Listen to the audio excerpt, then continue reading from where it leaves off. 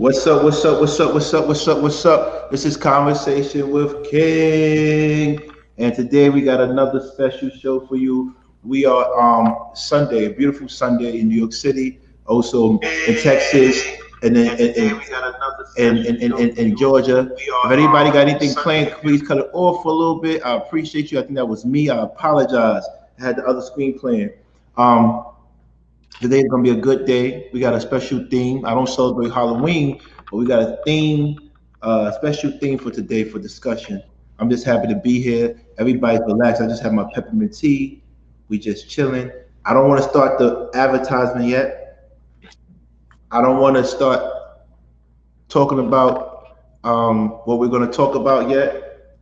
I just want everybody to relax and be grateful. Today is a Sunday, and we all made it. We're alive. A lot of people didn't make it this Sunday, and we should be grateful that we're here to celebrate Halloween or just a regular Sunday with your loved ones.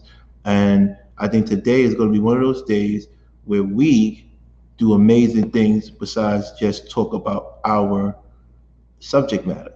Today, we're going to talk about a lot of things that might be fun or not fun, but serious topics in regards to who we deal with in our lives. But I hope everybody has their drinks. I only see 19 people in the room, so I don't really want to start the advertisement because I might have to trim this part. You know, I might have to trim this part. Why don't you celebrate, King? I don't celebrate Coco exclusive because I really don't celebrate any commercial holidays that don't have meaning to me. I grew up younger, not celebrating holidays. My family celebrates these holidays, but I don't really celebrate holidays like that. They have to have meaning to me. You know, that's it. I think that's why I think a lot of people think I like to spend money on girls. I just don't celebrate holidays, so I got to make it up somehow, right? Thank you everybody for being here. I want to shout everybody. I don't want to introduce the panel list yet because I learned yesterday I could trim my videos and not lose my views. Yesterday I played the music and I went to the YouTube editor and I cut that out. So now the music is not in there anymore. So knowing that, that means I am going to be playing music in the beginning of this show early, but you won't be able to see it when we publish the actual video. It will be cut off. So Get you live though. you get your vibe on. We play some music. We relax. You know, just chill. But we're gonna keep it sexy.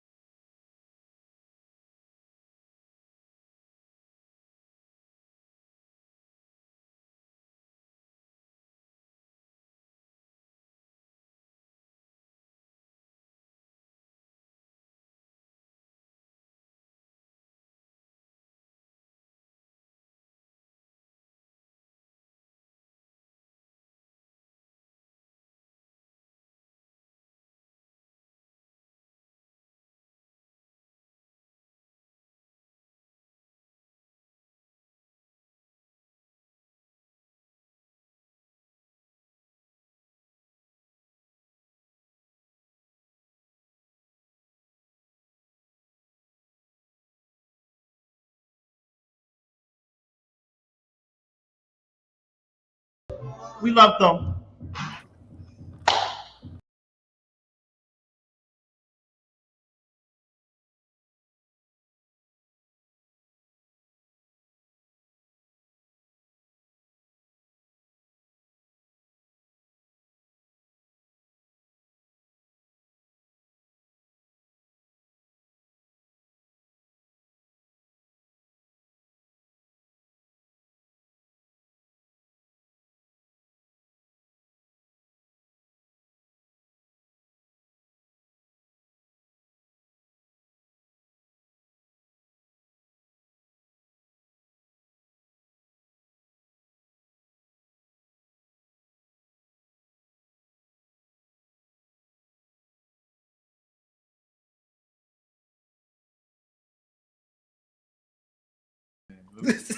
Stop the music. Stop the music. Stop the music. We're having fun. That whole section is gonna be erased. That whole section, Gorilla 40. ZV, you are funny. Gorilla 40. That whole section is gonna be erased. We just having so much fun. Gorilla 40, we was just joking. Just take it lighthearted. Y'all can have your jokes over there too. Make it funny though, because we got jokes over here. Chef is super funny. E Black is super funny. Darrell is super funny. So make your jokes funny, but not personal. It's all funny games over here. We having fun. We having so much fun. Trust me. This is cool. Missy T, what's up, Missy T? It was fun though, right, Farida? We had fun. I gotta take this video down, so it's not going to stay up if I don't trim it in time. But it was dope. We had a good time. Everybody turn the lights up. We don't need too much people to have fun. Next time, please come early. We're throwing the jams on, but you won't see in the replay. We throwing the jams on. We got moves, elite moves. I was about to shimmy. I had to stop myself. He said King should rap through the fire.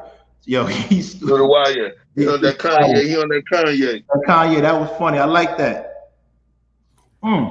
Man, can we get some more Mac Dre though? I can't play no more. I played like how many minutes I played on this shit? Like how many minutes? Damn, son.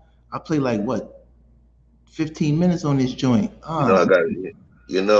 I set up a Mac Dre joint. I got about 4 Mac Dre postmortem tracks that we ain't released yet. Yeah, but we had we definitely. Oh man, somebody said right. They want you to play the Mac Dre. They wasn't lying. Oh man, listen. Next time we do this, we're gonna have more music. We just want to give our shout out to Lapeef Network for always showing us support and establishing our network. Without you, we wouldn't be here. Thank you so much. So we paying homage. But we're gonna destroy y'all. Oh yeah, I was about to do that. Don Frank. Shout out to Don Frank. Let's do a roll call. Don Frank, what up? Maricela Flowers, original Flowers. Shout out to her. Shout out to Textual Chatter. I like that. Shout out to Farida. Farida, I love you. You always are making me laugh. Shout out to Burner Account. They wanted Mac Dre for real. Shout out to Mika. Shout out to Flower Mika. Shout out to Missy T. Quiz. Shout out to Natalie. Natalie, we love you. Shout out to Brolic St. Sean. He said do the running man. Shout out to my boy, the boy ZB. That's my man right there. Lynette Hard, shout out to you. Shout out to everybody. Mayat, we love you. We love you. What else? Queen Nita, we love you. Oh God, that was a big bug here. Let me kill that big. I hope the big bug ain't kill you. I need vital signs. Give me a peep.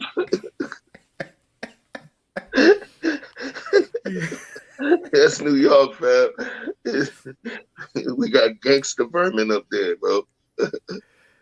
Man, what it do, folks? What it do? Yeah, it's your boy, Sheffy Myers. Hold on, don't introduce yourself. I got to start from the top because I got. Oh, okay. I'm glad you allowed that. I'm super tough, but when I see a big, undescribable bug or a rat, I'm not playing. Everything stops. I gotta kill it. That was a bug. We don't have rats in this building. They can't afford to rent here. Hello, but this bug can, and this bug had to go. It was like a fly, like one of them Western Nile type shits. I don't know how the fuck it got here. Just want to say thank you for being here today. I can't keep the music going, Queen Ebony. I want to, but then I have to edit it. Maybe next time when y'all give me 100 likes from the jump, or give me to. Matter of fact, we're gonna have a party celebrating 1,000 subscribers this Wednesday. Let's get 1,000 subscribers this Wednesday, and the whole show will be playing music. But we're gonna just motherfucking. We can't post it up. We're gonna bring everybody up here. We just gonna be dancing and chilling.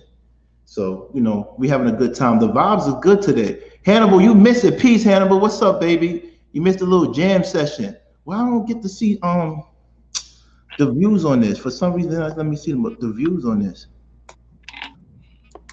Why did not let me see the views on this? This is weird. Oh, okay, I see it now. Oh, we got voice. Turn the lights up. Turn the lights up. So tell me when you guys is ready. We could really start. Hannibal in the building. Hanifa is in the building. You know what I mean? Sherelle, what's up? You missed it, Sherelle. I was jamming out. Um, Please, let's get the followers up. We need to make 1,000 subscribers by Friday. Hopefully, we can do that. And if we do that, like I said, I'm gonna pop the Ethiopian honey wine, and we're gonna have a jam session that whole time. Um, Damn, I really want to keep on playing music, but I'm not gonna do it because it's just not worth it right now. With that being said, let us introduce myself. This is Conversation with Kings. I want to say I appreciate you for being here. We're going to shout out to our sponsors. Our sponsors are, once again, my book called Love and Life Through the Eyes of Travel. It's been selling a lot lately. I want to say thank you for those who are buying it and continue to buy it. Love and Life Through the Eyes of Travel. Please continue to buy it. Um, Also, I want to thank my other sponsor, which I all know and I should be supporting, hopefully, is actually a really good product. That product is Ripple, the ripplecode.com. And this is basically essentially a plant-based puffer that you smoke. And for those who want to quit smoking, or those who want to look like they look cool smoking, like me, because I don't smoke cigarettes or do I smoke weed. This is zero nicotine and zero THC. It's just a cool way to inhale natural extracts of herbs and plants. Lavender, mango, chamomile. It's something that is very relaxing. It's like going to aromatherapy, basically. So please go and support that. Without further ado, let me introduce my fellow horsemen. First and foremost, we have E Black. Talk to him, brother. Talk to him. What's going on, y'all? It's your boy E Black TV. Uh, I felt a little chocolatey today, but don't get fooled by the shell. There's a lot of chocolate underneath. But I'm glad to be here Halloween. As soon as we get done with this show, we about to get on that trail. We about to get the candies, get all the treats, and I'm about to do what my parents did to me. Start stealing. I want all the M&Ms. I want all the Snickers. I want It's payback time. So what's up, Chef? What up, King? Yeah, yeah, yeah. Chef, talk to them. Oh, wow. I had Okay. to switch up. I had to switch up on y'all today. Let me lift this up a little bit. Chef is always going to be that dude that's not just going to say some words. He's going to give you some education to go back with. So when you look at this mask right here, Marcella. I'm not celebrating Halloween when I wear this mask. Halloween is not the only thing that's going on right now. Within the Latin culture, there's a thing called Dia de los Muertos, which stands for the Day of the Dead. It normally runs between October 31st and November 2nd. And that time frame is the time frame that you show love and respect for your ancestors. Dia de los Muertos. You show respect to your ancestors. You create let me take this off for a second just so you can see the smooth cat a little bit. Now, man, what you do is during that time, you actually celebrate your ancestors and the folks that have moved on and the folks that are currently in that transition to the other world. And there's a thing that they do where they create an altar. And what that altar is, the term is called un ofrenda. Un ofrenda. An ofrenda is more or less an altar where the folks that loved you, respected you, they'll have a picture in effigy with you there with the candles, but they will bring food. They will bring something that they know that you loved in as a means of respect and communication to you in that other world, to please you, to show them that you love them and that they mean so much to you and your culture. So I'm not a Halloween guy, but in terms of the social resonance of Dia de los Muertos, to me, it was important. You know, you even got gangsters talking about, oh, my dead homie. Oh, my dead homie. Oh, my mama. When you have this particular holiday, you have that opportunity to put your money where your mouth is and show love to those people. If this is too heavy for you, I'll give you the best. I don't normally give those endorsements, but go watch a movie called Coco. All right. It's a Disney movie where it breaks down the cultural resonance of Dia de los Muertos. All right. So that was just your early chef lesson for you. You know, welcome to the show. We're about to bring it out. Have a good time. Let's get it. Maya, I like that. What you said, when you feed into your answers, they feed into you. So maybe you got to talk about Yeah. that in your amazing show with Hanifa and Maricela coming this week.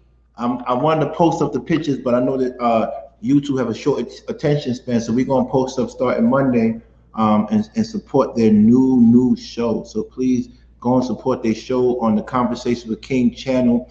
It's gonna be fire. I will be there. Chef will be there. We're gonna be there and support for these flowers. And then we want to make sure that anybody that follows me go to their particular page, because these women have amazing knowledge and they're going to shift the paradigm. Let's support them and go to their page after you go and support them on mine. But we really want to celebrate. Let's get me up to 1,000 likes. We're almost there, 700. I just need everybody that follows me to tell a friend to subscribe to me, and we can get 1,000 by tomorrow. Literally, literally. I just need half of you to go and ask a friend or two to subscribe to me. Please go and ask a friend or two to subscribe to me. I beg of you. Thank you, thank you, thank you. Because what happens is I'm trying to prove a point that without certain things, I was able, and restrictions and hate and passive aggressiveness, I was still able to accomplish a goal. And the goal was to make sure that we have a platform that allows people to really, really be uncensored and speak their mind and have solution based conversations. We just don't want to talk the talk. We want to have solution based conversations. And so we get to an end goal, and we get to it in a timely fashion. You know, one of the things in business, they got something called the runway, where is that you have to have benchmarks into your goals. A lot of people just like to talk and don't like to get things done. We don't do that here. We talk, we fight, we scream, we do whatever. But at the end of the show, we have solutions. So thank you for showing love. I appreciate y'all. So how was your weekend? Anybody got things planned for this day? I'm staying. I'm really not staying. I'm staying home, but I might go and see my pops in the hospital. But other than that, I'm staying home and I'm feeling good. I'm calm. What about you, Chef? What are you doing with the kids and the family? Yeah, man. My 5-year-old, she's into this show called Miraculous, Ladybug and Cat Noir. She Mm-hmm. was trying to get me to dress up. She was gonna be Ladybug, and she was trying to get me to dress up like Cat Noir in a damn cat suit with a tail. And I'm sorry, man, my manhood cannot allow for that. I had a rose on the mask. That's about the most you're gonna get because it's cultural resonance. You know what I'm saying? But you know, gonna be over at the boy Saginaw Guap's crib. He got a big backyard and got something set up. So, you know, it's gonna be kid stuff once we stop. You know, but that's what we do all of this for, man, for the kids. Word. Shout out to Darrell, the fourth horseman. He's out with the kids on this holiday. He just want to say what's up. He's saying in the chat room. I wish he was here. Maybe we was jamming just a little bit. I hope you get to watch the beginning of the thing. Because if you do, then you get to see what we did. Because it got to come down. We can't keep it up. But definitely enjoy yourself and be safe with your family. E, what you been doing this week, man? Or you doing this weekend or this week coming up? This week I got a couple of. I mean, today, of course, the kiddos walking around, but this week, I got a couple of interviews lined up. Right. We're gonna Okay. get. It's gonna get real ugly for a lot of people. Oh, damn. Damn, damn. I like that. I like that. I like that type of talk. Also, go and check out his last post. Is over 1.4 K views. Please go and support E Black's last post. I just went and liked it. So you should go and like it as well. Please go and like it. Thank you. What else? What else? What else? We good today. Today's a light day. Today everybody's out with their kids, chilling, and it's just crazy. Did y'all hear that? I got central air conditioning, but I feel like somebody kicks the wall every time it shuts down. What the fuck is this? This is crazy. I'm paying. I don't know what the fuck I'm paying money for, man. You live in. Listen, it's a historical landmark building, so don't say too much because they're gonna know where I live. No. I got you. I got you. It's not historical landmark buildings with the new, but you know what I'm saying. So at the end of the day, it's just like a brother that likes to get vintage cars, man. You know what I mean? Ain't no catalytic converter. There's gonna be certain things that's gonna happen. But look, those are first world problems. Those are first world problems, homie. Word. I appreciate that. So you ain't doing nothing? You ain't got nothing going, shaking? Okay. Me? Nah, man, I'm just chilling. She said haunted. Nah, I'm just chilling. What I do for fun, I'll probably just call Maricela and just joke around and shit. But besides that, I don't really do too much. I just be chilling. I watched though. I want to go back and finish because I haven't had time since I've been doing YouTube. I haven't had time for myself. I want to go and watch this film called King. It's on Netflix, and then I got to catch up on BMF. I want to go and watch that. So maybe when I get off of this, I'll go back and watch it. We're gonna have a real short show, cool show, and hopefully everybody. Because right now I see everybody's out and about playing, and that's it. And then we might play some music.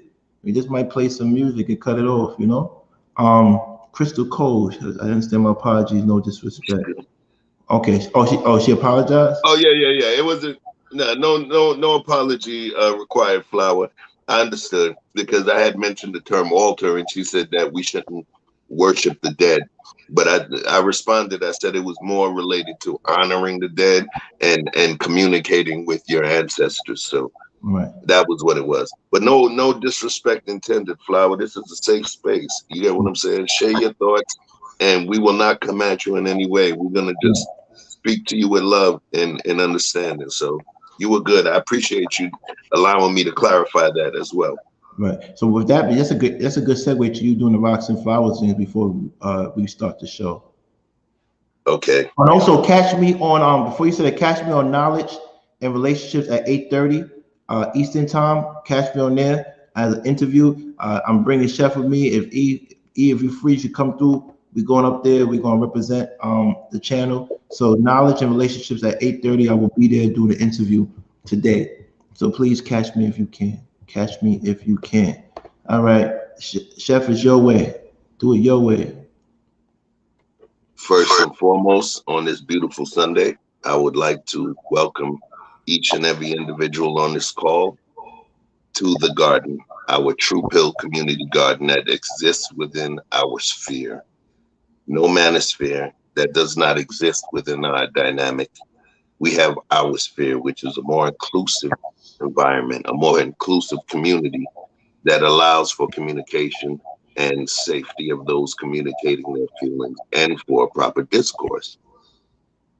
Within our sphere, there is not the blue pill community, not the red pill community. They have no resonance where we remain.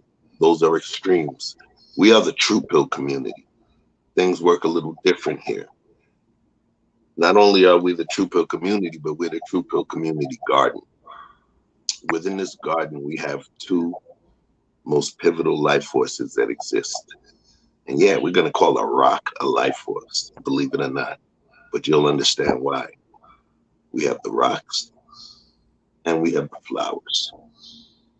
The flowers, the flowers, what are they? Those are the essences that provide life to our community. Plant-based life, trees, flowers, they fall within the same dynamic. They use photosynthesis and light to provide us air and oxygen that we need to breathe to go on. The beauty of them, of what they do, is that even after we process that oxygen, expend energy, and breathe out carbon dioxide, which is waste, they take that waste with the sunlight and transform it back into oxygen to breathe life back into us. which means literally they take our crap, they take our shit, and are still able to be there for us to breathe it back into us. That's an important piece. They breathe life into the community. Flowers are what we need. Plant-based life is what we need to continue to grow. And that's why they're here. Now, we talk about the rocks. What do rocks serve within a garden? Rocks are dense in mass. They sit on the outer periphery of the garden. Why? To protect our precious flowers from any undue stepping, from anybody stepping on them or harming them. So no one can ever say they made a mistake, because they would have to endure the pain of sharp stone prior to stepping on our flowers. So we protect those flowers. But what do we also do as well? The rocks are normally placed on areas where we want the soil to be infertile. Why is that? To keep out weeds that could potentially choke out the life of our precious flowers. So we pay close attention to the dynamic and to this environment we've created with the rocks and the flowers, and the rocks will protect the flowers. All we ask is that you come in with respect and you take your rightful place in this garden. But do understand that if you do offend one of our flowers, you will be met with swift justice. I'm just saying. I'm just saying. Shout out to Westside Kev. Shout out to Harlem World. Oh, by the way, Alpo was killed last night on 147. Yeah, man. He was killed last night, man. So I don't know if you heard about that, Westside Kev. That's crazy. That's crazy. But it's so not, wait. We gotta remember. I don't want to get involved. We got a lot of civilians. No, we ain't gonna go too far. Just for the civilians. For the civilians. If you guys don't know who Alberto Alpo Martinez is, his character, if you ever saw the movie Paid in Full, that's the person that Rico was based on. Not our Rico. You know, we get damn Rico. Damn Rico. Right. Not our Rico, but Alpo was the guy that character Rico was literally based on 100%. And he lost his life, you know. Of course, as a parent, you know, I want to send love out to his family, to his children, and those that love him that are in pain, because, of course, family members are to decide when it comes to things that we do as individuals. So I do want to send just love out to the Martinez family. You get what I'm saying? Respectful love to the Martinez family at this point in your time of need. But yeah. Yeah, I don't wish that for no man, but he was a rat. So I don't. Right.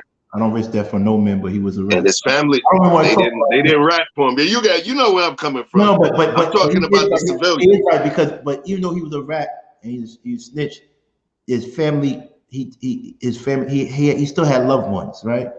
Even Hitler had loved ones. So when someone Anna Braun. Yeah, so when someone dies, no matter what he did that was terrible, and he put people away, and that destroyed families too, that's why I don't even want to talk about it. At the end of the day, that's funny when you said that though, man. On the side note, because it's crazy. Whenever I think about other people's loved ones getting involved, you said Hitler, but I always think about it was not on Eva Braun. It was Eva Braun. That was Hitler's girlfriend. Right. Before they got him out of there. She was innocent as hell. She didn't know anything. You get what I'm saying? Right. But she bore the brunt of, you know, her new boyfriend's transgressions. You get what I'm saying? And in terms of a level of balance, you know, we understand we respect certain codes and everything, but there's certain aspects of unfair balance that take place. So I always, you know, even when dude JB was talking all that craziness, it was like, what did I say? I was like, bro, do you not respect your family? How would your family, you know, agree with you bringing that kind of stuff to their doorstep? civilians are civilians. You feel what I'm saying? Mm-hmm. So definitely, but I'm gonna leave that alone. I'm glad you said that, the civilians, you know what I mean? But like I said, he destroyed families. I just, more as well. But at the end of the day, I don't, I don't, I don't want his family to mourn. He has a family. You got to respect his family. But I don't respect what he did. Yeah. That I don't respect what he did at all. But that's a good way to look at it. On a further note, we're going to talk about the topic today, which is beware of energy vampires. Vampires. Let's talk about it. Let's talk about it. Get the likes up. I don't really care if you bring people in today. Today is just a chill day. Today is a chill day. But definitely, if you can,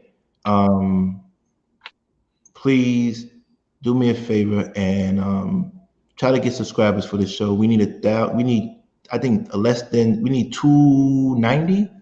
We need 290 to get to 1,000. Can we get 290 in 5 days? I think Sherelle could get like 290 by herself. Sherelle, can you give me 290 by Friday? She got 800. She got 800 in her pocket. I just see 290. I got a big gift for you if you do that for me. I got a gift for you. And I like the trucking business. I respect you, Rel, because you're doing trucking business by yourself. So I know you're making bread, and I respect that a lot. I respect that. Thank you, Sherelle. We need 290. We need 290. And definitely come up here because I want to talk to you. I know you're probably driving right now, but come up here and just rock with us. And we need your opinion on this. Also, shout out to my boy Will's book called Love. Will book is called Love. Go and get it on Amazon and book, baby, if you can, please. So today, let's talk about what the topic at hand is. The topic at hand is how beware of. Hope I didn't put it up. Thank you. Beware of energy vampires. I really don't like this. I gotta buy me a new MacBook. So, energy vampires. Let's talk about it. Please, Chef, let's read. Let's get started. Everybody goes through this. We all have these people in our lives, and usually it's people that's close to you. And just like a vampire in real life, guess what? You have to invite them in your life. You have to invite them. So, what is an energy vampire? Talk to them, Chef. Please read. Energy vampires are people who sometimes intentionally drain your emotional energy. They feed on your willingness to listen and care for them, leaving you exhausted and overwhelmed. They don't take accountability. They're always involved in some kind of drama. They always one-up you. They diminish your problems and play up their own. They act like a martyr. They use your good nature against you. They use guilt trips or ultimatums. They're codependent. They criticize or bully, and they intimidate. Vampire, energy vampires. Everything that he read is actually what I know to be in my life with certain people. Let's keep on going further. I got another one for you. Tell me what you think, fellas. Hold on. I keep on putting the wrong. I wish I would have read that last one. Dang. What's the last one? They intimidate? No, the whole the right side. The right side. The whole paragraph. Why is that? Why you feel that way? Because we all have. It hits so hard to home with me. We all have people that are in our lives, and even in our workspace, that are like that. You ever work with somebody and they want you to do certain things at their job, and you just like, I'm just here to work, man. Right. It's like you want me to sit here and go curse out the boss and take a stand. It's like sometimes I'm just here to work, man. Right. You got people like that force you, that push you to do something when really you just want to stay out the mix. Yeah. You just want to stay out the mix. Oh, he said, Darrell said, don't initiate yourself in stuff that you Um, you don't. That's not your business.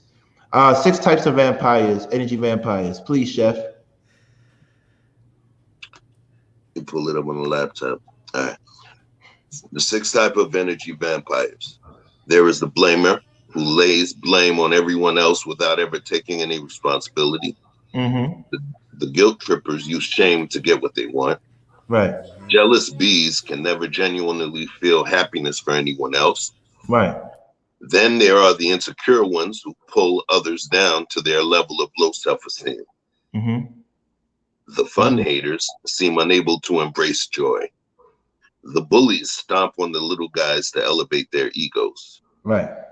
The Debbie Downers, the whiners, the short tempers, the gossipers, the drama queens, and the list goes on. Right. You know what's funny? I'm looking at the six types of energy vampires right now, and I believe we all have these type of people in our lives, and they remain in our lives. For one reason, I don't know why they remain in our lives at all. You know, the blamer, the guilt trippers, the jealous bees can never generally feel happy for anyone else. The insecure was how do these people come into our lives?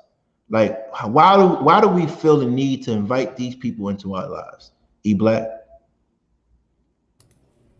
I think it's because you in general you truly want to have faith in your common man.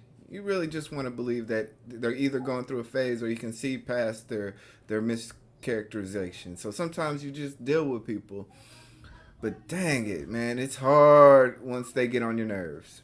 Right. And it's draining. Chef, why we let people in our lives? What's going on? Right. Some of them are family. My ex says some of them are family. You said, why do we let people in our lives? We invite them like a real vampire. We invite people that take energy from us into our lives. You have to invite them. Like, no one's gonna just walk up to you and start just draining your energy unless they have your time and your attention. So why do we invite people into our lives? You ever seen a movie? Well, you old. You ever seen a movie called Lost Boys? Yeah. Vampire. Remember the rule, since you brought up vampires. Mm-hmm. In order for a vampire to be able to have any impact and utilize his powers of darkness Mm-hmm. within your domicile, the head of that domicile has to invite them in. Right. Right? Right. Before they can wreak their havoc. Mm-hmm. The thing is, we invite them in before we have fully developed our power of discernment to be able to determine if this is a vampire kid or not. Right. And a lot of times, depending on where we are, where we're from, and how early we allow that parasite into our cellular, mass, Mm-hmm. we don't have the ability to recognize that they are a parasite. We don't understand parasitic behavior in the beginning. Parasitic behavior, a parasite can come to you with something that seems as though it's a gift. When we get a virus, we can get it from a kiss. Right. We can get it from a tasty sandwich, a yummy fruit.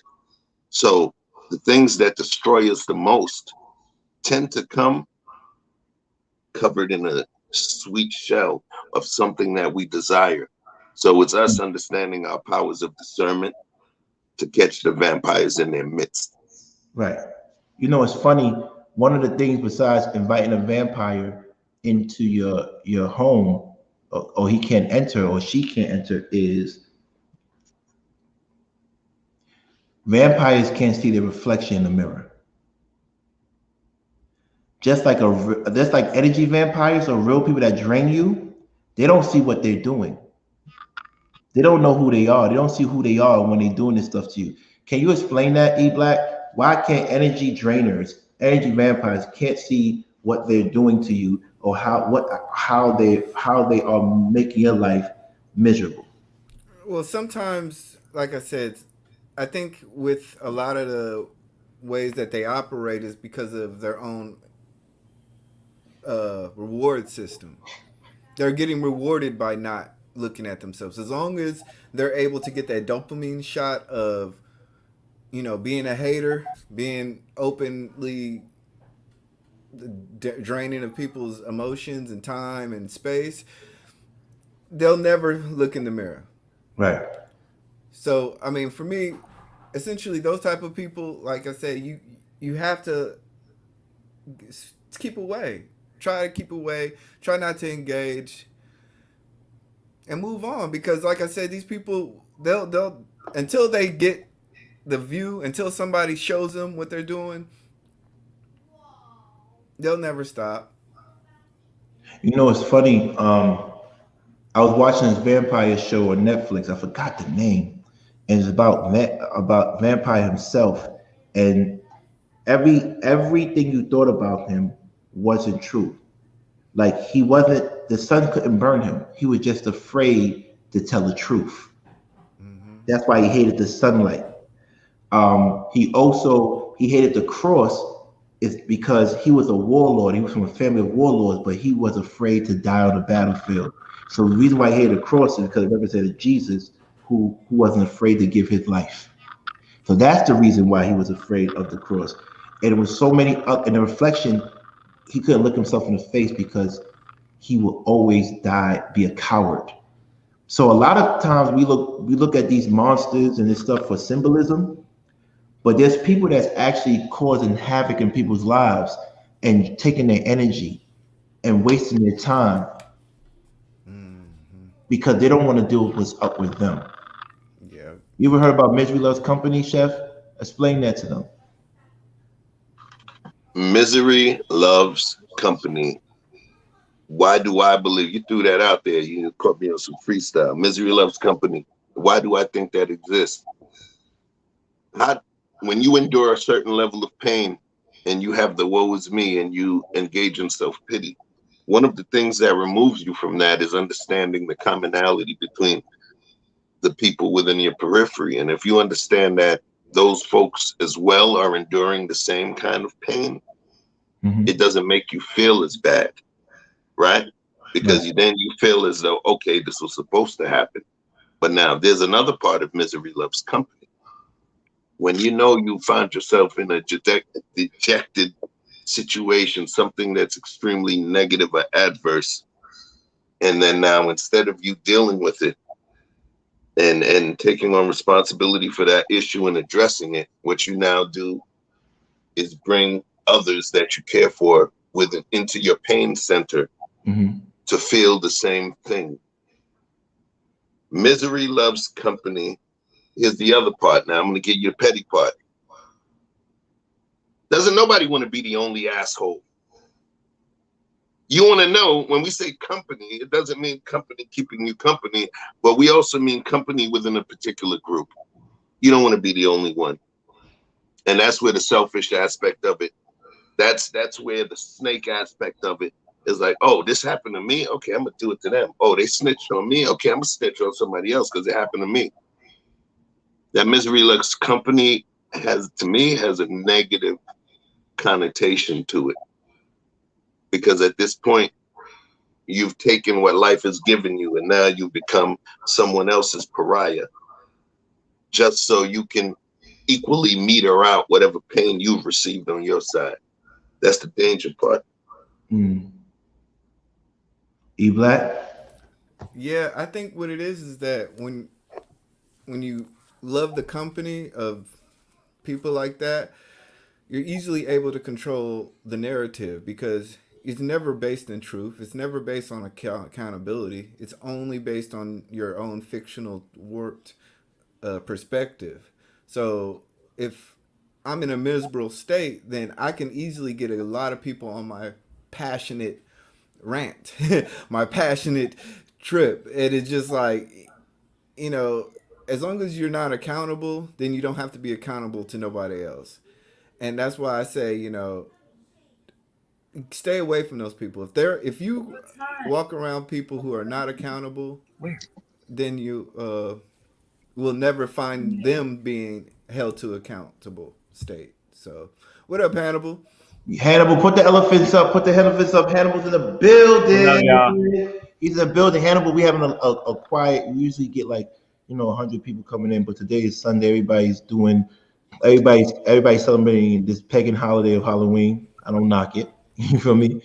You know what I mean? But I don't celebrate. But put the elephants up, please here. But we're using this time to talk about energy vampires. I'm not sure if you got a chance to see the charts that we put up in I regards did to. not. Okay, so let me put it up again for you. But we are talking about energy vampires and how they actually hold on. Here we go. There you go. How they actually affect us.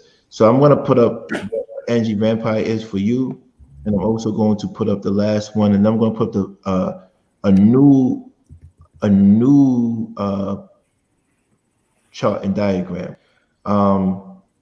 And I need your opinion. And I wish you was here yesterday because I wanted you to talk about the community too with Darrell. Um, so this is the energy vampires.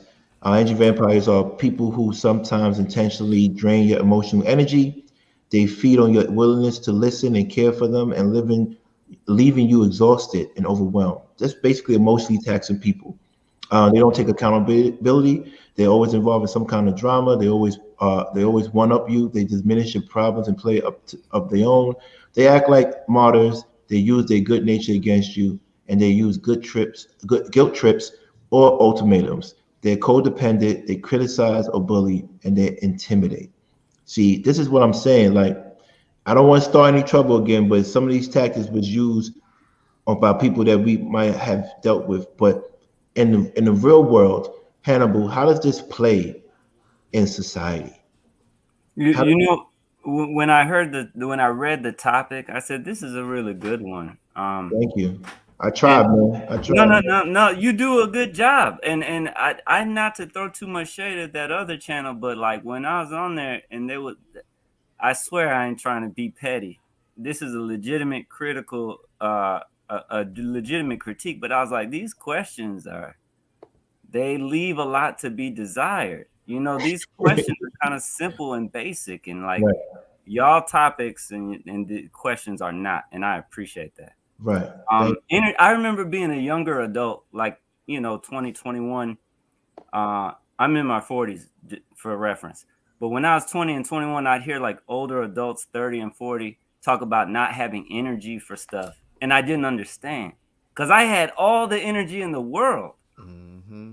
I you. never was lacking for energy, so I didn't get it.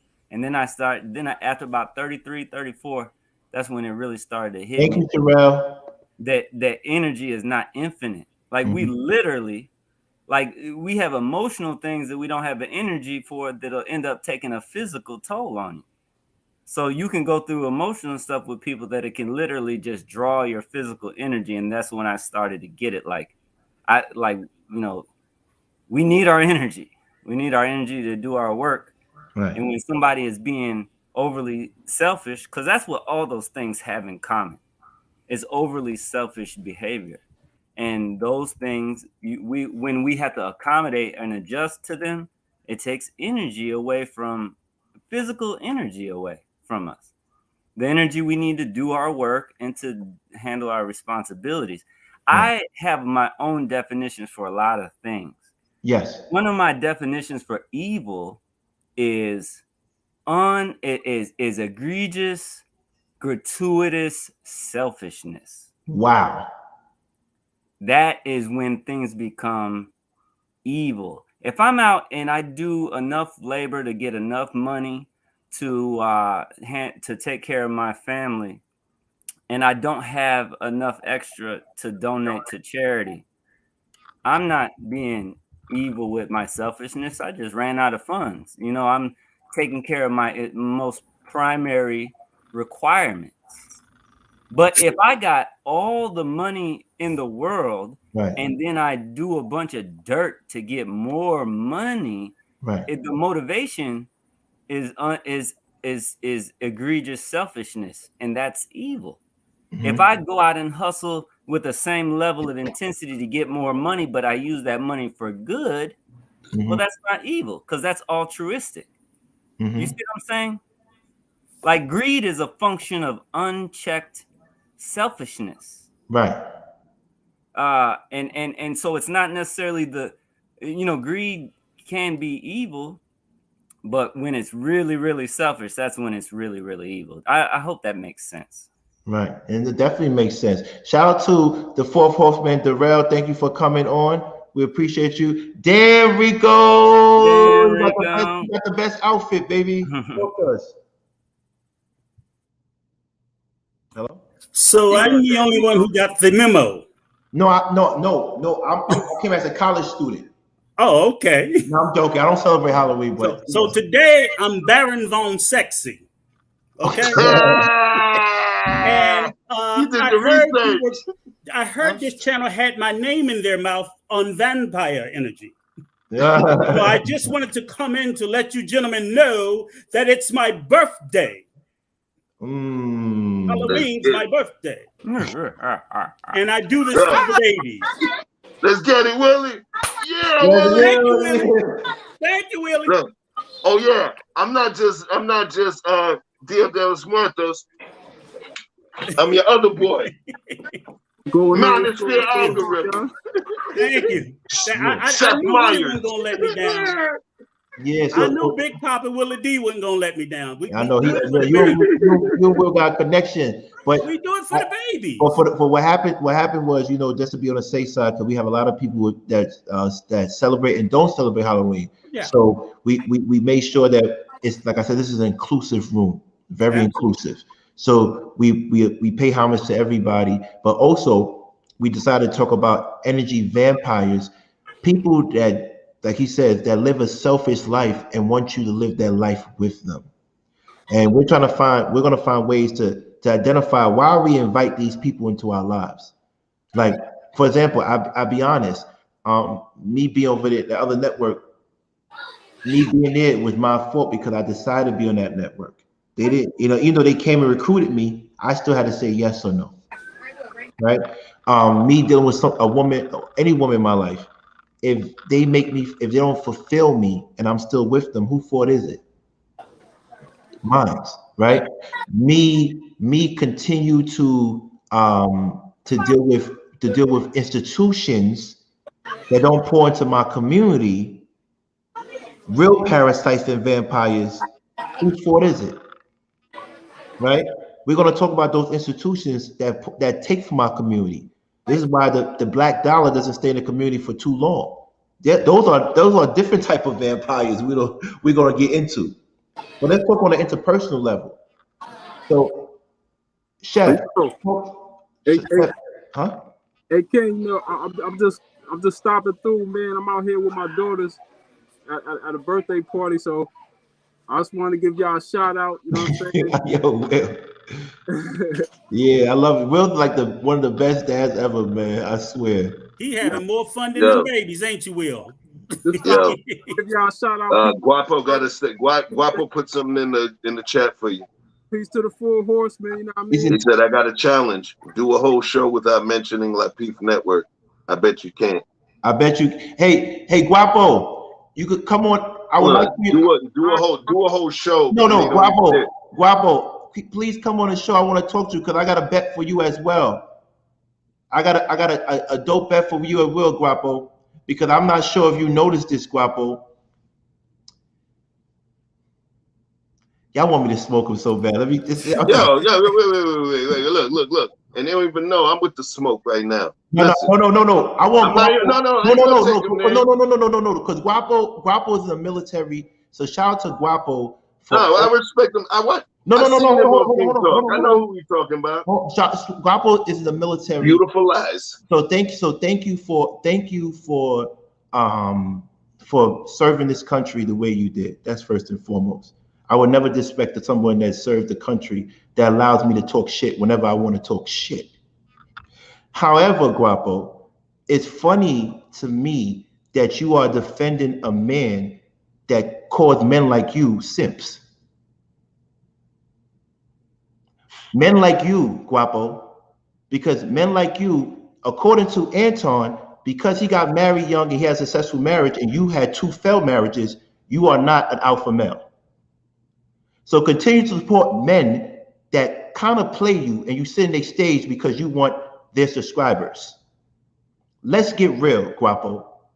Are you doing this because you really want to do this? Or are you doing this because you have stake in that company? Because you don't have stake in that network. You're just another person that wants to be down. Oh, okay. Okay. I don't care if it is Guapo, the real Guapo. That's what I said. Period. Oh, okay, cool. Okay. Okay. Cool. Okay, because I'm about to go. We didn't even say nothing about any network. That's what I'm saying. We didn't even mention nobody. No, I did. They're talking about the dance in the beginning. Ah, man, they could eat that, man. Yeah. Damn, that was a good trick though, because I'm about to go off on. That was a good one. Take the mask off, yo. But you know what? I base my shit on truth. So what happens is, it is the truth. A lot of people that sit on that network, Anton is talking to you and about you. And that goes for Kevin Samuels as well. Kevin Samuels is not married. So according to Anton's philosophy, he's not someone you should be listening to about marriage. King.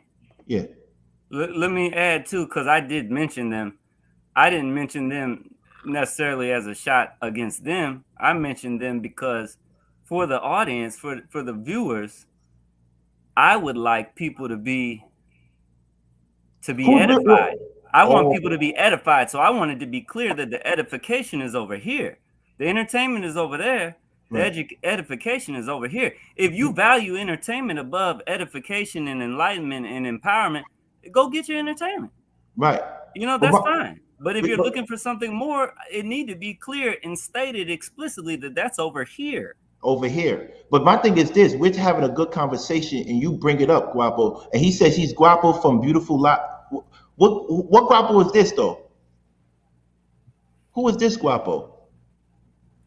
Is Guapo from Lots of Time on His Hands team. Man, but I'm glad you came up and said that. Because guess what? He's an energy vampire. Straight right? Up, and I'm glad you came up here and you let us know. And I'm going to stand what I say. He got a couple drops off us. Listen, just a couple drops. I'm going to say this, and I mean this. And it's not no diss to Guapo and stuff like that. But he said it on his thing too when I was doing King Talk. A lot of people that went to that show would stand next to Homeboy because they wanted to get that platform. But essentially, Homeboy was talking about you. When I realized that the first day, every day I went at him. Every day I went at Anton. Every day I went at Anton. Because you're not going to have me on stage talking about me. Right? So for those who go on stage with that man and thinks that he's not talking about you, you need to press replay. Because if you don't have, basically he says it, if you don't have his life, then you are living a pointless lifestyle.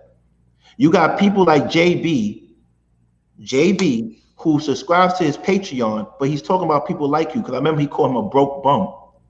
He called JB a broke, but he goes to support his Patreon. I'm not that type of guy. Monthly. I'm not that type of guy that goes to support someone that talks bad about me. I'm not doing that. I'm not doing that. If you don't fuck with me, I don't fuck with you. That's it. It's really not that hard. We don't gotta talk ever again. But I'm not gonna support someone that belittles me. This is what they like over here. So continue. At the end of the day, do me a favor. Guapo, put your money where your mouth is. Do me a favor. How many? Find out what Guapo page is, because I want to ask him to do me a favor. He should cam up. He should definitely cam up. I want to talk to Guapo. For real. Anyway, let's get back to the have a picture. He's not going to cam up. He don't even have a picture. A lot of times not with the stuff that he's talking about. I don't agree with everything that person says, but you guys have read me in my heart. Sit down, man. If you watch that person's show, you either one, delusional, or two, you're in denial. Okay? I don't even watch that show. I get clips. The beginning of the show. Oh, we keeping it spicy today. Yeah, we gonna be cooking today. When the fuck do you heard about when we were talking about cooking before Chef touched the mic? Yeah, we cooking over here. Yeah, we keeping it spicy over here. Oh, nah, that's them other folks. We don't keep it spicy here. That's them. Listen, man. Wipe your mouth, bro. Damn. I'm gonna leave it at that. Damn. I'm gonna go easy. I gotta go easy. Damn. I like that spice. I like that spicy talk. I can't even lie. Yeah, this is definitely a troll. Shout out to Guapo, man. Peace be unto you, man. Peace be unto you. But guess what? You have a chance to speak on our show, and we preach. This is every time Hannibal. We can't just have a good show about positivity, right? As soon as I said, let's talk about the parasites and energy vampires that take from our community. Bingo. The oppressor sends the agent. The oppressor sends the agent. Look how we segued right back. Thank you. You know what I think is so great about so we can get back into the conversation? Yeah, talk to me. Is the way we talk about subjects. So other places, and I'm not even just talking about that place, but other spaces all throughout the YouTube, everybody wants to harp on the negative. So when they talk about women, and I'm like, okay, women already know what their problems are, and you're not helping fixing it when you go and you just want to scream, oh, they can't handle the truth. They can't handle the truth. They can't handle the truth. I'm like, well, for one thing, that's your fucking truth. And even if that is the truth, you're not providing any solutions. What we do try to do distinctly differently is to, one, address those same issues with the care, the respect, and the concern. I can tell you you're screwed up, King, but I still have to tell you in a dignified manner. Right. If I'm just shouting at you, as you say, and belittling you, are you stupid? You just said whatever. It's like, no, I could be like, well, King, you need to work harder. Right. Things like that. I don't have to be like, are you dumb? I'm like, people are inherently going to reject that. And that's not, you ain't helping no fucking body beating up on anybody. You're just not. So that they sell this image of, again, I'm gonna go back to your boy Donald Trump, and if you listen to it, you hear a lot of what he says: strength. Just say the most vile shit there is over and over and over, and people look at it as being strong. But I'm like, you're not saying anything new, and you're just beating people up. And he's not offering anything. He's not offering any solutions or anything to make better. So, and I do think all these problems are very complicated. They're very nuanced. There is no overnight answer. But with that being the case, because none of us have the magic answer, we just need to talk about them in a dignified, respectful way. So as a messenger, you need to be careful about, you don't have to, you do need to soften it. If you don't have a fucking answer, you need to soften it. Mm-hmm. So people, you just want it to be soft. If all you're going to do is hit me over the head and call me stupid, I don't need you to say anything. Right. You don't need to say anything. So either say it in a way that I can still maintain my dignity and respect. You don't have to kiss my behind, or don't say it at all. And I just think that those are things that other platforms all throughout YouTube do in a very terrible way. We try to do it in a positive way. And I'm very proud to be able to support you guys. And that's why I do support you so strongly. It's because of the way you deliver your message. Is it okay if I take a moment to amplify Brother Rico's message? Absolutely. Go ahead.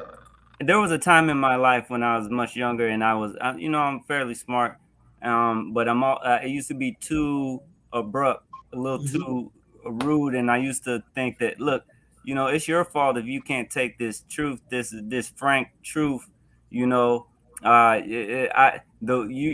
be mad at the message just because you don't like how it's true. So just because it come out and it hurt your feelings, that ain't no big problem. But the truth is, as I got a little more mature and learned more, we can't ignore and minimize the emotional reaction of the recipient of the message. Right. I mean, it's like the old comparison. You give somebody a tasty steak on a garbage can. It ain't. I may not cut into it. It's on a garbage can lid. So. We get taught, especially men and boys, that the emotional aspect is not as important as the content. But what's funny? Males, we guys, we understand the importance of emotions when we get cheated on or hurt by that girl. That girl don't select us. We have an emotional response. All of a sudden, now we understand the power of emotions. But when we're trying to make a point, then we forget. Right. It's your motherfucker. This is the truth. You just got to deal with it. The emotions ain't even real. Emotions lie. Emotions are everything. Right. Everything. It's the spiritual. You can have all the money in the world, be in the best health of your life and get your feelings hurt and end up depressed. Mm-hmm. Talking about emotions ain't real and emotions don't matter. That shit's crazy. Listen, I want to say one thing, man. That's why we probably needed that to happen. I want to no, I don't want to apologize because that's how I really felt about Guapo. Not that Guapo, Beautiful Lies Guapo, because we did have an issue last time when he jumped up for Anton. He said, show him Big Bank versus Little Bank. And I told him, yo, mind your business because you could get knocked out too. I did say it. So I thought that was him. So I was ready for him. You feel me? But with that being said, he still served our country.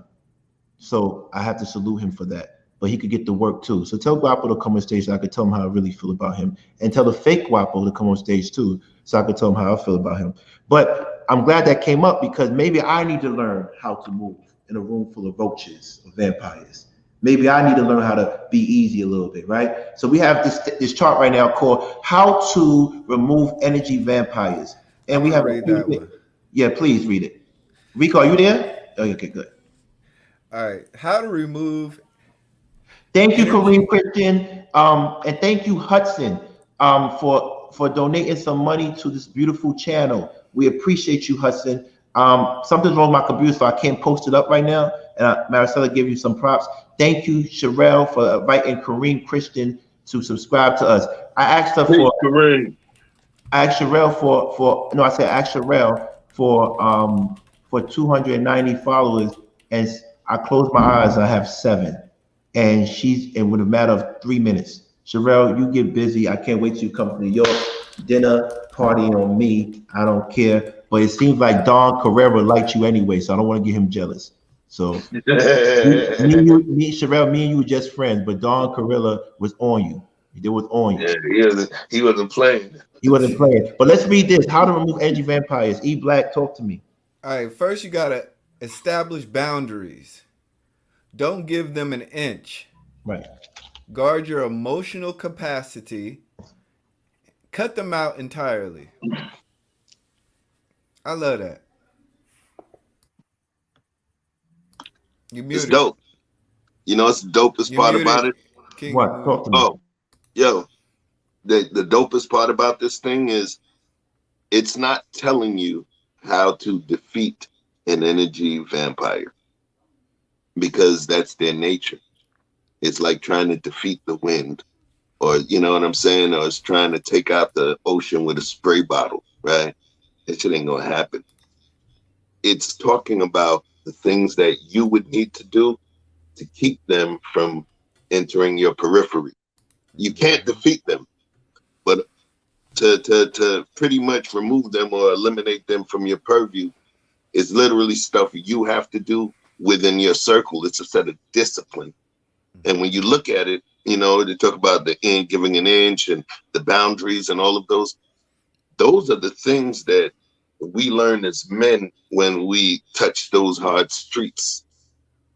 That's the code. That's some of the initial code that we teach our sons. You feel what I'm saying? So the craziest thing is not trying to defeat them. It's about keeping them out of your circle. A lot of viruses don't have antidotes. All we have is preventative measures. So with this thing here, it's a set of preventative measures that keep all types of those energy suckers out of your purview. And I would like to say, you know, like I said, it's also about the one thing about guarding your emotional capacity is when they see you moving in a certain way, they know that they got you. Now they have the control. That's what I was talking about earlier. It's easier to control people who are miserable just like you. You have to maintain your own control so you can think correctly. If you go along with somebody who's miserable, if you co-sign miserable people, they then have the ability to control your thoughts, your ability to think, your rationale, because they're miserable. So as long as you guard your emotional capacity to not be miserable with them, you can make clear-cut decisions. Right. I should have Hannibal? had the full screen on that one. You should have said it. You should have said Hannibal. Also, guys who want full screen, let me know. Tell me that they need to hear this. When you say they need to hear this, I'll put you on full screen. All right. Oh, you have it on mute, Hannibal. You have it on mute. Chef brought up a great point about being proactive and cutting off a problem before it becomes a problem. And I want to tie the following remark into the socioeconomic factors that lead us to dealing with energy vampires when we wish we didn't have to. Now, in the chat, if you have ever found yourself living with a person who is toxic and emotionally vampirish, and you want to get away, but you don't make enough money, so you stay so you can get that help on the rent and help on those bills and all of that. You know, if you want, who maybe don't put yourself on Front Street. Who knows of somebody in that situation? Now, if people is going to be honest, there's going to be a lot of hands in the chat. I've been in those shoes in my past. I had to deal with somebody who was toxic and emotionally abusive because I didn't make enough money and I needed help with the bills.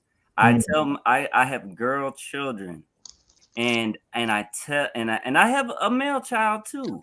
And I'll tell this, the gender don't matter. You don't want to put yourself in a position to be economically dependent on somebody who is emotionally abusive, who is an emotional vampire. But see, here's the crazy thing. Like, one of the great indignities of our system is that conventional job markets are often discriminatory. You know, we don't make as much. People of color and black people, we don't make as much as other people. We get cut out. We put in 60. They did a test out of Yale, identical resumes, different names, one more obviously black, one not. The black name with the same interview as submitted under a white name did not get no callbacks, or got less callbacks and less interviews than the white sounding name, identical resumes. The point is this: we have all these socioeconomic factors that put us in a place to not have enough money. Yo, I'm sorry, Hannibal. Guapo, I see you backstage. We're gonna bring you up. Do me a favor, right? Because I know you want to be on our platform. Go and follow everybody on the panel, and then we put you up. Subscribe to everybody. Thank you, brother. That's the least you could do before you get to smoke. He left. So I'm gonna wrap up. They gotta pay something. You ain't gonna take my energy and not pay me some subscribers. All right, thank you. So just to kind of be more concise, the point is we want to proactively fight against that dynamic, you know, because ideally you need to be in a position where if you find out that your partner is an energy vampire, then you can say, or abusive, you can say, this isn't working, I'm out of here. Not, I wish I could leave, but I can't afford to leave. Same thing with our jobs. Our jobs could be exploiting our energy and our mental space. And if you got money in the bank and you've been fiscally responsible, and if you've been fortunate and you got a little, you know, ideally they say you got to have 6 months of your living expenses as your emergency savings, so that way if you got to leave your job, then you got a cushion to fall back on when you find another job. Same thing. You don't want to be at a job and it's like, I can't quit. They're abusing me, but I can't quit because I don't have nothing saved. Or I ain't stayed on top of my continuing education, you know, so I got to stay and take this abuse you see what I'm saying? Right. Like, it's about, like Chef said, proactively being able to avoid the energy vampire. Yeah. Right. So, you know, like, for example, Guapo just put a message up there and he said, I don't have a page. So I can't follow. He said, I don't have a channel. I don't need any clout. Y'all told me to cam up. Yes, we told you to cam up, but I said before I bring you up, I would like for you to subscribe to everybody on the panel. Why? Because if you're not an energy vampire, you don't mind exchanging something for something, but you just want to come up here and have a conversation. And I'm saying, please come up here, cam up, but do me a favor. I need you to subscribe to all of us. I thought that was fair. But energy vampires don't know how to give. They just know how to take. So thank you for showing who you are. But when you change your mind, you subscribe to us, you know, come up. You don't have to have a channel. Rico doesn't have a channel. He still comes up and shows love. So it's not about clout. You have an opinion. We want to hear it. We respect it. That's all. I was just asking for you to, you know, show us love before you come up and take space on this property. That's he all. He said I disrespected him. Who disrespected him? That's what he said. He said I disrespected him. But at least he respects the flowers. They are beautiful, every one of them. If he feels disrespected, he should come up and address it. Right, right. He said after Chef apologizes, no, the rule is please subscribe to us, and then you got come up, brother. Well, come and get your apology. Intimidation. Yeah. It's Yeah. intimidation. First of all, they want to dictate their rules of moral combat. It's just the same stuff. They are very beautiful. You know, yeah, my apology is reserved for the rocks and the flowers within this holistic garden. For me, allowing myself to get out of character in front of them, because I do represent a level of balance.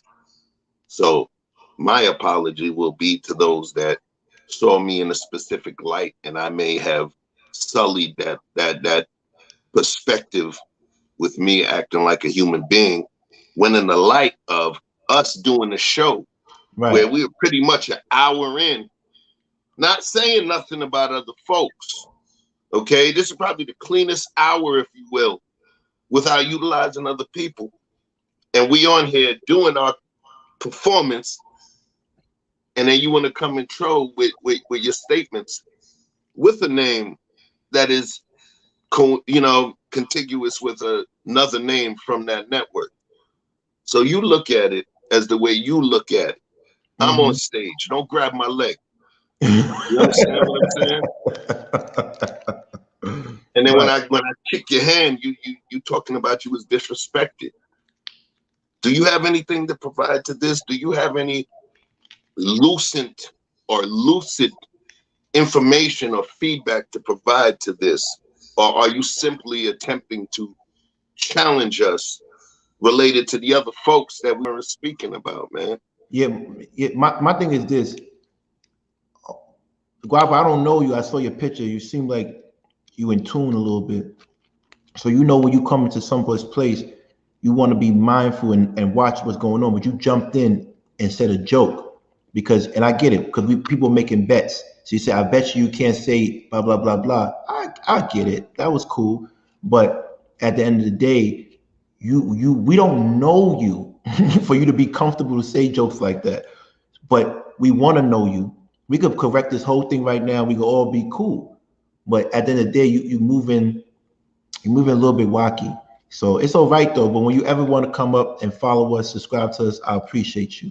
There's no love lost here. We said what we said, and I'm going to stand by what Chef said. He don't need me to stand by him. And I say this, whenever you decide to speak, I am going to extend you grace. I am going to extend you grace. You understand what I'm saying? You asked me what I said, I'm going to tell you what shit. I already told you what I said, and I told you why I said it. If there's a misunderstanding, then you have an opportunity to lay out the variables that show that it was a misunderstanding. And as men, as kings, we'll address it accordingly. Right. But in the meantime, nah, he's a clown, son. I'm not gonna hold it back. He's a clown, son. Let me tell you why Grappler's a clown. I ain't gonna front. I can't even hold it back. You gotta chill, man. You the guy in a club full of women. You just said we had mad flowers and they're beautiful flowers, and you're gonna say something stupid. You the guy that starts a fight in a club full of women. It's a whole bunch of flowers. Be like Lenski. Try to kick it to one of the girls, have fun, joke around, get some drinks, and listen to some information. This is a dope club. but you want to go and start something because you think it's cute. That's a clown move, son. I'm not going to lie to you. That's clownish. But that's just me. Anyway, back to the topic at hand. Go ahead. What you sipping on, Rico? What you sipping on, Rico? I'm trying to go a little bit slow because I got to get ready for the babies when they start ringing on. I'll show you guys pictures outside. You think this is get up or something? I got all kinds of crazy stuff outdoors. Put it in the Facebook group. And you know the rules. Yeah, if you don't have trolls, you're not on the roll. So we do a good job. That's it. That's Right before I answer, I did want to say this, though, in particular, speaking about the True Pill Garden.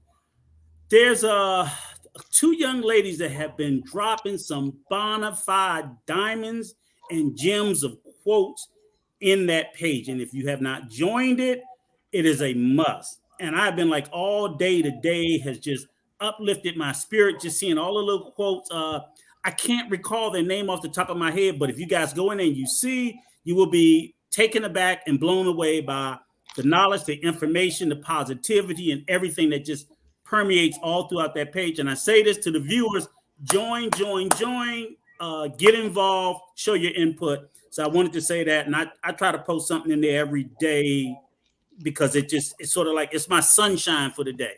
What I read off the True Pill Facebook page is huge. So I want to push that more. Thank you, brother. Let's push that more. It was actually created by Chef. He did it, and I got it. He needed, Chef, you need to start dropping a few recipes. I see all the food you cooking. Right. I don't know how to cook. Teach us. You know what's funny? What's funny on the side note? Everybody want to hear me talk. They don't want to see my food, man.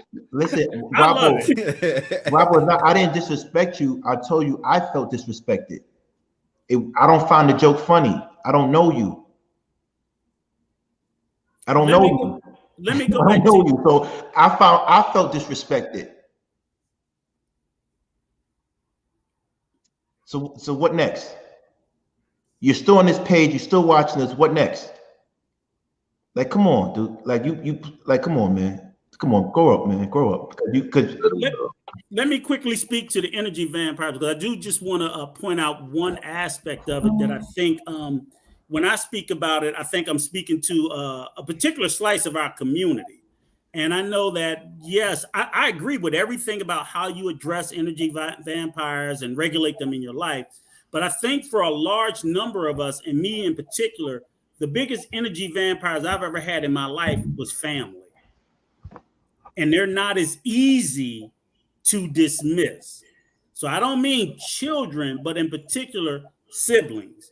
And I think a lot of people, you love them, you grow up with them, but they can be some of the biggest energy vampires in your life.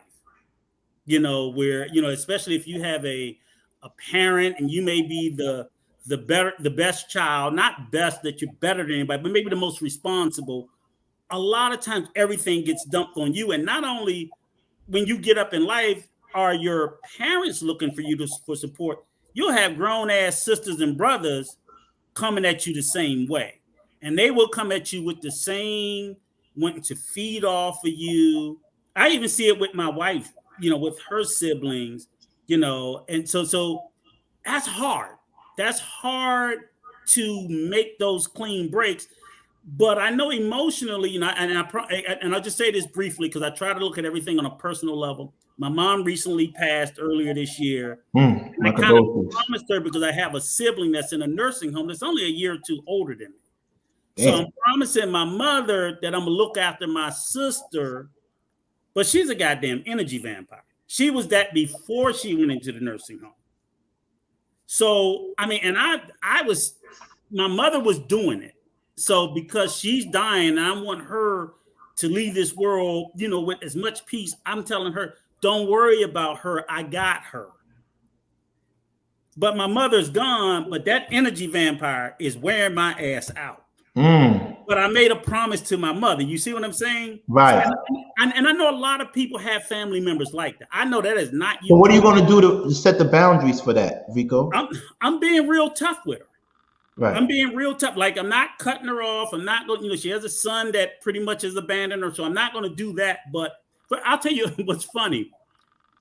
She's in a nursing home. She's, obese, everything else. She's been a 30, 40 year smoker. I don't smoke. I'm like, what the fuck am I buying cigarettes for? And I don't even smoke, but I'm like, I'm giving you this because this is your one vice. She got upset because I didn't buy her brand name cigarettes. I'm like, I don't even. So this is an energy vampire. I get you generic. You shouldn't even be smoking them. I'm trying to save me some fucking money because it's coming out of my pocket, and you want brand name, and she can't communicate, but she's going off because she don't have Newports. I'm like, this woman is fucking crazy. Right. Check if to keep my word, everybody. Check if Guapo subscribed to everybody because he could unsubscribe us later. But check if he's subscribed and we bring him up. We gotta keep our word. So I just use that as an example. For me, it's like where you will have someone, an energy vampire. You can be you start out trying to help somebody, right? And they can be demanding about the help you give them. Right. They will not show gratitude as well, why didn't you only gave me $40? I asked for $60. Like, how about I give your ass nothing? Right. That's Rico, check this out. What we could do is you could do this, and I like Don Frank. Thank you, Don Frank. This is what we're gonna do. Use a discount. Ripple King, 50% discount from plant-based puffers. It's not nicotine. You should buy her definitely that. That's what we should do. Thank you, Don, for suggesting that. But honestly, we want to get back to the topic at hand, which is how do we remove them or minimize the amount of energy vampires from our lives on an interpersonal level and on a community level, right? I really want us to try to connect those two, right? Because those two, that level we don't talk about. We always talk about friends and families, but what about the institutions that we go to that really don't pour into the community, right? And we continue to support them. Like we have legitimate big banks. I don't want to talk about them because I might need them to give me a promissory note when I'm doing real estate development. However, a lot of big banks make money off our backs and won't give individuals like us these big contracts, or won't give us the loans to even bid during procurement process for these big developments, right? But the developments, these affordable housing developments, are in our neighborhoods. They won't give it to us. What they do, they make terms up like MWBE, Minority Women Business Enterprises, right? But you know how white men get around that.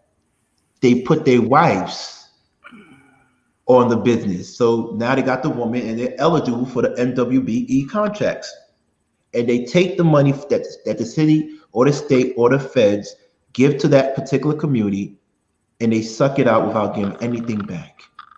Co-opting movement. You understand? So we're gonna get to some real. I really want to show you who I am and talk about low income housing tax credits and stuff. I want to talk about that, but I feel like y'all still want the ignorant king. But we're not gonna talk. I want to go there, but I'm not gonna go there today. But I'm gonna go there, and y'all gonna see what type of person I am and the type of people I'm around, and I see it happen on a bigger scale. But before we go there, let's talk about the interpersonal scale. And the interpersonal scale, we continue to enable, like Jay Developer, I saw you, Flower, enable these energy vampires. Unfortunately, Rico put himself in a predicament where he has to keep a covenant that he made with his mother. But it's enabling this woman to constantly disrespect him and show him no gratitude at all. Because if he wasn't doing it, who is going to do it? So why is it so hard to disconnect from family parasites and energy vampires? Is it wrong for us to disconnect families and cut them off? If they're energy vampires, is it wrong? Is blood really thicker than water, or is blood really thicker than your sanity? What is it? If nobody else got anything pressing in the forefront of their mind, I got some. Within the world of pathology, right? Things that are wrong with the system. A lot of things don't become, so you have to have a criteria for something being pathological or destructive. And one way to identify those things is, does it get in the way of you accomplishing your day-to-day activities, requirements, duties? You know, this is one way you can identify something that's pathological. Like, for instance, we all have somebody in our family who drinks a lot, I'm assuming. There are fall down drunks who get messy and then need to be taken care of. And then there are people who will drink a 6-pack a day and it does not interfere with anything that they're doing. Now, is their health? Do they have health concerns? Probably, you know, but outside of the health concerns, again, their day-to-day stuff is not being affected. So I'm saying that to say this, you know, when it comes to family, we have duty and obligation to our family. If you love your family, then you understand that you have duty and obligation to them. And that sometimes, in my humble opinion, means accepting behaviors and treatments that you wouldn't from some person on the street. But you have to draw a line somewhere. You have to draw a line somewhere. You have to be able to identify how much can I take. And then you have to be a morally courageous enough to cut people off as a final resort if they are interfering with your ability to handle your responsibilities. You know, like you can't if financially supporting your exploitative uncle is getting in the way of financially supporting your children, then you have to make a hard decision. Does that make sense? Right. E-Black family members, are we allowed to cut them off if they're energy suckers, and should we feel guilty? Absolutely. You know, there's been a number of family members I've had that I've just said, you know what, I can't deal with it. You know, every time I come around, you guys are just too much of a drain, and you guys want me to participate in your draining, and then you complain about other family members and past traumas. And we talked about comparative yesterday, and I thought about that immediately. But you know, situations like that, I'm just kind of like over it.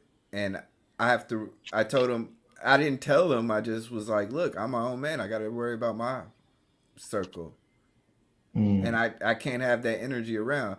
And my wife is the same way. She won't allow that around either. She's just like, look, we got all we got, and we're not about to let somebody's clouds come around our day. Okay, Chef. Shit. Prevention is back. It's back to the boundary, the preventions thing. And you know, Hannibal brought up the family aspect and the people within your blood periphery or your love periphery. That's where it's important, where we build those boundaries to protect them from the outside, right? But if we're giving a lucid message to these children or members of our love periphery, we're also giving them the characteristics of the kind of individual that they need to be aware of, which means that we're also setting parameters for if our family member becomes one of those. We're also teaching them about the things that makes the other person what they are, which is also a lesson that we're showing them as well. And if they're within our periphery, unfortunately, they are already there. We do have a deeper degree of responsibility to make them right, because they're ours. You know, it's that whole thing is like, yeah, I know, you know, one of my soldiers did something, but ain't nobody touching anybody in my crew. That's up to me. Not necessarily to touch them in a nefarious way, but maybe to touch their soul, touch their mind, touch their heart, whatever the case may be. But being within that periphery of love, it has to be a different rule of engagement. It has to. I cannot attack the foundations of my household in order to prove a point, because that would thus weaken my household. You get what I'm saying? So the only thing I could do is embolden and strengthen my household with the right amount of preventative measures to make them see what's what.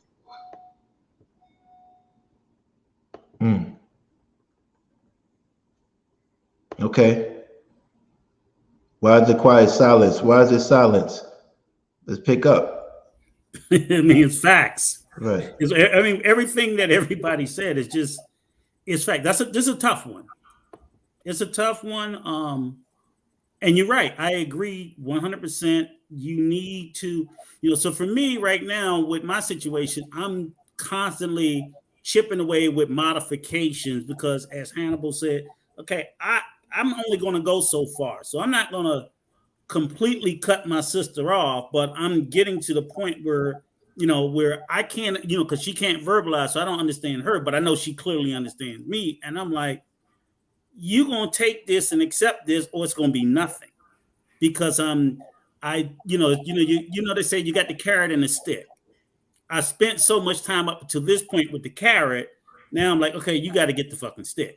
So I'm not going to get rid of you, but I'm not going to keep giving you carrots because it's not effective.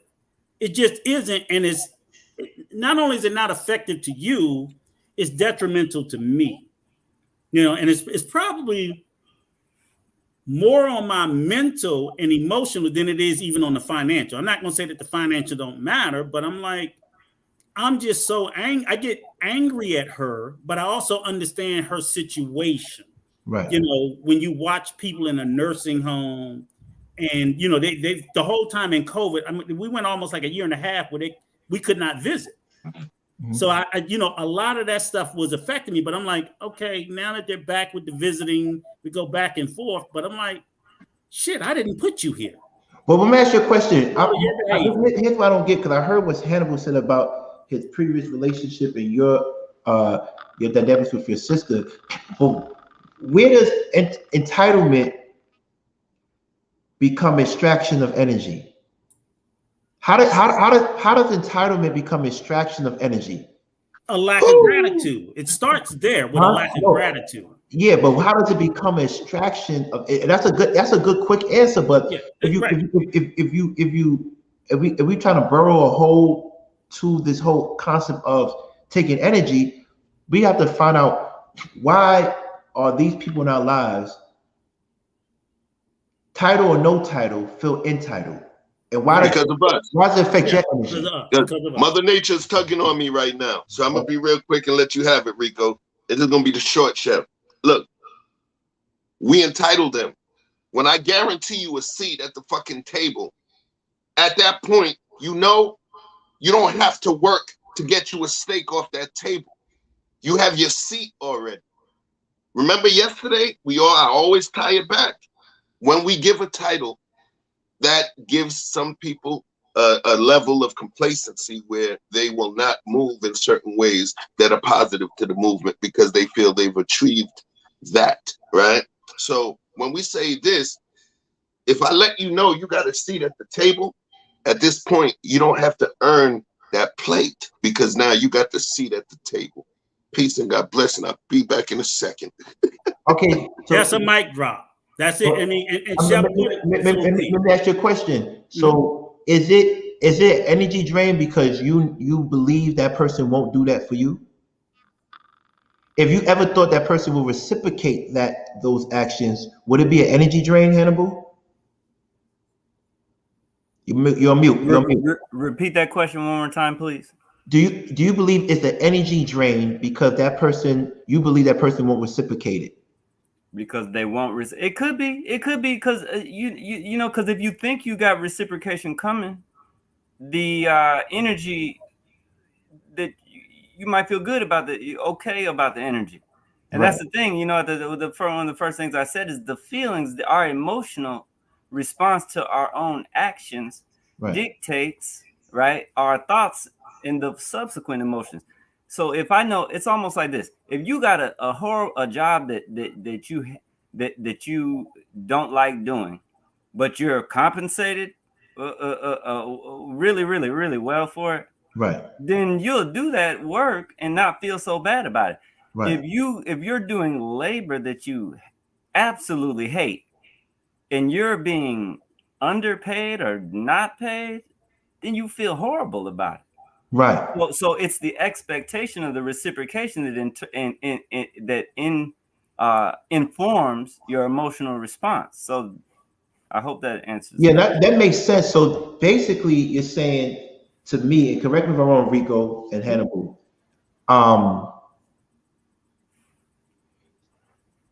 they become energy vampires because you don't have enough resources to give. Yes, but I also think the piggyback and in exchange for that resources, you don't have enough to give without being replenished back. Yes, but here's right, and so they do empty your well or your bucket. Right. They do empty your bucket, and here's the reality: is I can't think of an energy vampire that has ever had the ability to reciprocate. Which almost makes it's the inability to reciprocate, which almost makes them become energy vampires to someone. Well, sometimes they give just enough back, though. Sometimes they'll give you just. Hold on. So what do you call? Good point. And I'm going to give enough back to get more. No, but let me give a good point. Let me throw this at Hannibal on a socioeconomical level in regards to our community. So what do you call people that have enough to give back, but they don't give back, like the banks, like the exploiters? Say again. I'm sorry. Exploiters. So they're not that, but that's still considered energy vampires, right? Yeah, same thing. I'm just putting the word that resonates the most with me. Exploitation. Right. So exploiters are people that have resources to reciprocate, but they choose not to, but still draining. Okay, so what do you call someone that doesn't have resources to reciprocate, but they can't, but they still drink energy? It's just another level of exploitation. It's another level of exploitation, taking advantage. It's all essentially the same thing. Vampires, it's the same thing. Bloodsuckers, same thing. Parasite, right. When you translate it all to the reality of it, it's pulling out and not putting back in. Like Rico said, they draw from the well, they don't put nothing back in it. Okay, now, hold my hands. I'm about to walk out to the rabbit hole because I got y'all now. Walk with me. There was a joke on Instagram that says, man, having children is like having a best broke friend. A best friend that's broke forever. Are children considered energy vampires? You know what? Come on now. You're going to go there. You can't answer this question because I'm going to go there. I'm about to absolutely go ham on this. Okay. I'm about to go. So y'all parents, I want to hear this. Chef is laughing. E Black is laughing. Rico's laughing. Are children energy vampires that you have to deal with? Talk to me. So here's the thing. On its face, the answer is categorically yes. Categorically yes. Thank you. You took the first bullet. Thank you. Yeah. And in part, that's why I demand a civil tongue from my kids. And I'll tell them if they get too far out of pocket, look, you haven't contributed enough to this household or the world to be talking to me like that. But here's the thing. I don't view them in the same way that I might view a bank or even a blue chip company that pulls the smartest kids out of Howard, pays them way more than I can pay them, and then benefits from their genius. That's another form of blood-sucking, exploitative vampirism. That's called the brain drain. Right. But our kids, but the brain drain, we could talk about that too. That's another issue. But before Chef goes, I want to talk before you finish. Because what I gotta say, but I want to answer right this into cannibal. Okay.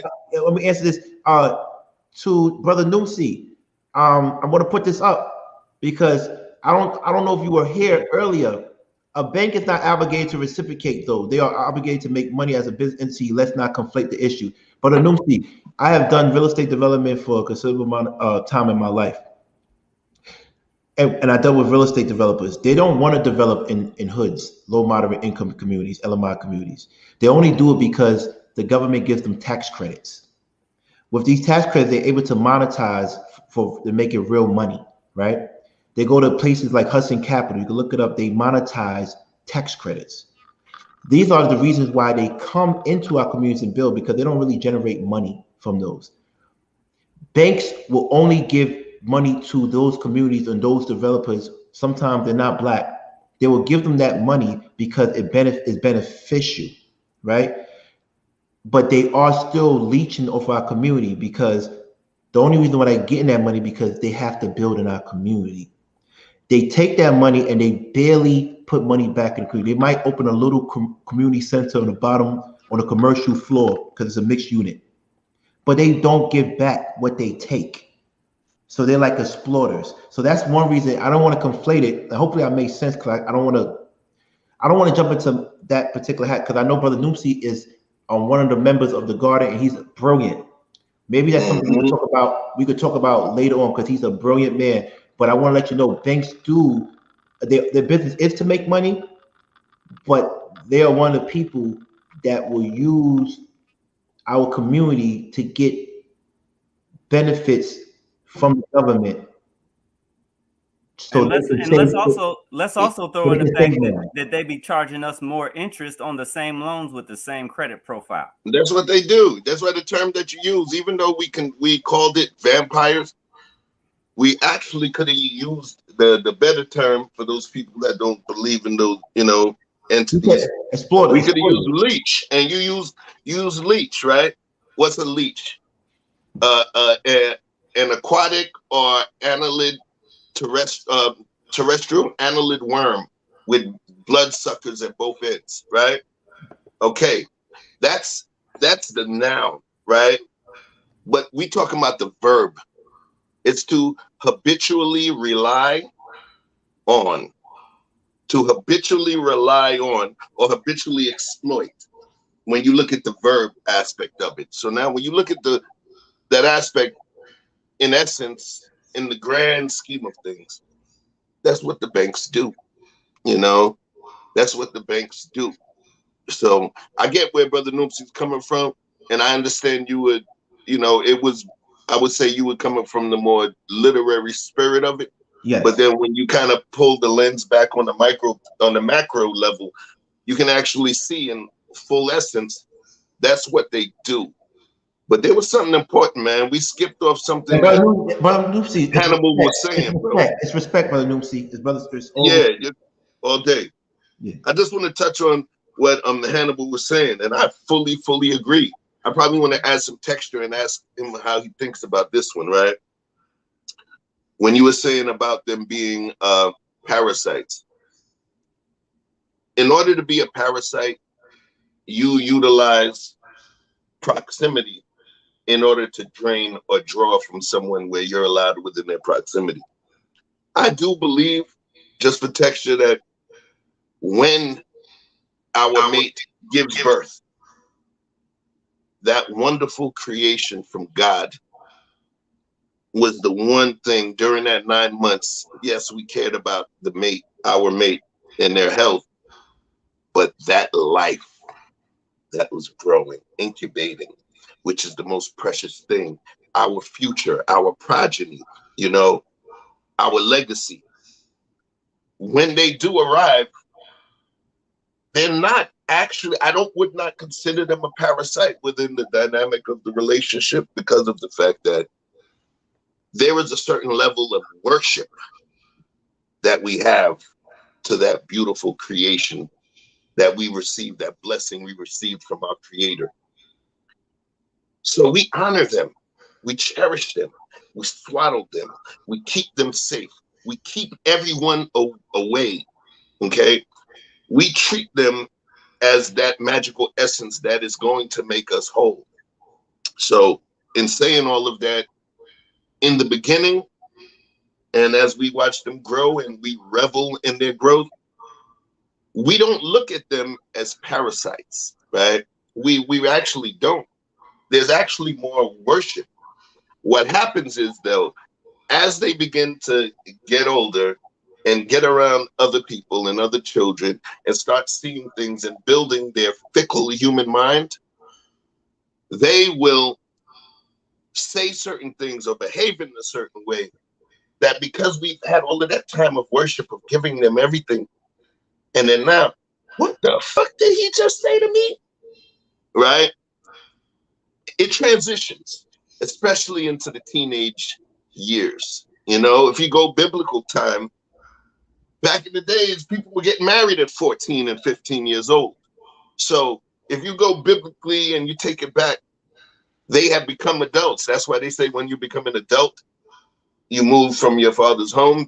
One of the things is because you in that adulthood, it's going to start having some certain levels of friction because you exist within another family's household. So I believe, yes, they become a parasite, but I think it's more so built within our objectivity that we start to view them as such, as opposed to them really becoming it. You feel where I'm coming from? I do, and I do, and I was kind of gonna get around to that. It's kind of a spiritual thing that gives us the distinction. Yeah. That's why I said on its face, the relationship can seem parasitic. There's a model, and it still exists in some people's households and some people's cultures and mind frame, and that's we take care of the kids, we pour into them, we make them independent, capable, functioning adults, and then guess what? We get older, and then they take care of us on the back end. Right. So it's a long life cycle, but it's a reciprocal relationship. And by the same token, these kids, they are not independent until we help them become independent. When we created them, we took on the charge of engaging in something that might seem parasitic or one way, unilateral. But the fact is, that's the cost to engage into this, into the most important thing there is, which to me, I really feel like reproducing is the prime directive. Right. It's the prime directive. And here's why I say that. If everybody was sterile and infertile from this moment on, there'd be no reason to maintain any institutions, no reason to fix a pothole, no reason to do anything except for party and eat up all the resources, because we're done. We're done after everybody here dies. It's over for us. The only reason why we have to maintain institutions and structures and infrastructure is because we have kids who are going to inherit it. They're the whole reason for this. They're the potential. They're the potential for a better tomorrow. So that's the spiritual element. Can I jump in for a second, King? Yeah, okay, jump in, because you have kids. Yeah. I just wanted to say this too, because I wanted to quickly, before I get on the kids, get back to what you said earlier about the banks being a energy vampire and people. I do think that there's a difference, though. You have energy vampires who don't have a need, and then you have energy vampires who do have a need. So everything. So like I said, the banks, they don't have a need, but they still will suck the resources from a community and a group for whatever reason. And that's a form of, and that's why I think Hannibal went to calling them exploiters, because they don't have a need. They just go in and they just take energy from communities and spaces. They don't need it. They just want it. They exploit it from wherever they find it. Then you have energy vampires who have a true need, but again, they still empty your well without giving anything in return. They're both bad, but I would think I would much rather have a bloodsucker with a need than a bloodsucker without a need. If you're going to drain me, let it at least, okay, you didn't give anything back, but you was a person with a need. So if you're going to be the host, be the host to someone with a need. Now, sorry, Rico. Yeah, keep going. And I'll go back to on the kids. I agree 100%. Yes, they are energy vampires. It may not be their intent. And I'll tell you this. I look at myself sort of like as a human battery. Okay, so if we're all human batteries, and you have children in your house, what is the greatest drain on your battery? Your children. It's not your job. It's not your spouse. The reason why I say that they're not is you can regulate those two. I can go to work and I can regulate how much energy I'm going to give these fuckers. I don't have to let them suck everything out of me. Right. I have to let my spouse suck everything out of me. But how do you regulate your spouse though? Because it's how much I'm going to get. I don't regulate her. I regulate how much energy I'm going to let her suck out of me. Children are unpredictable. I see you backstage, Guapo. Did you do me that favor and subscribe to everybody? That's my thing with children. No. It looks like we got two Guapos in the room. That's weird. Yeah, he didn't subscribe. So are we lying now, brother? No, never mind. He did. Thank you. I'm sorry. I said it. I was making sure that he was doing it. All right, go ahead. Finish your point. So let me just to finish is that when you have children and Chef Hannibal and E Black, I think you guys will know, all through the years of raising children, they're very unpredictable.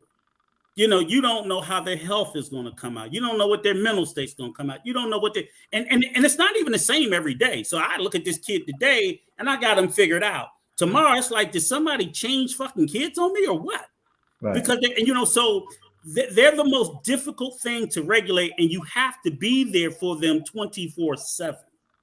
And that's why I say I think they're the biggest drain, because that's just the responsibility of parenting. Right. Is that you have this, and they will drain your battery dry, and you might have to call your mom and say, look, I need some of your juice, because that's just how it is. Right. Well, I think they are, but I think for me, I look at it and I say, yeah, they're the biggest drainers, but then what do you get from them? You learn more about yourself. There are things I learned about me from having kids that I would have never known, things that you will learn once you have your first child, King. Right. Things you will truly learn about yourself. So they are a drain for whatever reason, but it's you signed up for it. You just got to do it. Right. So what I would say is it's a story about, how golden eagles learn how to fly. They learn how to fly because the mother kicks them off the cliff. And if they don't flap, they die. So the story was the mother kicked the golden eagle, the baby golden eagle, off the cliff, and she swoops down because he wasn't flapping. She grabs the baby and says, I saved your life. And the baby says, thank you. And the mother says to the child, would you do it for me? And the child says, no, but I'll do it for my child. So is it energy draining or energy vampires, or is it the transference of energy to someone to the next? And we're going to bring up Guapo now. I don't know where this is going to go, but hopefully it comes to a solution and a resolution. And if we were out of bounds, we're out of bounds, but it's real touchy and sensitive up here. All right, we want to put them up right now. We ain't gonna go out of bounds, man. I just came to get my apology. See what the problem is. From who? Chef and King. Both of you guys disrespecting me. How'd I disrespect you? You called me a clown. Chef told me to do some sexual. I don't know. I didn't. I'm talking about what. Let's deal with me. First of all, I said I can't hold it back anymore. You came in the room and you said something. I said, hold up, we're in a room and you acknowledge everybody being flowers and beautiful. So why would you say something to throw that off? Did I say something in contradiction to that? What happened? Did I say something in contradiction to that? No. I said you threw it off because you said the first thing you said was, and I noticed you said, I bet you can't keep Anton's or Lapeef out. What did you say? I said, let's have a challenge. Can you guys do a whole show without mentioning the other network? And Hannibal admitted that he had just mentioned the other network. So it wasn't from left field. No, but Hannibal said it after the fact or before the fact? Before. That's why I said it. I just didn't come in here trolling. Hannibal said, I get what you're saying, but my thing is you said that, and I never seen you comment on this chat before, ever. I can't comment on the chat. No, I never said you can't comment. I didn't put words in your mouth. I'm just saying I never seen you comment ever. Right. I watched the chat, right? So if I don't know you, that's why I say I don't know you. Right. So we on edge. So whoever comes in and say something we don't know, it's like where's this coming from? But was that disrespectful? To me, if I don't know you, I don't feel like you should be comfortable to say that because we didn't know it was a joke. Tell me, how can I tell your tone on a chat? See, I could tell your tone now, but how can I tell your tone on the chat? Okay, when but I walk into the battlefield, if I'm not part of that war, I put my hands up. I make sure when I walk onto the battlefield that I make sure that it's understood that I'm neutral. Right. You ventured into something that you considered, you stated was some sort of battlefield because you feel like there's something going back and forth. And in the essence with which you walked onto that battlefield, one of the parties couldn't tell you from the warring faction or the fact that you were neutral. Okay. You feel what I'm saying? But I know you're talking to him, so I'm gonna wait. I'm gonna let y'all talk. So what happens is, thank you for saying that, because at the end of the day, if you come in, you didn't even say, "What's up, Garden?" We have a language. Peace, Garden. Peace, Rock. Peace. So then you had said that, I'm like, he came in peace. But you just jump in comfortable and saying a joke. You said it was a joke. I didn't know it was a joke. So when you said that, I'm like, hold up, what's going on here? Then Chef said what he said, and then you going back and forth, so you won't say it to my face. I said, you know what? I was respectful to you the whole time, because I didn't say the clown shit until after you said that. Right or wrong? I was done talking. You had told her, you said, I just seen this picture, I like his style. And then you said, man, I can't even hold it no more. He's a clown. Right. I wasn't even talking at that point. No, I wasn't saying that. No, I said to you, you seem like a guy that's in tune. So I don't understand why you would come into someone's group chat and tell a joke, and we don't even know you, because we don't know what's going on. We've been hit with trolls from day one. So if I don't know you, like if I come to your block and I say and I don't say what's up, how you doing, greeting, salutations, and I tell a joke, people look at me like, who are you?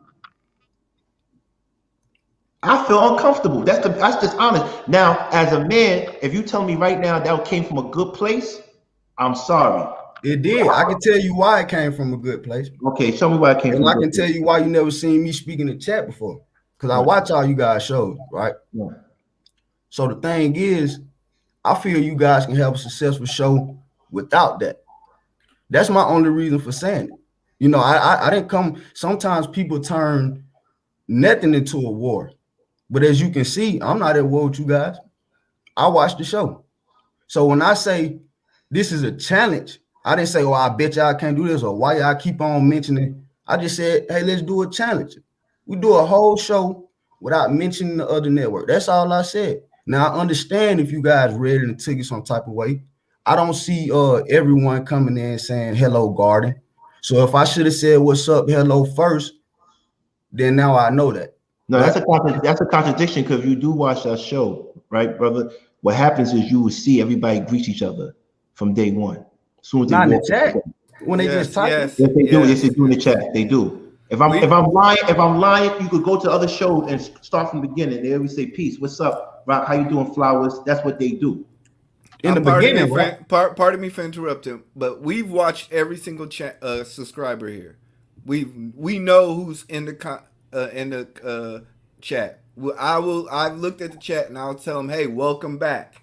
And if I don't know you, I'll say, hey, welcome. Well, I wasn't a subscriber. Well, I've never seen your name. I watch the YouTube from my Xbox, so I don't see no chat.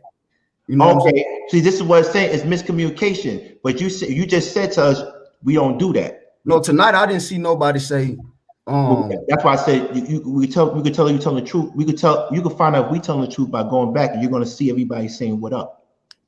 So it's a miscommunication, because my thing is, as soon as you come in, you say there's flowers in here. And if you go to, there's a lot of girls, and it'd be a lot of girls coming in and out of the chat room. Right. And you say they're beautiful. I'm like, then why are you coming with that joke? You should be focused on the girls or the information. Right. That was my thing. I'm like, yo, that's kind of clouded, because I said, yo, you look like a fly dude. So what are you doing not getting at the girls? And you talking about us. That shit was bugging me out. So I'm going to say it's a clown thing. But if you're telling me that you came in good intentions, I apologize. But if you didn't, then I think you're a clown. But you saying you came in good intentions, so that's why I apologize. No, I can't. Now, but my thing is this. Another thing I want to express to you. I appreciate the suggestion for us to focus on what we do and not worry about the other page. And don't take this disrespectful. We didn't ask you. You feel what I'm saying? I'm supposed to take that disrespectful. No, that's not disrespectful, because it's like me walking up to you and give you advice on something, and then you didn't ask me, like, who are you? Not it. See, Let's let's build a rapport. That stops growth. If a stranger can't tell you something unless you know them, you can't grow. So that's not true. No, a stranger has to still build a rapport though. He has to say, "Hey, what's up, brother? How you feeling? You good? Not for nothing. You know that's not cool right there. You didn't even start off like that." Please, well, if he let just me walked jump up to in you here. and said, please, go ahead, honey. Please. Y'all both got good points, and I just want to reinforce King point in response to what you said, Guapo. In theory, we should be able to receive constructive criticism from a stranger in theory, but in the real life walk, you know, we can, the best advice we get is from people who we have a relationship with. There's an expression, rules without relationships breeds rebellion. And I had the most influence over the people I already had influence over, the people who know my track record and my history and my background. I'm smart as fuck, no matter what anybody believes, but I don't expect a stranger to realize off top that I know what I'm talking about. Right. I people who've known me for years or sat and talked with me at length, they know that I know what I'm talking about. They can trust what I say, but without the relationship, they can't trust what I say. Well, I got to push back to what you said real quick. And it goes along with what we're talking about, the vampires and stuff, right? You say in real life, it's usually the people that we're familiar with that give us the best information, right? No, I said those are the people we're open to hearing the advice from. We're open to receiving. Like my dad can pull my coat and say, I got something to tell you, and I think it'll benefit you. If a stranger off the street come up to me and say, I got something to tell you, I think it'll benefit you, I'll be like, first and foremost, I don't know you. I don't know if I can trust what you're saying. And for that reason, I'm not going to stop what I'm doing just to listen to you because I don't know who the fuck you are. That's true. But let me give you an example of that, right? We're talking about what I call the vampire. Energy vampire, right? Right. So I'm from College Park, Georgia, right? Atlanta. Probably can hear Atlanta. So I played, you know what I'm saying, sports. At the age of 16, I was able to get a scholarship to one of the top high schools in the country. Ted Turner graduated from there, as long as others. Before I went to that school, my whole life, people around me in my community told me white people hate me. All of them are racist. Right. When I went to that school, those teachers taught me everything that I know today. So if I was just to listen to people around me and not take, you know what I'm saying, information or examples or different experiences from other people, I would be where my cousins are. I have 4 cousins just locked up in jail. All my friends locked up. So that's what I'm saying. Sometimes we got to be strangers or not. You got to be able to step out on the limb. Now, I will admit I should have came in with more peace because I know these two sides have this controversy. Right. So I can admit to that. Right. Well, I admit to you that if you came in peace, I apologize. But the thing with that is you came in good intentions, but the delivery wasn't right. I can agree. The time that we in right now, it wasn't right. And at the end of the day, as you can see, first of all, I want to commend you because whenever I said clown, you still came up and gave me respect. And I was still giving you respect. I said, can you do something for us? Boom, boom, boom. You did it for us. I appreciate it. And I apologize because I thought you didn't do it. And I said, I'm sorry. Boom. But I just wish you introduce yourself because I'm a person that takes criticism. I'm one of the few people that post what people say about me on this so they can see it. And I respect your criticism, but let's have constructive criticism, right? So don't point something out and then not give us some rationale behind it. Because what I heard when you said, can you do this? Because we really do have bets in here. Last time a girl sent $100 to the show because we had a bet that Darrell wouldn't say the N or B word. We really have bets. So when you sat down, like, where's this coming? Are you another page? And then your name is associated with a person that is associated with that page. So it's miscommunication, but I'm glad we had level heads so we could just talk. Can we stay on that topic? Yeah. I want to. Yeah. About your boy, Darrell. Oh wait, what happened with the well? No, I'm just saying, this is your garden, right? Full of beautiful flowers and rocks. Right. And you speak of our people, you know, they'll take criticism better, right? Right. I saw Darrell get on the live and tell Anton he apologized and he would never mention his wife.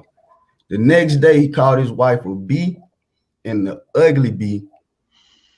So I thought he was the accountable horseman, or one of you guys are the accountable horseman. So how is he still allowed in this community? Well, and I went to her last night, so I don't want you to think that I'm just, when I see wrong. No, but you know what? You can say that because at the end of the day, we comfortable with you now. So you can say what you want to say. We didn't know who you were. So now we know you're coming to. So one, I say it all the time. Darrell is his own man. He could do what he wants to do. I can't stop him. I can't censor him. He's his own boss. That's number one. Two, hopefully he gets back up here so you can ask him directly that question, right? And y'all can talk about man enough like us though. He just gonna cuss, and you know how he is. I don't know how. I think he doesn't cuss at me. I'm respectful to him. Right, because you guys are friends. But I guarantee you, if you would have held him accountable, he would have made a video. But you were saying that we didn't hold him accountable. If you go on his pages right now and you look at his videos, I said it. I typed it. Yo, I don't agree with what you said about his wife. I'm talking about in the garden though. We're part of the garden. Yeah, and I said it. I said it to his page. And I said it. If you watch the old shows, I said, son, I don't agree with talking about people's family. And then he just did it yesterday. I can't listen. My thing is, I don't censor anybody. I'm just going to tell you. We're protecting the flowers, King. No, hold on. I'm going to tell you that I don't agree with it, but I can't censor a man. I could never censor you. So he can still be a kingsman with all these flowers around. Listen, you know how many times people say things, the flowers say things, and we say things we don't agree with, but I can't censor them. That's my rule. You know why I don't censor them? Let me tell you why I don't censor them. Because that page censored me. So I created this page so no one could be silenced. Right.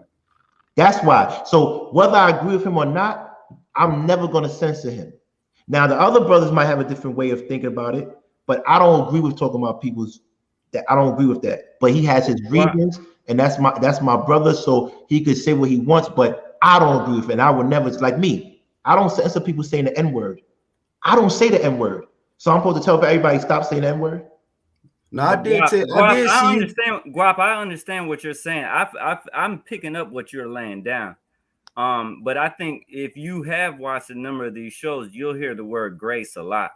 Mm-hmm. So grace is the space where we make allowances for people to have their personal failings. I bet you that if Darrell demonstrated that behavior that you're essentially thinking of as deviant and inappropriate, I bet you if that King did say something about, I bet if Darrell kept it up, there'd be a repercussion.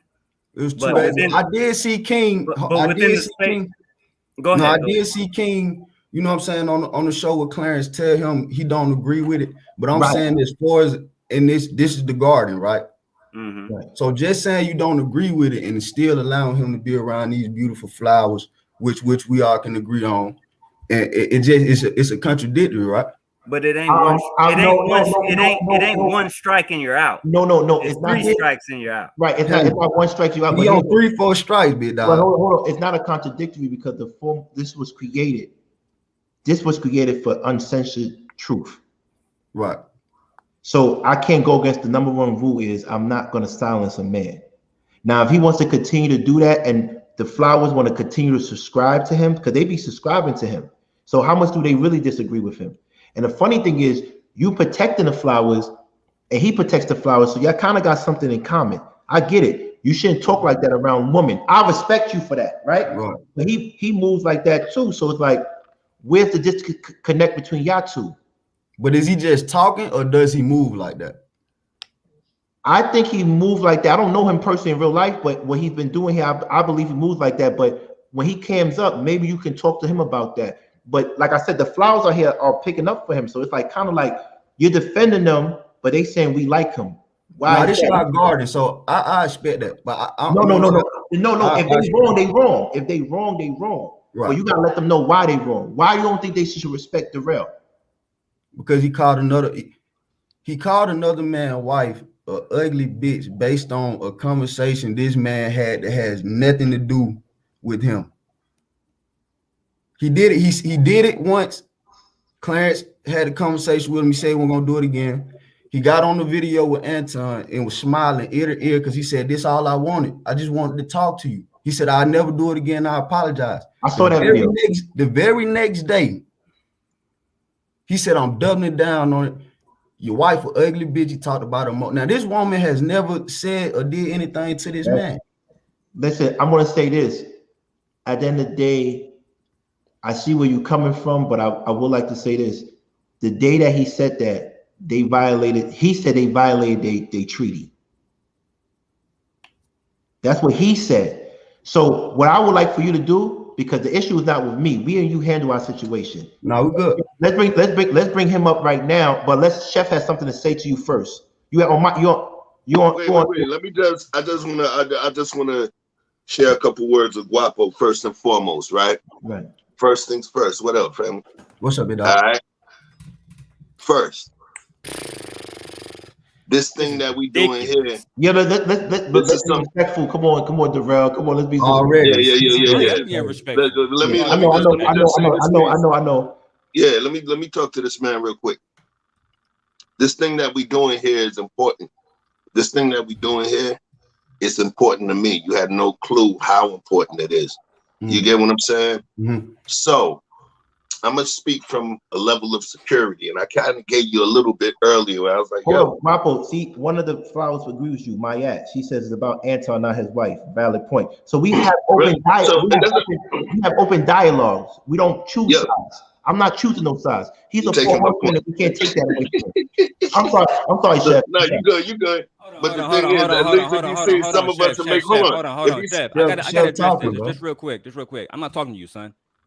Listen, this man went on live and said he knew where my family lived at. He knew where I lived at. Why the fuck don't niggas like you ever address this? I'm tired of addressing niggas like you because he said, Hannibal, he said he knew where I lived at, where my family lived at, what time I step outside. Did he just address me, Hannibal? Did he just address me? My family, my daughter stay with me, and you motherfuckers come online.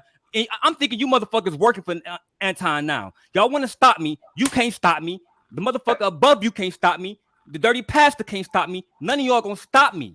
What part of that don't you understand? I went at this man. I'm a Guapo, so you can understand it.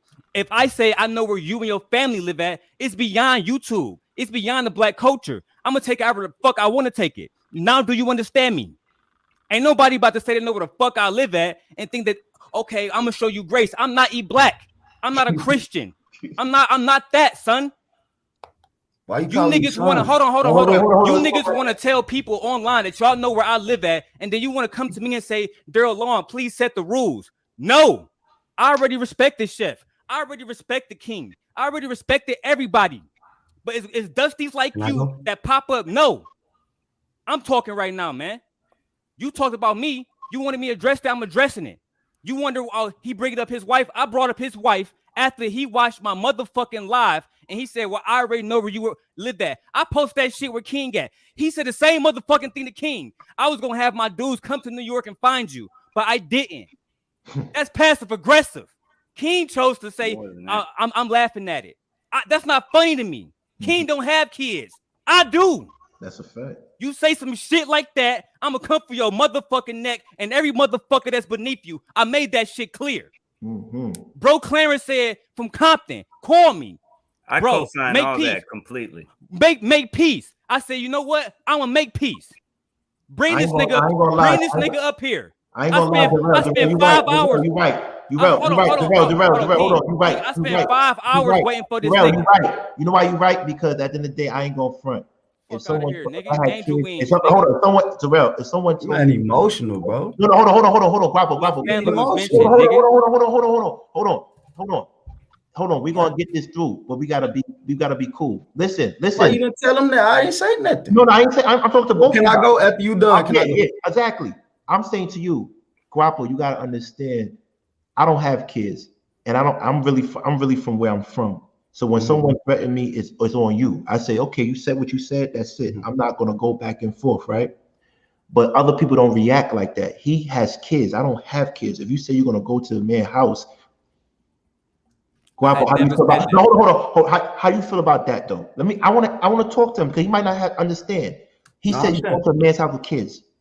Now I'm gonna give you my understanding. Like he said you're not gonna tell me. Thank you, Darrell. Thank you for respecting Darrell. He said you're not gonna tell me how to handle it on some YouTube shit. Everything he did was on some YouTube. If someone threatened me like that, I want to make, bro. You not even tapped in, bro. Everything that I did with Anton was behind the scenes. Wait, hold on. They don't know that though. I can't let you speak because you want to make a point that's invalid. I'm not even allowing it. They don't know that. So that's why I said. That's why I'm making it clear. Before you make your point, I did everything behind scenes first. Like I said, Brother Clarence set this up months ago. You said that. Can I say something? And we tapped in. No, you can't, because at the end of the day, I did everything behind doors. You trying to make it seem like I did it on YouTube. So I'm cutting every point out that you trying to make. You're not making no bullshit points. But let me get a point out. Let's 1 point. I get it. You frustrated, but let me get a point out. I'm sorry, Guapo. Go to your point out, and then he's gonna come behind. Go ahead. My point is, he's trying to paint a narrative that's not as serious as he's making. Because if it was that serious, I wouldn't have seen a video of this man twice saying that he waved the white flag. He gonna be cool with Antoine, and then another time on video saying they shook hands, bro, over YouTube and said we good, we clear. He told him how much he liked Anton. He said all I wanted for you was to get on video. So now how is he this angry over something that was said that both of you guys pointed out? We know Anton not built like that. So you're trying to paint a narrative. I've been said that, Darrell, you know Anton's not built like that. Yeah, he's trying to paint a narrative, bro. And it's sad because I understand what he's saying. If somebody was really serious about threatening your family, bro, I wouldn't have no problem with you doing what you're doing. Do you know but you mentioned Anton personally. You niggas don't tell me about a nigga you don't know. So that's the chat, bro. I just went at Can you tell me? I don't want to yell on your show. Yo, hold on. I ain't gonna front. Darrell, he screamed on Anton last night. Just last night on camera, bro. I don't have no side. That's why I don't understand why you're not getting along. I don't get it. Because he coming in with he thinking I'm a troll. I don't have a channel. Why would you I forget what it was. I stayed up 3 hours just to tell him how I felt, bro. And at the end of that, what was it? Because you told me you screamed at him. What did you scream at him about? I can't remember. I ain't gonna say watch the show. I know you're not gonna do that. But goofy, you know what I'm saying? I called and look, is goofy. He kept trying to backpedal. I said, no, you gonna stay right. He said, I gotta go make noodles. I said, no, bro, where's Miss Daniel? Let her make the noodles. I got onto him. I can't remember exactly what it was, bro. You know what I'm saying? I don't live on YouTube. I don't have a channel. This is something I just pop in and out. And when I see BS, I address it. So it's not something that I'm keeping up with. But the people in the chat can tell you, bro, I got on there and I told him how I felt. Everybody know he got on Anton for put it on the chat, please. Somebody say amen. Because everybody remember Hannibal. Have you noticed that everybody can remember the smoke from me? Made 10 videos about it. Smoke. So let me just throw something in the mix. Let me throw something in the mix. I didn't finish. He talked for 10 minutes, screamed at me and everything. I didn't finish. All right, go ahead then, and then let me respond. Go ahead. If it was that serious, why do we have a video of him saying that he cool with Anton and all he wanted was for him to get on video? He said out his mouth, all I wanted was for you to come on video. The same way about you before the video and everything. Everybody came out here and said that Brother Clarence said that he was there, bro. I know what I said about my mom. Everybody don't want to let nobody. Unlike you, I remember what I said, my guy. I remember what I said. Listen. We can't have talking over because we want to get a dialogue. So Darrell, you could remember I ain't even say shit yet. Please. Everybody know what I said. I remember what I said. Right. What I said before the dirty pastor came up. I said, I don't give a fuck what you say. My feelings about you not changing, because that live wasn't about that motherfucker. But it was about me and E Black coming together. No, it wasn't. Somebody put it up there. He said he got on Anton for disrespecting his wife and on an issue. Right. So drinking the night before live. Matter of fact, I got on him on something that happened the night before by disrespecting his wife, drinking, talking to the girl, telling her she loved her accent. Come on, bro. If I work for Antoine, you tripping, bro. And it don't matter if I remember. That's why I don't get. Y'all both respect the woman, the flowers. No, that's not true. Why? One of us respect women. What do you mean? What happened now? Oh my God, I'm trying to make peace. What happened now? So Guapo, here's the thing. I never called nobody wife or ugly bitch, bro. I never do that. I don't care if they threaten me Guapo, or my kids. Guapo, I don't get you might just have a higher you got that strength Me I'm and a real Darrell, man. let me I'm tell not you, it ain't. 5'6", Listen, emotional. listen. Nah, Grapple, you Listen. come on, come Nah, on. he disrespecting me. I didn't stop him, King. I get it. I didn't stop him. I stopped him. I'm 6'2", so I don't have that short temper. Listen. Nigga, you get knocked I'm down. 6'2". Listen. You understand that, King? You know what's happening. 6'2". Y'all listen. That's not that ain't Coffin's coming that size too. Let's focus back. That's the truth, though, Handle. I'm gonna respect you, but that's the truth, bro. He's emotional. Let's focus back on the point. Let's focus back on the point. It makes 6'2". I'm gonna pretend like I'm king and you are leveling that, Guapo. You're leveling that at me. That one of my horsemen is out of line. Okay, right. This is how I look at it. He's the gang. He's the gang. And the thing is, we are all imperfect human beings. We all got areas where we need to work. Okay, so I judge a person on who they are 90% of the time, not who they are 10% of the time. You know, and I allow the grace for a person to get better. I get worked up. I don't know if you see me on Old Boy Show, but I spaz the fuck out.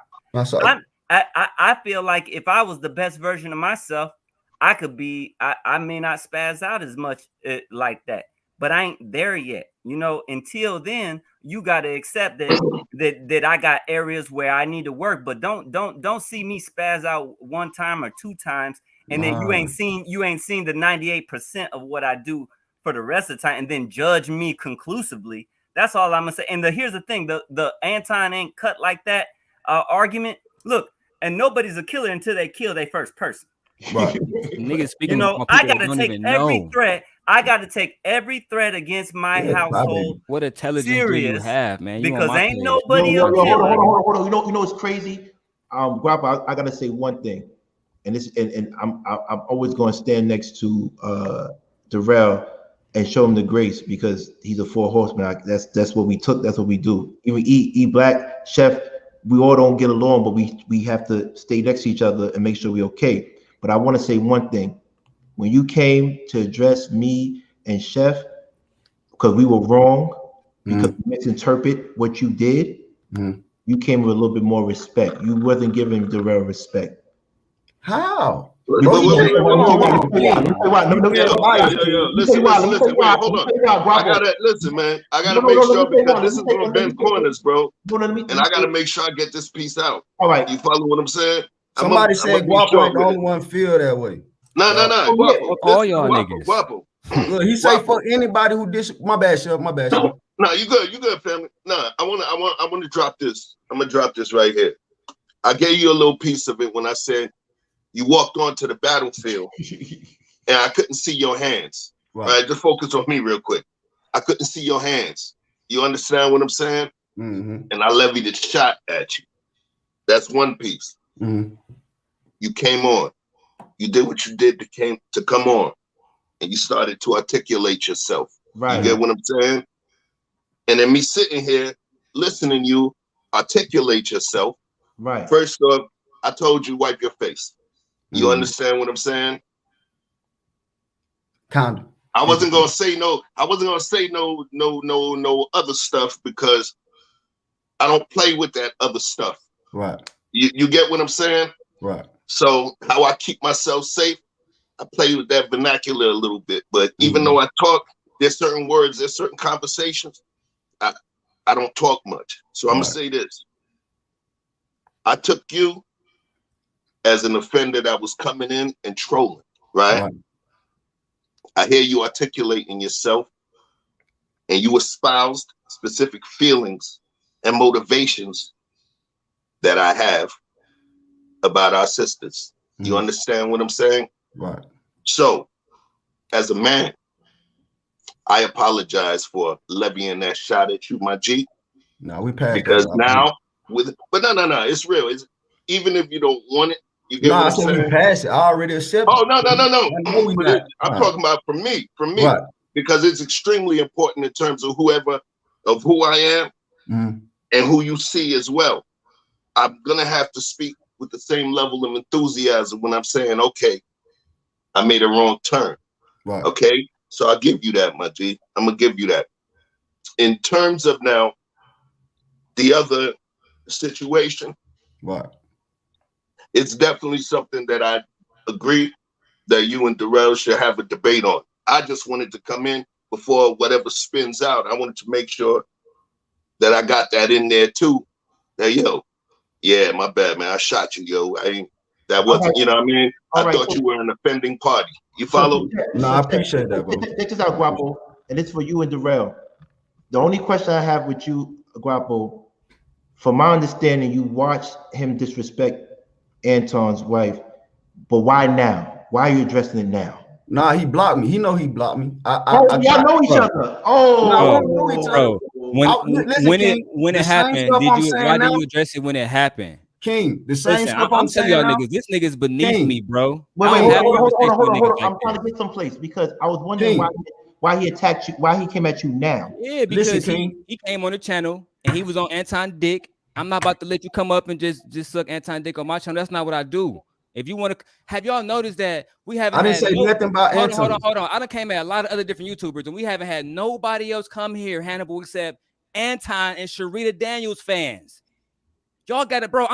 I'm telling y'all. Can I talk? Under attack, bro. We shouldn't be letting these dusty niggas in here. I blocked you because you beneath me. No, fam. You don't talk when I talk. Can you mute your horseman? I'm just trying to get I don't want to argue. I'm being a horseman right now. Before he came in, it was none of this, bro. Can I just say something? Can I just say something, King? Wait, what happened? Say what you're saying. When he was doing that on there, I went in there. It's not no jest. Now I don't have a channel, bro. I'm not doing this for clout. It's not about Anton. I would never. Y'all have spoken about Anton Hannibal. Everybody. I don't care about no other man. Right. If we respecting flowers, thank you, I'm talking about Mrs. Daniels. Why we got so many men talking for Anton, man? He keep talking about Anton. It's not about this man. You say he said Anton should worry about him. Why you worry about talking to Anton about this already? Why do so many other niggas talking? It's not. He trying to paint a narrative. I'm not tripping on Anton. I never said.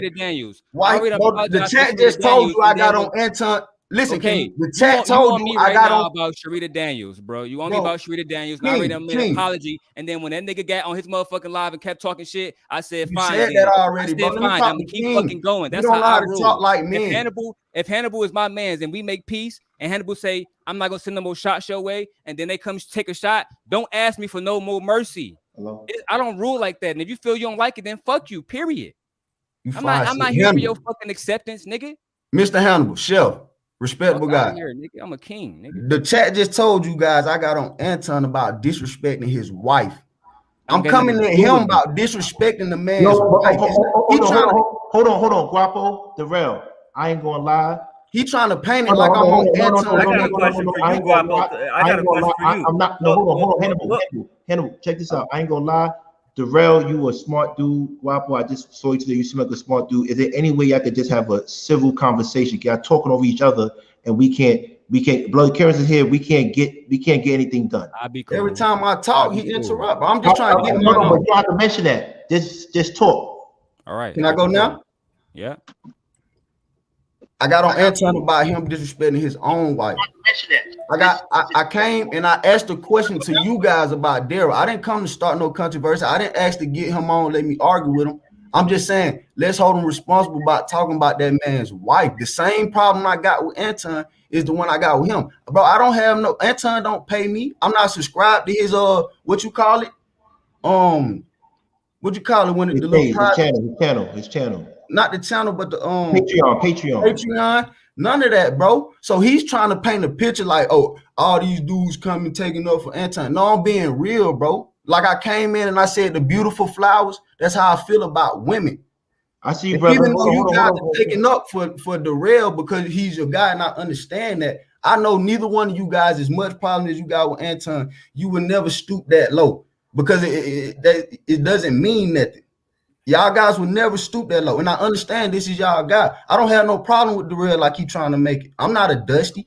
You can go check out my Instagram or whatever you need to do, bro. I'm not one of them dudes who come in trolling, trying to get some clout. I don't have a channel. I'm not trying to get monetized. I'm a real guy. I don't disrespect women. If a man threaten me, I'm not going to disrespect his wife.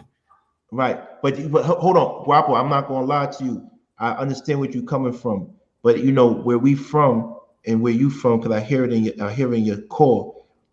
We don't fight for people. We fight with people. Right. So if Anton's not up here doing what he needs to do, you shouldn't pick that battle for him.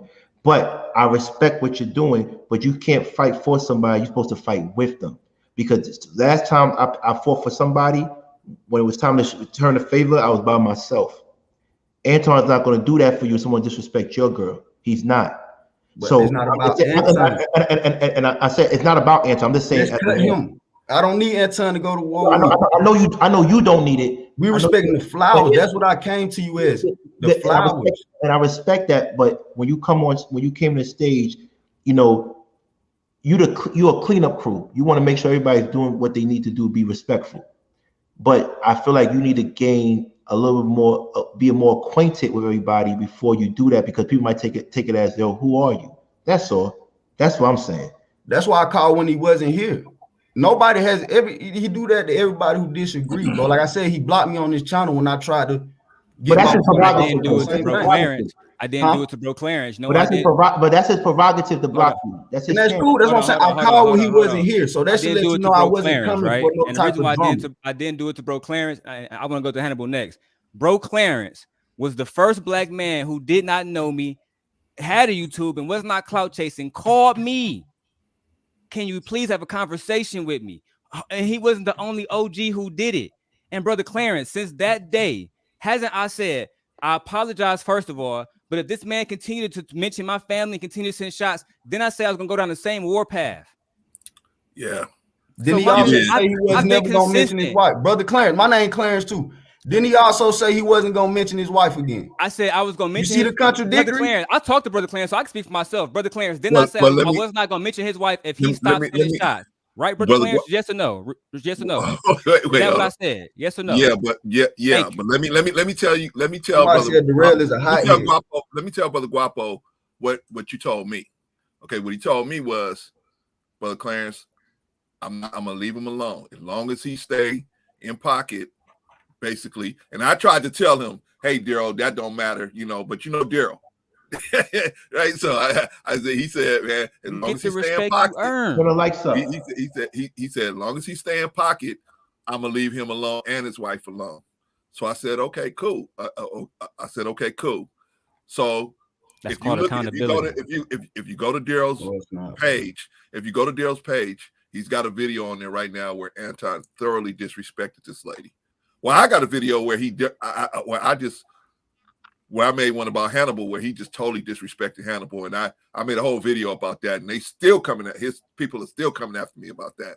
But the point I'm making is, Brother Guapo, in my opinion, I don't think Daryl was clout chasing, because he came to me, he called me and he said, "Hey, brother, I know I told you I was going to leave him alone." He said, "But the man has disrespected some other people, and so I'm back on the warpath with him." He said, "I know I told you I wasn't going to do it, Brother Clarence, but at least he called me and told me." He said, "Hey, man, I had to step back on that neck." So that's what he told me. Is that not clout chasing if the only thing you're doing is getting on YouTube making videos and not my most viewed videos with Larry Bird and LeBron James, 30,000 views? Your niggas got to stop it. Brother D, I'm just saying, bro. I'm talking to you. Keep interrupting me. We having a conversation. I'm stopping you because you're making stupid points. No, you know I'm right. You don't want people to hear that. And if I do gotta build my empire off his and bury his, and yes, I will. There you go. The truth coming out. So cool. Yes, I understand that. I'm not mad at you. Let me jump in. Yeah, I will bury them. And I put my hold on. On top I get like 2 seconds, bro, before I care about how you feel, bro. I listen to everyone talk. I'm just trying to. Yo, listen, we gotta have respect, or we can't keep on doing this, man. Everybody. Why you always say that when it? No, I'm not talking about you, Guapo. I'm not talking about you. I said everybody. But listen, Guapo, I interject so everybody can be cool. I appreciate that. But this is what I'm saying, Brother Clint. I don't agree with Anton doing that to that young lady that night. Nobody did when they called in. That's one thing we got to make clear. Nobody agrees with Anton when he does that. But it's not another man's job to come and try to protect a black woman while disrespecting another black woman. That's a contradictory within itself. So it's a contradictory within itself. So can I say something? So by you saying that, are you assassinating his character? Who? Darrell. He assassinated his own character. Listen, all I wanted Darrell to do was say, you know what I'm saying, I was wrong, or I'm doing this for views. Like he mentioned, when Anton got on video, he said it clear, man, this is all I wanted from him. I just wanted you to come and be on video with me. And everything was all peaches and cream. The same thing that happened with E Black when he jumped in his DM.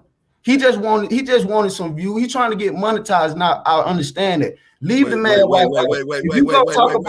But see, that's what she speaking for me, man. That shit that bitches do, bro. That's why you a bitch, bro. Keep speaking for me. Get off my dick, man. Where you at, bro? Guapo, I ain't gonna come find me, my nigga. You can't, bro. You been looking for me off my dick, nigga.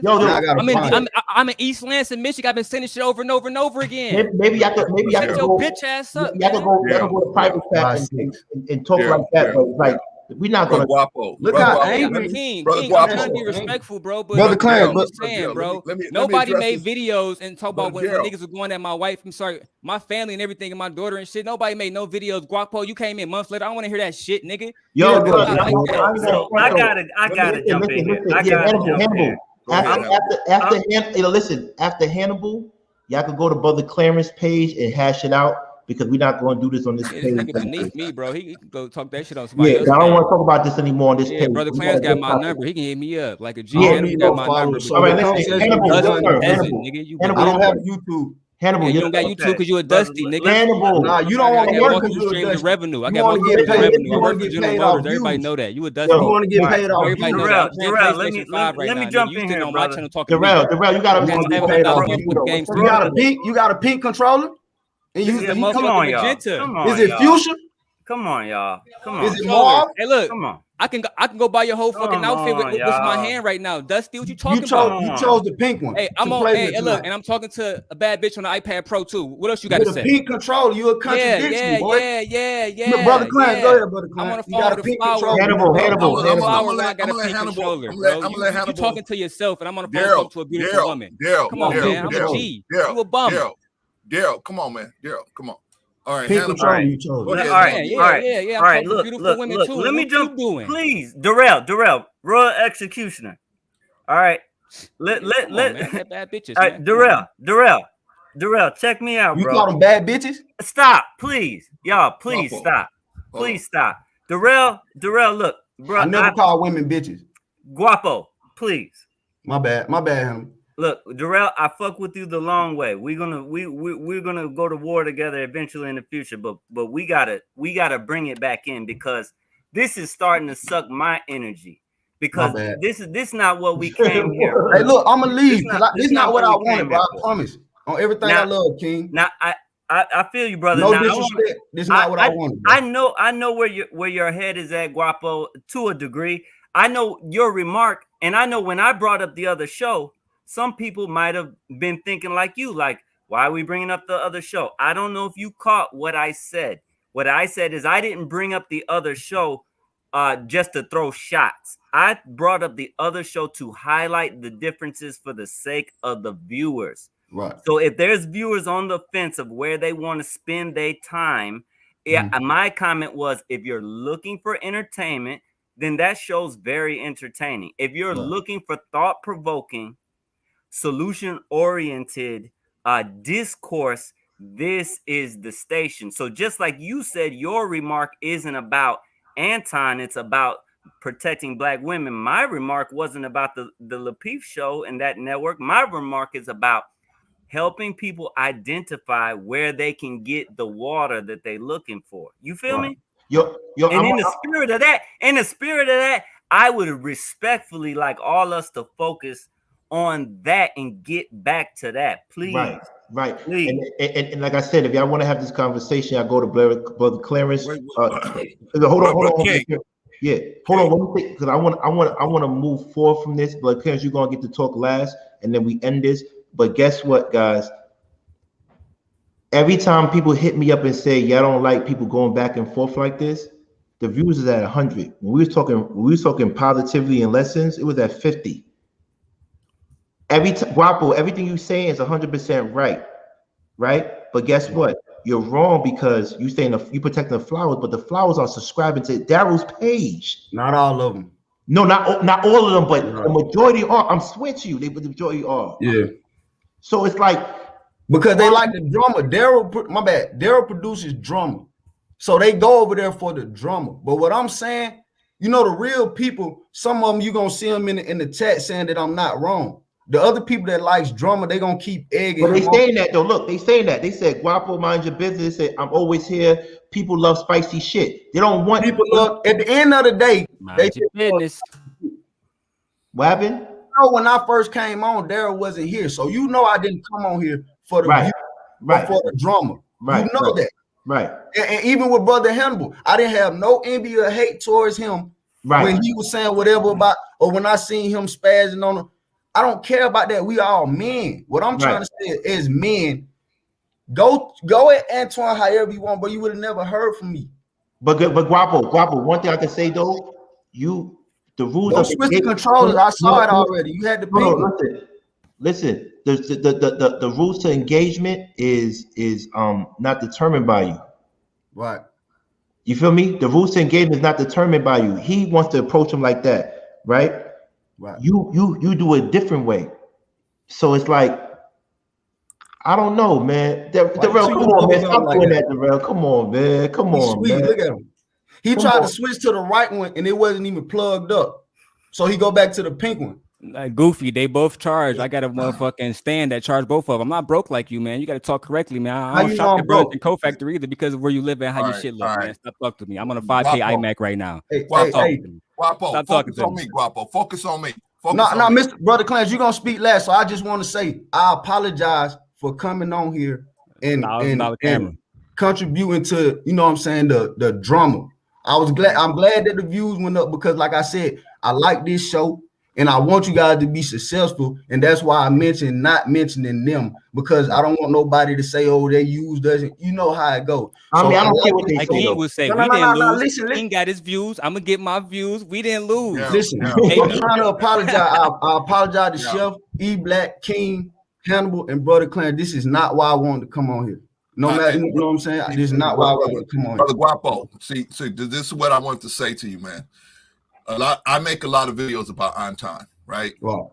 I've even came at Daryl and said, hey, Daryl, don't talk about his wife. That's how we even came in contact with each other, right? So we a lot of people have came to him with that. So you're not the only one. But what I'm saying is, brother, just because he made a video about Anton, I get the same thing. People tell me, oh, you trying to get views, you trying to get likes from him, you trying to get all this stuff. And I made a serious video about him with what he did to Hannibal. And I made another video just the other day about what he did to this other chick. So I'm just saying, it doesn't mean that somebody's trying to get views. It just means that this is the easiest way for us to address somebody doing something like that, is to make a video about it, put it out there publicly, let him see it, and then he can see it. It's not about, I don't want no clout from Anton. Anton ain't got nothing I want. Brother Clarence, not Anton. Let's leave Anton. We keep confusing it. I don't want. Listen. What I'm saying is, people come to my station that like him, his fanboys and girls, and they'll say to me that I'm jealous of him. I'm trying to get views off of him and stuff like that. Just because he's a man, just like any other. Daryl's a man too. I tried to talk to Daryl. I don't mean I don't like Daryl. I just disagree with him on certain issue. But that don't mean I don't like the guy. You know what I'm saying? I'm trying to get views those people you talking about are the people that the real should be calling Dusties. What I'm trying to get y'all to understand is I never cared when he talked about Anton. See, it's a difference between you and him. I'm not saying that he's talking about Anton for clout. I'm saying the only reason he would call that man wife a ugly bitch is for clout. Because that's not going to solve. Wait. He might have a different way of he might have a different way of approaching the situation. We all didn't grow up with the same dad. We all didn't grow up with the same mom. We all didn't grow up in the same area. We all didn't grow up in the same. So you can't listen, Guapo. Tell me one good reason he would do that. Listen to this, and I'm gonna let you speak. Okay. Bet you Guapo listen to rap music where they call black women bitches all the time. He don't call no rappers out, man. Guapo. But I've never called a woman a bitch. That don't make sense. You listen to rap music all the time, right? So I can't listen to rap. Not if you up here trying to contradict something, you can't call black women bitches and ugly. So if I never call, so if King votes for Trump, but he don't agree to everything Trump do, I don't talk to he can't talk to the black community. Does that make sense? Let me tell you something, Guapo. Let me tell you, I can't judge you because you didn't grow up with me. That's wrong for me to judge you and expect you to act like I would act. The only thing I can do is educate you on saying, hey, this is out of line with the social norm. I can't say, are you a bad person for doing this? You got prostitutes out there walking up and down the street right now. But I know, Brother Guapo, you ain't got it in your heart to go out there and jump on them because they're out there walking on the street, even though you know it's wrong. Because you know in your head, I can't judge this lady. I don't know what's going on in her life. Right. Well, that's the same thing with Daryl. You can't judge Daryl because you don't know what's going on here. He may handle this situation the way you ain't expected to. That's why I'm still trying to educate Daryl. I know he don't see it my way, but that don't mean he's a bad dude. He just didn't grow up like me. He may not have grown up like me. He may have grown up better than me, but just didn't accept certain things. Can we all agree that I didn't come on here and call him a bad man or disrespect him? Yeah, but listen, you disrespect the platform by that going back and forth with him over the controllers and all that. Yes, you guys did. That's not where you have. No, they both did. They both did. But it's okay. You know why? They both. That's crazy. That's crazy. Okay. No. I said both. I said both of y'all. Everybody saw this man come in spazzing. No. We're gonna get to him too. We're gonna get to him too. But we're talking to you now. I'm not gonna talk to my family member out in front of the public. I'm gonna talk to. I got his number. I can call him. Okay. Right. I can respect that as a man. I can respect that. But what I'm trying to say is, because one of the things you said is we never talked to him. That's wrong. We do talk to him. We don't talk to him in public, but we do talk to him. Okay. And I always say we can't tell him what to do. He's his own man. He was Darrell before he met us. Right. We can only provide suggestions. But my thing to you is that you're truly invested in this. And he made a good point. The same point you made, which was to us. How could you allow this man on your platform when he does that? And he said a good point. How could you listen to rap music that promotes what you're against? It's a valid point. Go ahead and make it's that not point. a valid point. Go ahead and make that point. Yes, because we educated, bro. We understand it's a valid point. Why is it not a valid point, Guapo? Because I don't partake. See, it's a difference. You can go and watch a movie about Freddy Krueger killing kids. You don't partake, King. I don't call women bitches or nothing. I don't disrespect women. So just because I listen when to you rap, listening to it, that you are literally partaking. No, not that. It's not just that. No, there is not just that. If he's financing someone that's doing something that's against what you believe, you are partaking. I don't finance anyone. You don't pay for the music. You don't pay whatever come on the radio. I listen to it, bro. You know, my daughter has never heard of Megan Thee Stallion, a rap song. Okay, I respect that. I can't say that. So he's trying to paint a narrative that's not true, bro. We're gonna end this right now. Yeah, we're gonna end this. Yo, listen. What we're gonna do is show everybody that y'all both mature, so we can end this. If you want to stay on the stage, stay on the stage. We're gonna end this, but we're not gonna talk about this no more. No, I caused too much drum, bro. Like I said, I apologize. So I'm gonna buy and let y'all continue. I'll be in the chat though, just what I'm saying, speaking. But y'all can go back and forth, yo. They be getting busy in the chat, so y'all can go back and forth. But I appreciate. I'm done with them. Appreciate you guys. I'm playing 2K22 and PlayStation 5. With a pink controller. Who you playing? WNBA? That bitch costs $80. As much as your fucking hoodie. Let's go. The hoodie was 90. You know how much these that bitch bought all this time. You bought that bitch 5 years ago. All right. Come on. Don't mind. Come on, please, brother. Thank you. You chose the pink one, and both of them charged up. Hold on. What do that tell you? If both charged up, he chose the pink one. I don't know what that tells you. Look, exactly, King. Niggas, so if I wear a pink shirt, when Cameron's wearing pink, that means he gay now or softer, man. You a dusty nigga, bro. You're not educated. You don't sound smart. Bro, you're not clean. Come on, make your same fucking color shit with Cameron. Cameron wore a pink shirt. T.I. wore a pink shirt. What does that mean to you, Guapo? No, I'm saying you had two controllers. Shut the fuck up, Guapo. Or what? You 5'6". At the end of the day, you can't change. All right, now you don't like that. Look, if I was Darrell, you would let me say anything. I get it, but you said you make your same point about colors, bro. Make your point about colors with Cameron wearing a pink shirt. I'll put myself on mute and allow him to make himself about Cameron pink shirts, and because I'm pink here, right? So make your fucking point.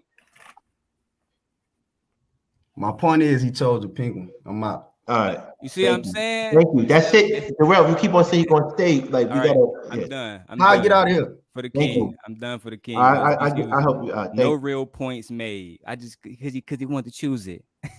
Hey, Mr. Best in the World, what's up, man? This is crazy. Man, I bury all What's my going on, y'all? What's going on? What's going on? Darrell, I'm adding you right now, too. Darrell, I'm adding you right now, bro. This is crazy. What's you said going on, Darrell? Mr. Best? What's going on, my baby? How you doing, man? What's good, bro? I was I'm adding you right now. motherfucking Blueprint thinking about y'all today, man. I was listening to Blueprint thinking about y'all today. You know what I'm saying? You know what this remind me of when Nas, remember when Hov told Nas, you've been in the 10, I've been in this 5. Smarten up, Nas, Guapo. 4 albums in 10 years. Nigga, I can divide. Come on, man. I'm doing real math over here, man. He said 2 of them was due. Listen, y'all can automatic. That's a 1 hot album every 10 years. And that's so lame. You know, one thing I meant to ask, bro, but it slipped my mind. You know, a lot of times when I have heated conversations with people, I like to ask them, what are you looking for in this exchange? Like, what's the outcome you would like to see? You know, right, Hannibal. But you know, the funny thing is, he tried to do Darrell because Darrell does that too. He tells you, I need this from you, but Darrell is not going to take that from anybody. So it's like, but the question is, why do you need Darrell to do that for you?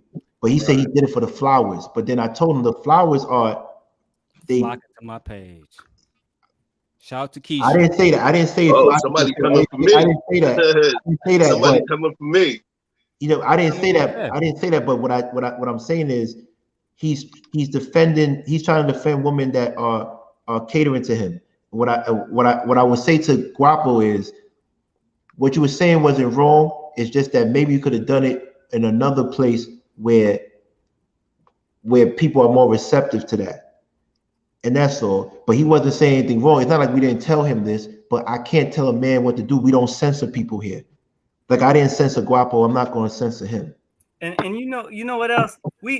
I like to give people latitude in emotionally charged settings. You know what I'm saying? Like you can't, if 2 people are hollering at each other, you know, believe it or not, whether agree or not, what I know is this: I'm not gonna take every little thing you said to me while we was hollering at each other as the gospel. I'm not gonna focus on that at the exclusion of everything else. You know, like the real. Yeah, hold on. This is what I don't get, and this goes to Big Bad Bull. Let me talk to Big Bad Bull 1 second, brother. I respect you for being on my page, but if you don't respect that man and you don't want to hear him, you don't have to be on this page either. I can't control him, but you could control the subscribe button. And everybody else that don't like him could control the subscribe button. But I made my first show, I said I will never silence anybody. Why? Why I won't silence anybody? Because I was silenced. I don't agree with that. And we can't help a man evolve if we just ostracize him. You never know. He might think you're right 10 years from now or 5 years from now. But you can't do that if you ostracize him. The flower stand, the thing that Guapo and Big Bad Bud, which y'all don't understand, is why I can get back on YouTube and have women say, okay, this is what he said, is because I did a Dirty Pastor video showing this man does this. So if he disrespect families, I have people from his own team telling me this, right? You disrespect him. So when you talk about Dwayne Wade's son, right? He and talking about his sexual preference, is that not disrespectful? You're not talking about a man, family. Dwayne Wade's not there to fucking defend himself. Y'all like letting people get away with everything. And like I said, the reason why this is happening is because they ship is on fire. We have let the motherfucking flame under La Peace Network, and they send as many. First it was Rilla, then it was this person. They send it. You send it everybody you can. It's not gonna end. When my man said he wanted the show gone, I co-signed that and said, I'm going to help. So it is what it is. And none of your soldiers is strong enough. None of your soldiers are strong enough to stop me. Shout out to Mr. Best in the World. Yeah, thank you, bro. I'm glad you segued to me, man. Appreciate it. Peace to everybody on the panel. You already know it is. Darrell, I just added you on that 5. You know what I'm saying? It got my government on it. Don't tell nobody my government though. No doubt. I know you won't do, man. I know you keep it 10 toes down, 10 fingers up. You know how we do. You know what I mean? Shout out to Hannibal. You know what I mean? Great to see you, bro. Hannibal, I looked at your video too, man. I'm glad that you stepping back up on platform on Instagram, man. You got some great insight, bro. Like the stuff you say needs to be said, most definitely. Shout out to bro Clarence. Clarence, I just subscribed to your page too the other day. You know how we do, bro. You know what I'm saying? Shout out to Chef. Chef, man, you always bring the wisdom, man. You know how we do, man. Your wisdom is like incredible. E-Black TV, my guy. E-Black TV is family. He already know. What's up, my guy? You know what I mean? And shout out to King. You know what I mean? King is definitely family, man. Never ran, never will. You know what I mean? Let me just say this statement real quick because I gotta get ready for our interview with King today on the Knowledge Relationship channel. We dropping today 5:30. You know what I mean? Your brother's definitely welcome to jump on and hop on. You know what I mean? And definitely show support and love. I'm gonna just say this, man. We gotta stay focused, man. The biggest thing is staying focused. You know what I'm saying? Right now, we're trying to bring down the evil network. You know what I mean? We're trying to bring down that whole evil corporation. You know what I mean? The whole evil empire. So we gotta stay focused. So us, infighting, us having discrepancies and all that, we gotta put that to the cease, man. You know what I mean? We gotta see the bigger picture. In war, you gotta stay focused. You gotta see the bigger picture. If not, you're gonna be destroyed. You know what I mean? You know what I mean? United we stand, divided we fall. And we got to keep that in mind. You know what I mean? Because they keep that in mind, they'll definitely X you out completely. You know what I mean? They'll take you off moderation, they'll take you off whatever. You know what I mean? Just to make sure that they are strong and that we stay weak. So we got to keep that in mind, man. With that, you know what I mean? I love all you brothers. You know how we do, man. You know I can always catch me. You know where to find me. Real quick, I'm just gonna plug my channel. It's Knowledge and Relationships. You know what I mean? On YouTube. I am the network manager for Knowledge and Relationships. You catch me on MR Best in the World, 1984 on Instagram. Holla at me. Love y'all, man. You know what it is. I gotta go. Hold it down, man. Peace. Hanifa. Peace, everyone. Can you guys hear me? Hanifa, can you come and bring some joy and peace in here, please? I'm drained. I don't know what to do, man. Because I'm a person that I let people scrap out, right? But I let them scrap out because sometimes you got to get it off, and then afterwards you shake hands. You feel me? But at the end of the day, people we all get personal sometimes. But even when me and Chicago went at it, we let each other talk. You feel me? We let each other talk. I don't mind y'all scrapping out, but let each other get their words out. That's all. Hanifa, what's up? Yes. All right. Peace to everyone. I don't necessarily have a problem with the back and forth. That's not really what I'm here to speak to. I'm here to speak to the fact that we've been functioning as a garden, right? And you guys have told us over and over that there are flowers in this garden. And the flowers should feel what? Protected and respected. Yes. Darrell, I'm going to hold you accountable, sir. Okay, I am going to have to hold you accountable here. You cannot respect us up until you get upset. You can't.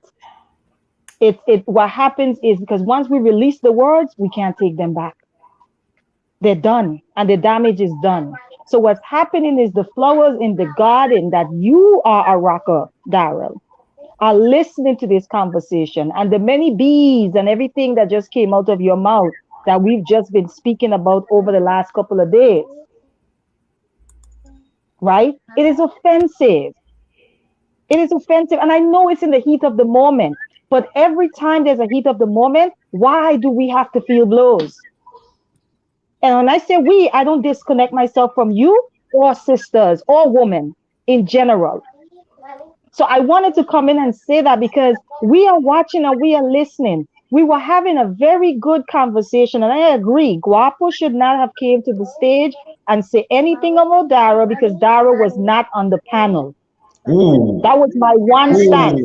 That should have been stopped. What that should have been stopped. Right. When he came up. Hey, okay, I get that you have a grievance with Darrell, but Darrell is not here today.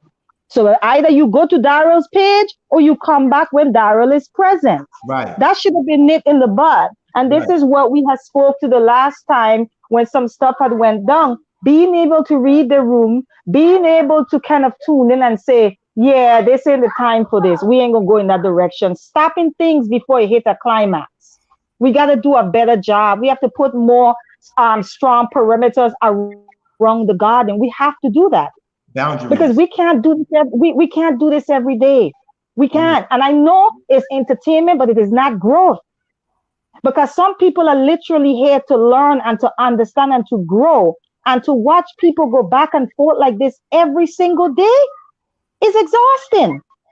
We are here to usher in balance, right? Because there's some bullshit out there on YouTube and people are trying to find somewhere else to go where they don't have to deal with that.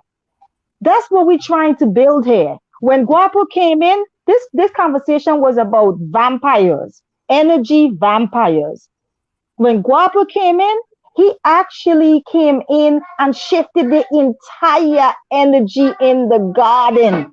One man came in and shifted the entire energy in the garden, and we were having a good conversation. If you check the chat section, okay, everyone was involved, everyone was participating, everyone was exchanging information. There was dialogue, there was intercourse. It was happening. It was good. It was good. And then he gets to the stage, and his issue is not about Chef and what Chef said. It's not about what King said. His real issue was, you guys have somebody that's a part of the Four Horsemen that he has a grievance with. Right. That's what this was about. Right. And so therefore, being able to catch that and say, whoa, I know what this is about. You can either come back when Daryl is here, or you can go on Daryl's channel. You have a choice. We have to nip these things in the bud really, really early so that it does not take the conversation off every single time. We're doing something good here, King. We are. Mm-hmm. We are. And we have to believe that. And I get it. I don't try to get involved when somebody say one of the women need to go up. I was waiting for the bullets to stop flying because I don't want walking into that and get my head licked off. So if there's men going back and forth, no, women should not have to step into that. But I want our brothers, Brother Clarence, shout out to you, Baba. Okay? I just want, and Chef shows in the cut and then he comes in, you know? But I just want us to, when we get upset, Darrell, you gotta work on that, brother. You know, I'm sure I'm extending grace here, you know, because I know your passion. But you gotta work on that because 1 minute, I'll let you go in 1 minute. Let me just land this. I just need you to know that when we hear you speak like that, right, from the same mouth that tells us that you protect us, we start to look and say, whoa, what's really happening? So I just want you to take that into consideration. That's it. But you can go ahead. Trust me. First of all, because you was offended, I apologize. No ifs, ands, or buts. I don't do that, right? So I apologize, first of all.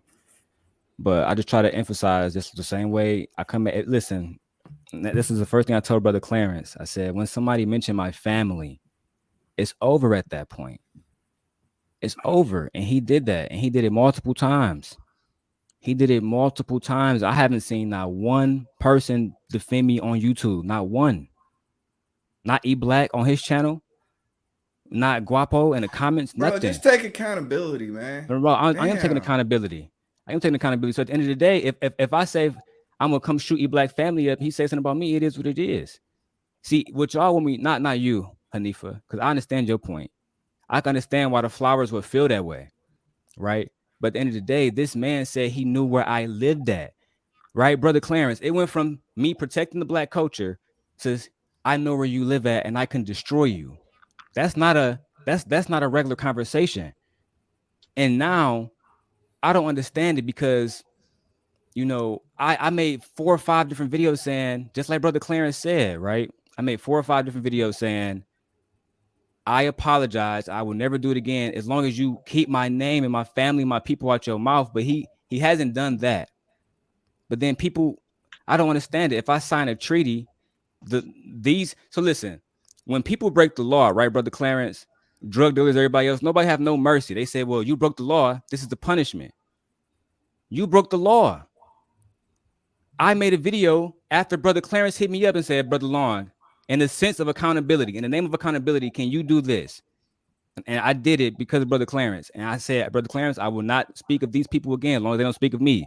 Brother Clarence, since I did that apology video, had they spoken about me?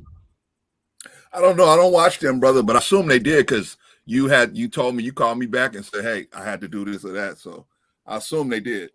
Beating. I don't watch. I got messages from Real and everybody. Hold on. I get it now. I know what's going on. This is a Halloween prank. Guapo came in as petty. He's dressed as petty, and you're dressed as confrontation. I get this shit, man. That's your Halloween joke. I joke it around, right? This is what I'm gonna do. This is what I'm gonna do for all the men here, because everybody here I genuinely respect, and this is what I would do. I'm just trying to make right a situation because I do, bro, for real. Because I want it, because this King channel, and I respect King. Thank you, man. No disrespect, but I fuck with King more than anybody except Hannibal. Like I love y'all niggas. You know what I'm saying? But at the end of the day, I was done with it.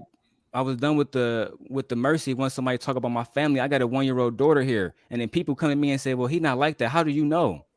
Just like I asked him about the purple shirt stuff, you have no answer for me, but you want me to take this like I'm not supposed to armor up. And then this man does this stuff continuously. I did a whole Dirty Pastor video showing he said he gonna kick women in the titties. Where was Guapo at then? And that's why I just don't like. And so, like, where I come from, Brother Clarence, this is not YouTube. My personality transcends past YouTube, right? I'm going to be me no matter what platform I'm on. If you, Hannibal, anybody else make a shot at my family, do not ask me for mercy. And as far as Hanifa, I protect flowers. Everybody in this community that I live in, they don't come around messing with our flowers. You can go call Phoenicia.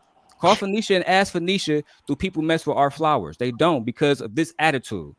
They do it because, and let me say this lastly, the internet has made it possible for people like Anton and Guapo to get up here and act tough and be goofy. This don't happen with me in real life. In real life, people bow the fuck down, and my flowers always remain protected.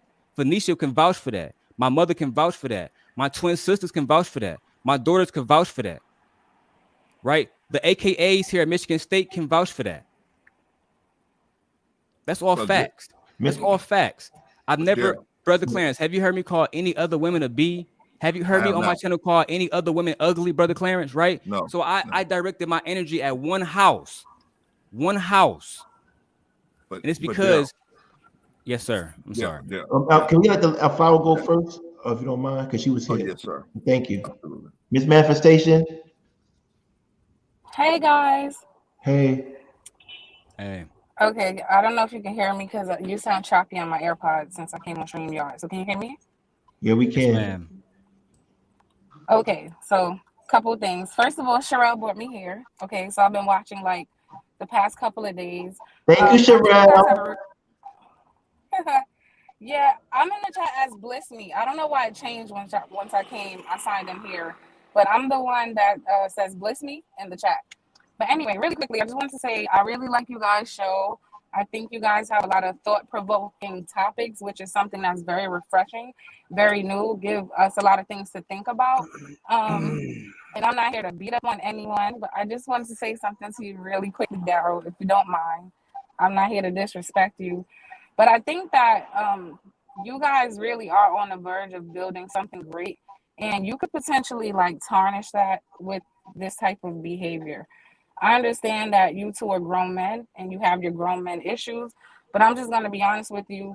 It's not a good look on your part at all to be talking about this woman who never even looked your way. It's just not. It's not a good reflection of you. You can't say on one hand, I respect Black women, I protect them, but then when I get mad at you, it's everyone else. And even going with your argument, it's not a fair playing field. If you felt like he threatened you and your family, calling his wife an ugly bitch is not even like reciprocating that. So it still doesn't make sense. So I just wanted to, again, say that I really do like the show. I support all of you guys, but it's just unnecessary. Respect. That was really my only point. Respect. Thank you, Miss Manifestation. We appreciate you. I wanted to address Daryl on one thing, King, if I could, man.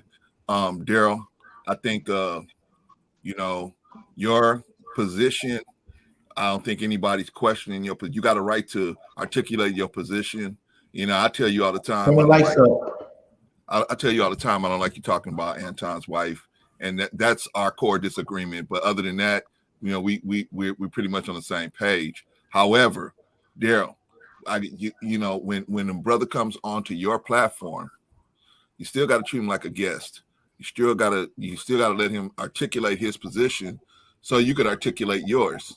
When you guys get into a heated exchange like that, and then it dissolves into you guys talking about controllers, I mean, it really takes away from your intelligence and his.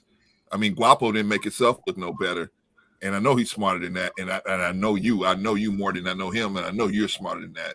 But it just doesn't. It doesn't give you guys make a good look for you. And then ultimately, this is what we all have problems with Anton with on the mothership, right? So why are we doing the same things over here? And you know so, why, Brother Clarence?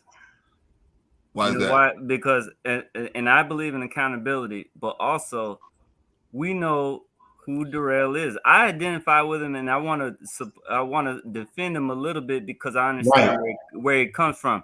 I spaz out too. Darrell spazzes out like I spaz out. Yeah, and the thing is, here's the thing. That don't mean that we don't err and make mistakes when we're spazzing out. But here is the point I want to make. When I used to be like, when I'm having a conversation with the wife or with a woman, I'd be like, oh, that your womanness is affecting our communication. But then I stopped complaining against womanness, because the source of a woman's communication style is also the source of everything else we love about women. And so the source of Darrell's inflammatory remarks when he's spazzing out is also the source of the fire he'll use when he's on the front line defending Black people, because I can tell Darrell is a fighter, and everybody in our community is not a part of the warrior class. And there are warriors in our community. There are people who will bleed and have bled, literally, not figuratively, literally. And when you're bleeding, taking violence and physical harm in defense of your community, you need passion. You need passion to motivate you to put yourself in harm's way. And you need passion in order to withstand that violence. And so we have to have the grace to say, brother, you might need to do a little bit better, but we also can't completely demonize the passion, because the source is what we'll need when the fighting might happen. What really makes me upset, bro, is I've been I taking shots. I hear you, brother Hannibal. Brother Clarence, I gotta say this real quick. People have been coming at me and taking shots about this for months. I haven't had one person say, I apologize for Anton coming at your daughter and your family. Not once. Not once, bro. That's why this shit got me so fed up. And that's why, like, after today, King, word is bond, I'm never talking about this shit again. Because at the end of the day, bro, this shit got me really upset. Because nigga came at my family. And I haven't heard a single motherfucker say, you shouldn't be coming at people's families and daughters and shit. But I say a person is unattractive and I'm a fucking demon, I don't protect Black women. That's crazy to me. I know half of the niggas that's coming at me, y'all have never started organizations protecting Black women. I sat down with Senator Gary Peters. I post this shit on my motherfucking IG, on YouTube, Instagram, live for everybody to see. But I don't protect Black people because I chose to go at somebody who made a threat, whether it was invalid or not. To me, that's crazy, man. I ain't gonna lie. I'm sorry. I don't know. I've been taking shots from that side and within in-house. Me and Hannibal didn't do that. Not you. Y'all know exactly who I'm talking about. Yeah, I want to say. Oh, he's coming back on. I'm sorry, E Black. Listen, I want to say this. Sorry, but I didn't see you. I want to say this. My father he had a neighborhood watch for his community in Brownsville. So the Nehemiah houses is like 4,000 houses, but at the time it was 25,000 private homeowners, Black homeowners. He did a neighborhood watch. One day he came home and said he's not doing the neighborhood watch anymore because he couldn't understand why he was protecting another man's wife. He said, I'm protecting another man's wife while her husband sits home and doesn't protect her. He couldn't understand that. That's what I'm saying. Hold on. Let me get to the point. Yes, sir. We don't fight for people. We fight with people. I understand what Guapo was trying to do, but he have to basically say, why isn't Anton doing that? But Guapo is right. He said that Anton apologized to you. He did apologize to you publicly. And sincerely though, because then you go back and you're doing the same things. Right, but he apologized to you. Whether it's to say he apologized to you, we all saw that. You may have apologized to you, right? But my thing is this: when we're teaching a lesson and we're trying to get the Jews out, y'all can take it to the backyard and fight, but not in a classroom. I tried it. Yeah. Sent them my address and everything, King. I wasn't shy. No, I'm not talking about Anton. I'm talking about Guapo. You and Guapo. Guapo couldn't get in touch with you, so he came on this page. If I had known that Guapo was trying to get in touch with you and you blocked him, then I would have told Guapo, go to Clarence and y'all can hash it out. Right. I didn't know that. Let me address one thing about Hannibal said, and I know Daryl's a fighter. I know you a fighter, and but I think I was misunderstood when I'm saying to Daryl to kind of control what's happening. I'm not telling. Hold on, Daryl. Hold on, Chris. Don't cut you off. We got 120 people here. We only got 97 likes. Everybody don't say anything until they get the likes up. I'm not doing this. I gotta pay the bills. I'm not doing this. I'm not doing this. I ain't get no subscribers. I'm not doing this. I'm not getting paid for this, but I want my virtual currency. Hey King, I got like 4 or 5 burner accounts I subscribed to. So I don't know. However it looks, man. Listen, I need my likes and my subscribers, and we just gonna chill because clearly y'all love this blood sport. Because it went up to 120 when we was giving lessons about energy vampires. It was at 60, 70. But y'all like this shit, and that makes y'all kind of like, do y'all really want peace? We got to trick that algorithm. That way we can get the message out to more people. Listen, I'm bringing people up, but no one says anything until we get the likes up and subscribers up. I need 5 subscribers or 10 likes. Make up your mind. Tell me what you're trying to do. Tell me what you're trying to do. I'm holding people hostage. You're not gonna get this information from Brother Clarence and Hannibal, Chef E Black, and Darrell for free.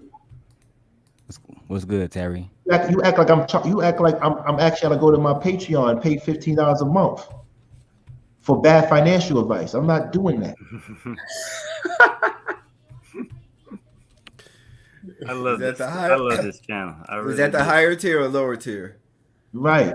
Come on, Simon, we're not doing you because you're gonna speak in riddles. We're not doing you, man. We're not doing you today, brother. You're gonna say some shit and I'm gonna get dizzy because I don't know what the fuck you be talking about. I'm fuck with you, Simon. We bring you up. We're gonna bring Simon up. Just get the likes up and the subscribers up. Oh, I'm not doing this. Look, y'all still here. I don't see nothing. What's up? We still on 99. I don't see nothing. We still on 110. What's up? If it don't match the number up there, forget about it. It's Sunday. I got an interview at 8:30 anyway, so it's up to y'all. Y'all can go straight to Chef page or go to Brother Clarence page. Hey King, either way, I got a conference call with my dad in about 10 minutes, so I'm gonna have to bounce. See, heavy up. Or Hannibal is going. And when the elephants leave, this shit gets crazy. It gets real crazy in here. Figure it out. Oh, word. Yo, listen, I see the likes up. I need my subscribers. Give me 2 more subscribers. Figure out, call your auntie. Call your baby mother's boyfriend. Get it up there. I need 725. Are we chilling tonight? That's it. Y'all bugging the fuck out, man. We was having mad fun listening to E40 tell me when to go, Computer Love before we came in the room. And then y'all this is crazy. You there now though. You got 116 watching, 116 likes. So a word. Let me see. Sure. I said I need my 725 subscribers. Y'all can unsubscribe when y'all get off the page, but I need that right now. I'm fuck with y'all. Y'all can go ahead and talk. Go ahead. Thank you.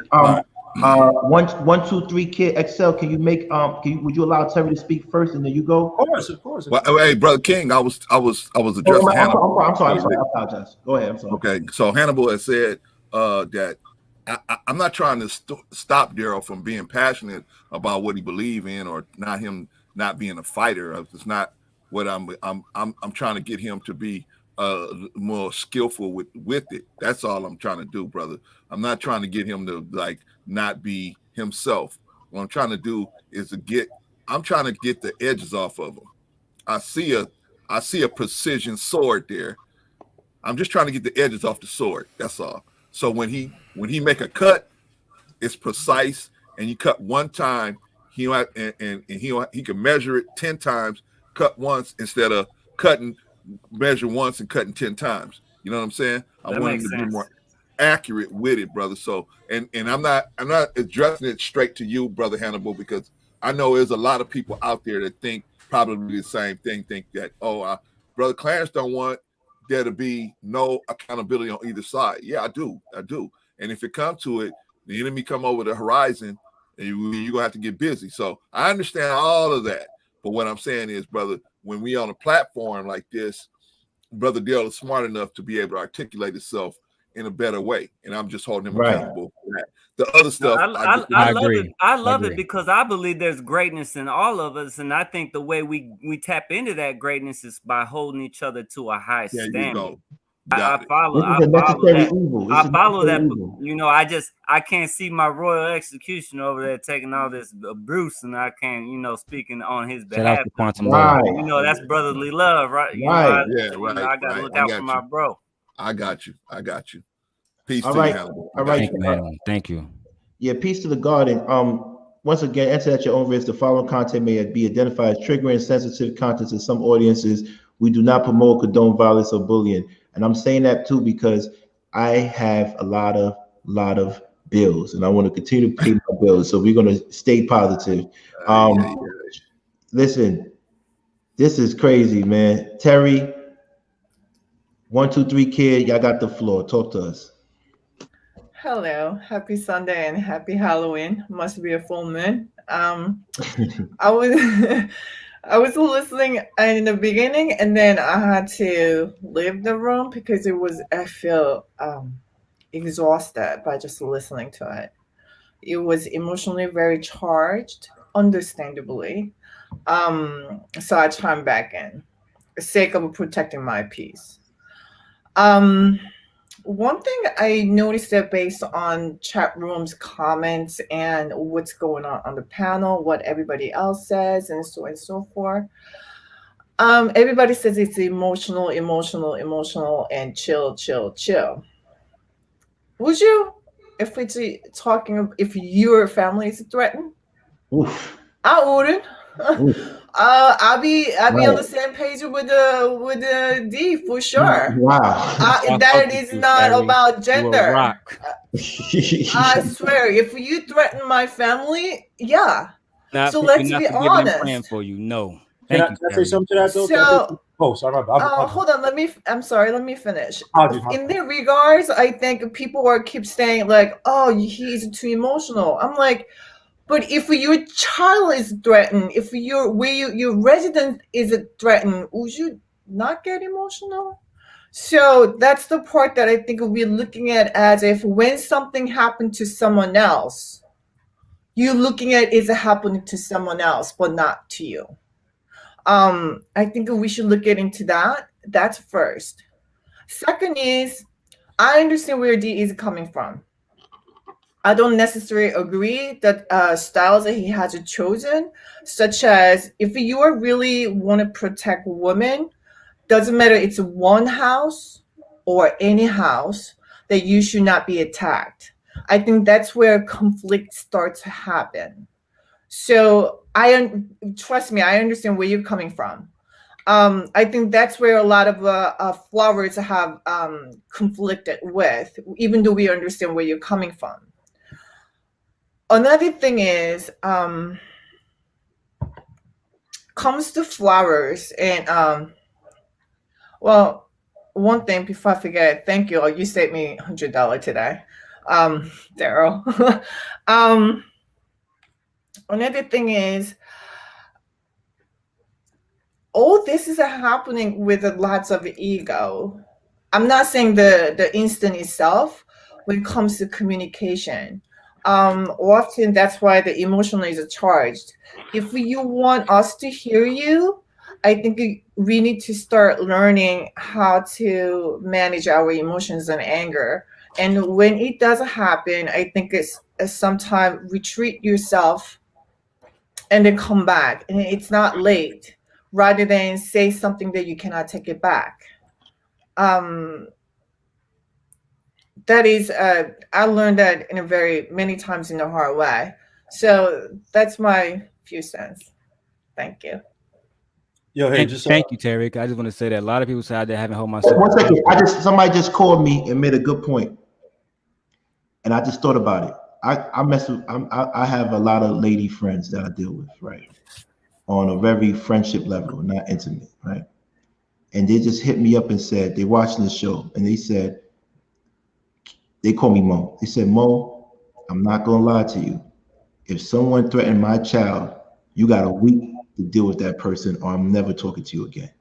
So we don't know the pressure that Darrell's baby mothers are putting on him because they threaten. So I'm just throwing that point out there. Thank you, King. No, don't thank me. A woman called me and told me that, like, yo, thank you, flowers. Like they, and I'm saying, yo, I'm saying, so I'm never gonna get pussy again. Yeah, I'm joking. I'm never gonna. You're not. Because you don't know what type of pressure he's facing. Maybe he wants to stop, but you don't know what type of pressure his baby mama say. You let them talk about. And on the flip side, you don't know what pressure Anton's facing from his wife either. So I just want to throw that point out there. That's all. I'm sorry. I like what Georgie said. What they did was they apologized, but it was followed by a but and the same behavior. To me, a true apology equals changed behavior. If your behavior don't change, then I'm going to treat you like I did before the apology. The apology means absolute nothing to me. For those who understand how I think. 1, 2, 3, kid. Oh yeah, yo. First and foremost, salute to each and every one of you guys, man. I rock with King. Heavy man, thank you, brother. Thank you. Darrell, I left comments on your videos and stuff, man. I love your comments, bro. I love the potential of your channel, man. I just want to say, first and foremost, King, my mom used to work for ACS. She retired. That's what's up. In March. So when you talked about that and your father doing work on that stuff, man, I was like, I rock with this dude, man. Thank you, man. The way you were on the other channel, I was like, yeah, this dude's a Brooklyn dude, man. You can't really, you know what I mean? I'm from Fort Greene, so Oh, that's what's up, man. Pre-gentrified Fort Greene, but anyway. Right, right. I went to high school around there, Brooklyn Tech. Yeah, I got into Brooklyn Tech, but I went to school in Connecticut. But yeah, I got into Brooklyn Tech too. So yeah, salute to you, bro. But I just want to say one thing, man, Darrell, you are my dude, man. And look, I don't got children. I will never try to act like I'm in your position. But one thing I know about people like, they want to get you into that emotional space to try to ruin you. I checked out your channel, bro. You were doing videos on the Sony ZV and all that stuff. I'm like, yo, this dude's a gadget type of dude, bro. Thank you, bro. I mess with that type of stuff, man. I love that type of stuff, bro. And we don't have enough black people doing that type of. It sounds very corny. You go online, you check out all the people that have the cameras and the gadgets. You don't get a lot of black people who doing that, right? So you have that lane, but you're allowing this dude to impact you, bro. Look, hear me out. Look, someone threatens your family. I understand. But certain men operate that way when they want to get you to an emotional space because they can't, everything else about them, they have other things going on in their lives that they have to bring that out and be emotional with people, insult people, go at people. And I said, the thing, talking about somebody's family, bro, from where I'm from, right? You come around my area, you're gonna get effed up. Like I'm a nerd, I'm a dude, but the rest of my family, the men of my family, they not really like that. Like you mess with them, they're gonna hurt you, especially my older brother. So I understand where you're coming from, but you gotta see the trap, bro. You have potential in your channel, man. I understand where Anton's trying to take you. He's loving this right now. Right. Y'all, this channel I'm loving it too because I'm beating Darrell and subscribers. I'm seeking to compete against him. So continue. Every time I look at your channel, bro, you have dope topics, but somewhere in the video, y'all talking about Anton. I'm like, yo, screw that. He's a cornball. Right. I work with millionaires. I'm not gonna say I work, but I work in the financial industry. I work around a bunch of so-called rich people. They don't talk about their wealth. No, they don't. I told you that. It's like if you're around smart people in high school, they don't talk about the SAT scores. Like, right. No, they don't. I told you. Hold on, somebody's thing is playing. That's a Mayette. Mayette, can you press it? Somebody press. Somebody's thing is playing. Hold on. Sorry. Okay, thank you. So to me, man, look, I first of all, he has a video where people talking about him still on liens or that stuff.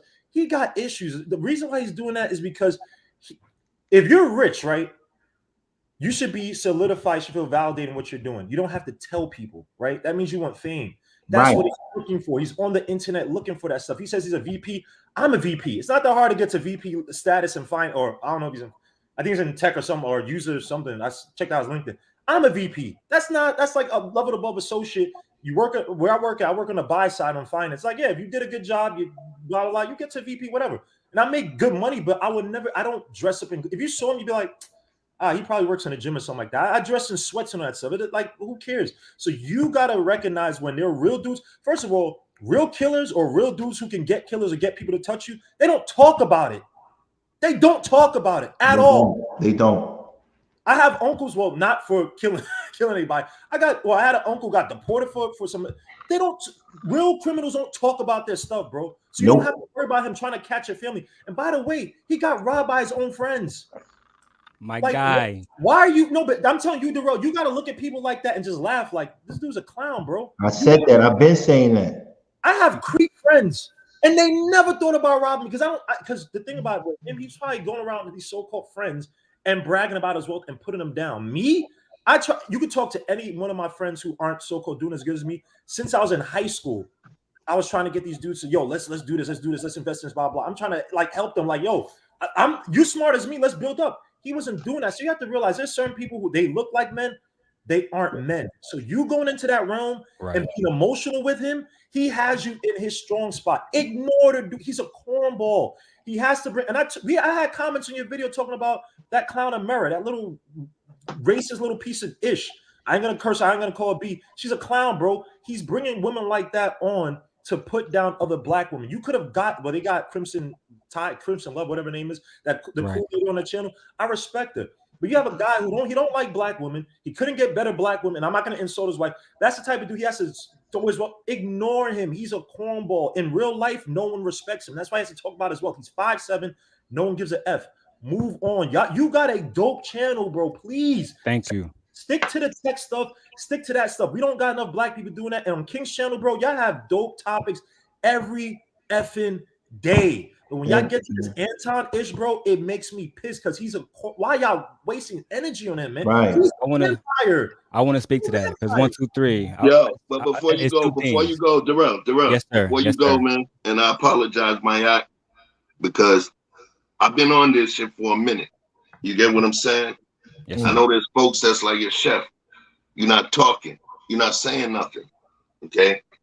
Because when I told you there's certain things that I talk about love, I'll talk about peace, I'll talk about all of that stuff and give you some great enlightenment. You get what I'm saying? There's certain arenas I don't play with because I don't talk. You understand what I'm saying? So I'm gonna say my piece and then I'm gonna share love with y'all, but then I gotta go take my daughter trick-or-treating that I was supposed to do already. You understand? First things first, man. Look, family is out the game. I wasn't gonna say shit. Family is out the game. Family is out the motherfucking game. I got a duty to protect my family. Not just from fucking intruders that's coming in, but from me inviting danger to my motherfucking family. How would those wonderful people feel knowing that I'm out there? There's a difference. There's two things. You got, pardon me, my microphone. There's two things. You got ready. Yeah, I'm ready. I'm ready. Yeah, ready for war, ready to die, ready for any fucking thing, right? But then ready ain't shit. Are you prepared? For me, readiness and preparedness are two separate things. Ready, that's that pop shit. I'm ready to go. I'm ready to go. Prepared. Prepared for consequences. Prepared for collateral damage. Prepared for the shit, the worries that your sweet mom and children and all of that got to think about, man. Look, yo, So when people like, yo, chef, yo, say something, bring it in, chef. At some point, yeah, I'm an OG, but at some point, guess what? You see me lean back, you see me like this. At one point, it's like, you know what? Let the motherfuckers kill each other, man. Because I don't stand on that shit, man. Women, children, those are supposed to be protected. I got on E-Black's channel, and I made a vocal apology to this man's wife, specifically to her. I stated you did not deserve this. I stated the only thing that I know about you, the only thing I know about you is that you loved this man since you was 13 years old, even before he knew he loved you. And you've been in his corner. You've been his help me. You've been amazing, and you're there with him. I know nothing negative about it, right? Watch this. My mother got a motherfucking mole on her face, bigger than hers. So we're going to talk about Pyrrhic victory, right? It's a victory you win, but at what fucking cost? Decimation. You know what I'm saying? Will you become your adversary after you defeat them? The worst thing you could do is defeat your adversary and then become him. Look, man, this shit is a lot, yo. This shit is a lot. I got a lot to say, but there's a lot more that I don't want to say because I recognize code, and I know when we talk, we gonna talk. But yo, man, there's shit that I don't stand for, and there's shit that I cannot stand for. I can't. And I'm gonna have to stand on that. Right. So like I said, I'm gonna go, I'm gonna wash my face, put on a smile, and go take my daughter to go. Before you go, and Mayette, you go and you close it out. I want to say I publicly apologize to Darrell, and black men should not threaten other black people's families. The same way Chef apologized for black men. Hold on, we shouldn't talk about people's wives. I'm gonna do another thing also say black men, we shouldn't threaten people's families and livelihoods.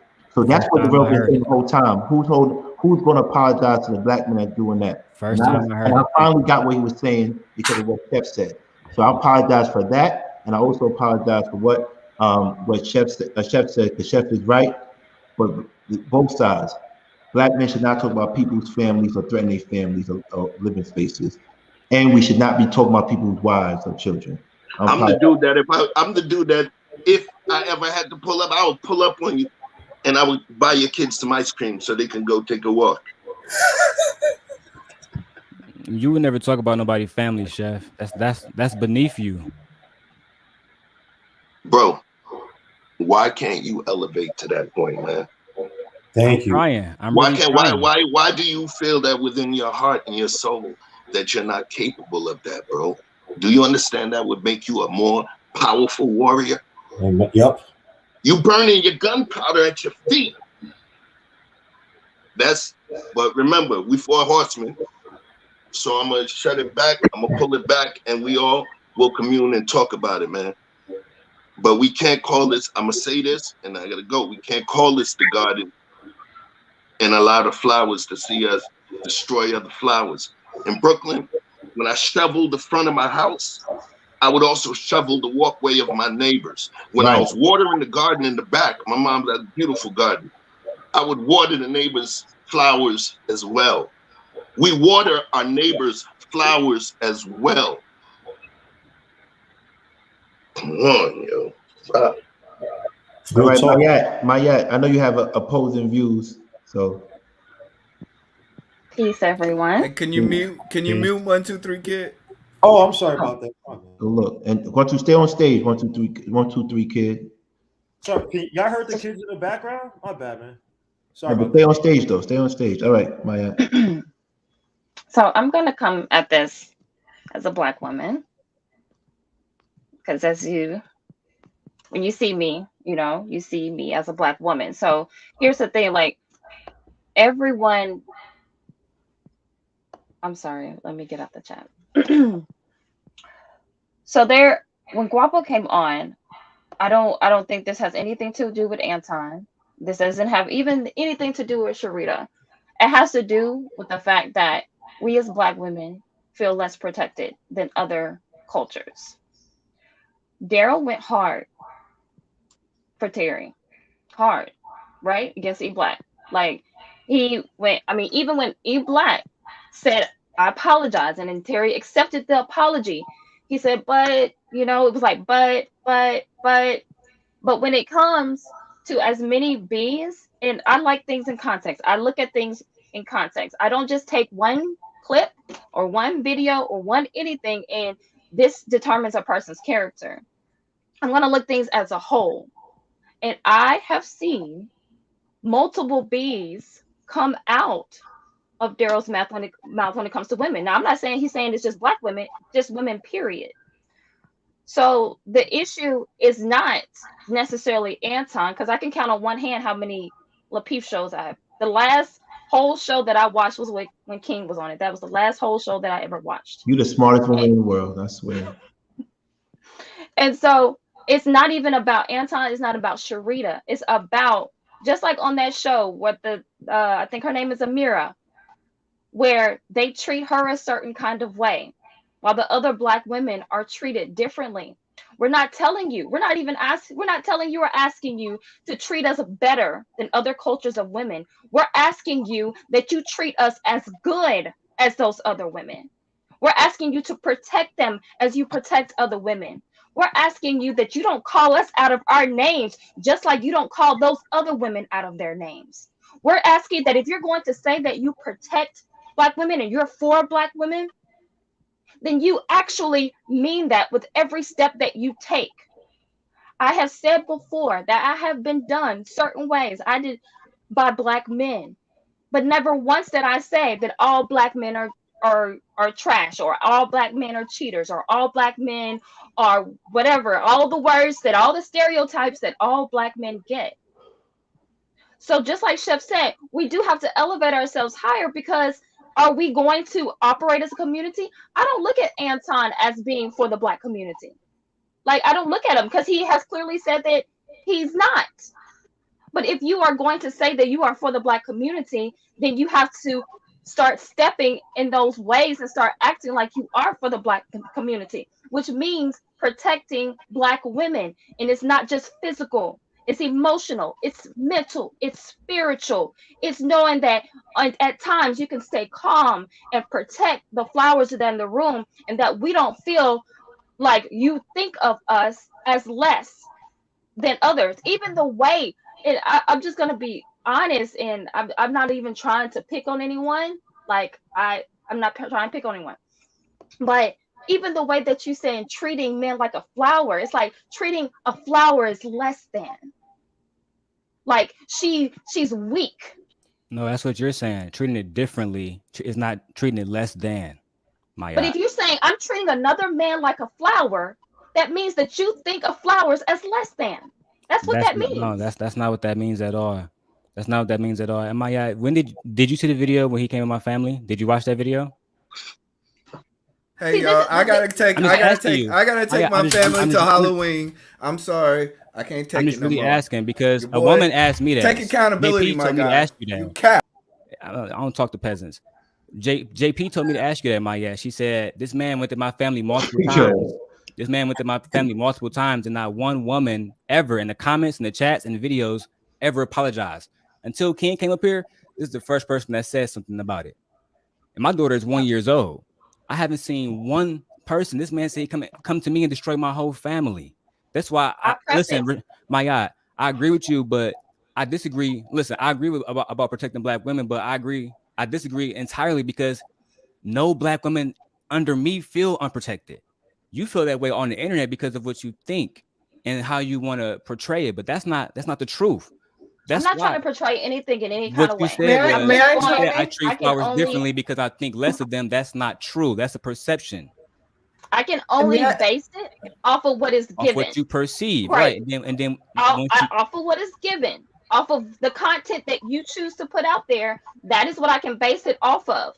Black women do choose drama. Black women do love drama. That's why so many drama shows All of these reality shows are present. That's not the type of woman I am. Just because another woman, and just like JP says, just because another woman calls another woman B, doesn't mean that I deserve to be called that. Just because. So you didn't defend my family. That's what you're saying. Hold on. I didn't see you. You're correct. I didn't see the video, but I prefaced and I said that this was not about Anton, and it is neither about Sharita. I did preface that. I said that first. It's not about either two of those people. It's about consistency and taking accountability. And accountability starts with self. Right. And that is all we're saying. Guapo did not come on here to talk about Anton or Sharita. He came on to this panel. He even said he didn't even come to talk to you. He came onto this panel and said, men, take help the other brothers take accountability for their actions. That is what we're talking about. We're talking about, hey, just like you decided to say, hey, E-Black, you need to take accountability. We're also asking that you take accountability with your words and your actions. That's what we're asking for. That's all we're asking for. We're not asking for you to not take care of your family, protect your family, and do any of those things. We're saying just take accountability, because we as women in the room, we as flowers in the room, we as Black women in the room do not necessarily feel that your words are consistent. That's what we're saying. My actions are different than my words. That's all I'm saying. Just to say, hold on, I so we don't got to keep going. I will accept your challenge. But all I'm saying is the reason why you can't call a single Black woman in my actual presence is because my actions mean different. This is YouTube. This is words. Okay. No Black woman in my vicinity would never be disrespected because my actions. Darrell, sorry to cut you off, but you see though, like when you took up the stance of protecting Black women, and when you voice that out, right, that has power in it, right? So Mayat is not, obviously she don't live with you, she's not of your family, right?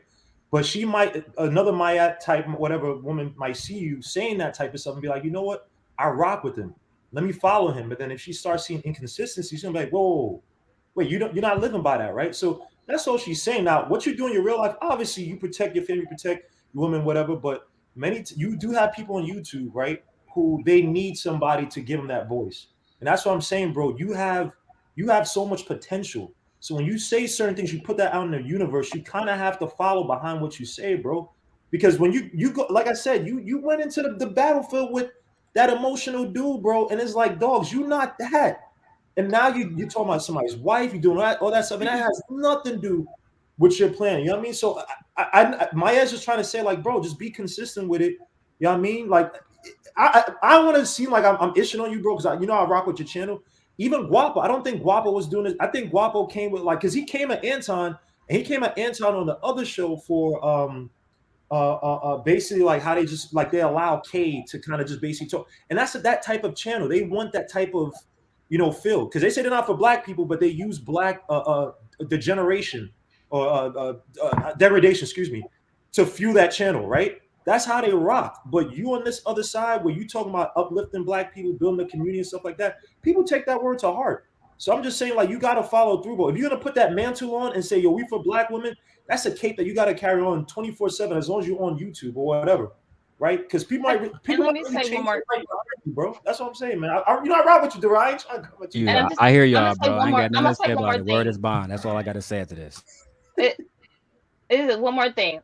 So people in the chat, I'm not taking it personally. Like, I'm very, I love my people, period. Like, that's it.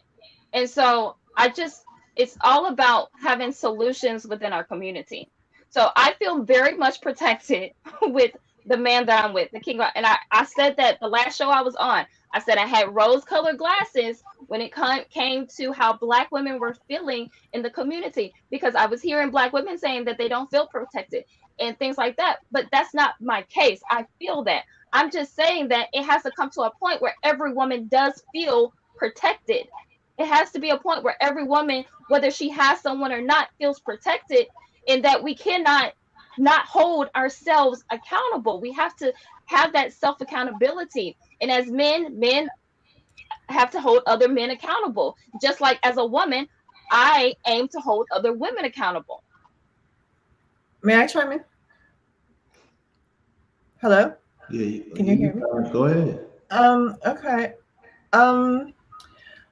I agree with the Maya in certain extent. I think this is more of a not just a Black community, but I think this is what among men do often is when you describe other men as they're not men enough, often use B words or flower, whichever, as if we are the less than.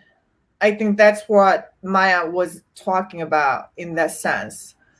And then another thing is, we talked about purpose before, and I think I think you are in right now that example.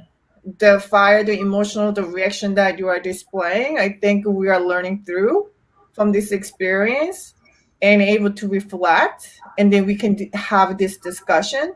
Perhaps that is your purpose at this moment. But I think this is something that I think we should be all mindful about when we belittle your opponents or your enemies. If we can level that up in a way that not, how should I say, not using what you're protecting as the tool to belittle your opponents, if that makes sense. I think that's what it is. I mean, in my view. I hear you, Terry. Thank you.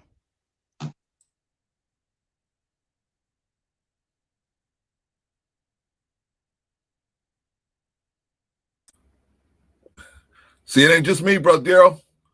It ain't just me.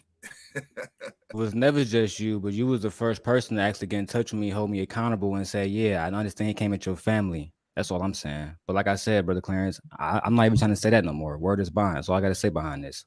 Word is bond. Yeah, and I never saw his video where he threatened your family.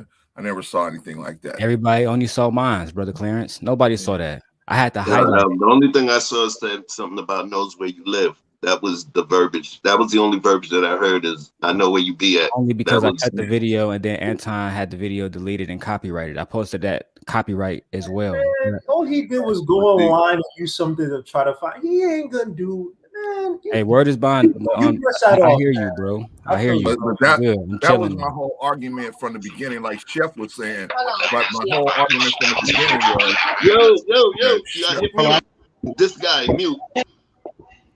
Okay, my whole argument was the same as what Chef was saying. Just because your enemy does something evil, that don't mean we're gonna repeat that evil to him. The old folks used to say, 2 wrongs don't make a right. We not gonna try to be, you know what I'm saying, we're upset with Anton for doing X, then we can't do X and then say we're righteous when we do X. You're evil when you do X. That ain't gonna be, that's gonna be inconsistent. And I'm not just talking to you, Daryl. I'm talking to the people that's actually in the room that's, you know, gonna be hearing this and say, why they coming at Daryl? We're not coming at Daryl. We want Daryl to go at Anton. We want him to challenge all of this stuff, but we want him to do it in a righteous way. We want him to do it in a way where, like Chef was saying, when his people see what he's doing, or not, I don't know if it was Chef or maybe it was Brother 123. When people see what you're doing, they're gonna see the consistency there, and they're gonna say, okay, I can still rock with him because he's being consistent with what he's doing. You know what I'm saying? And number 2, we don't want this to develop into nothing that's, you know, gets offline. You know what I mean? We have already read and heard about other content creators that lost their life over similar, smaller issues. And we just don't want it to develop to nothing like that. So that's my point. Brothers and sisters, I'm going to have to take off and leave you now. I'll try to leave you in peace, try to greet you in peace and leave you in peace. And I'll see y'all when I see y'all on the streets. Peace to all of y'all. Peace, man. Peace. Peace, Brother Clarence. Peace, Brother Clarence. Peace. Yo, this guy, what's up? You on mute. You on mute. You on mute. Hello? How about now? Can you hear me? Yeah, I can hear you now, brother. Hey, y'all all right tonight? Yeah, we good. Everybody all right? Chilling, bro. Look, I wanted one thing that I want to address. I'm watching your show. I'm a fan. King, you a solid dude. That's why I'm Thank over you, here. brother. Chef, you a Thank real one. You always dropping jewels and you really helping young brothers out here, including myself. I'm 37, but I know these young brothers is swapping that up. So keep dropping those jewels. It's not being lost. No matter how many subscribers y'all got. Brothers Before can hear you you. continue, I want to thank you for saying that, because I needed to hear that after, you know, these 4 hours, you know, so I appreciate that it is being absorbed. You feel me? Thank you. Okay. I appreciate you. I just had one question. Yes. It's for my brother Daryl. Because, you know, I see you harping on the point that nobody's addressing that my man took a shot at your family and you feel a way about that. And I feel you on that. But my question to you is, let's just say you everything you say you is. You bout everything you say you bout. And you go to war with whoever you want to go to war with. Who gonna protect your flowers when you gone? This guy, my family, the reason why I took that so personal is because I have a very tight family.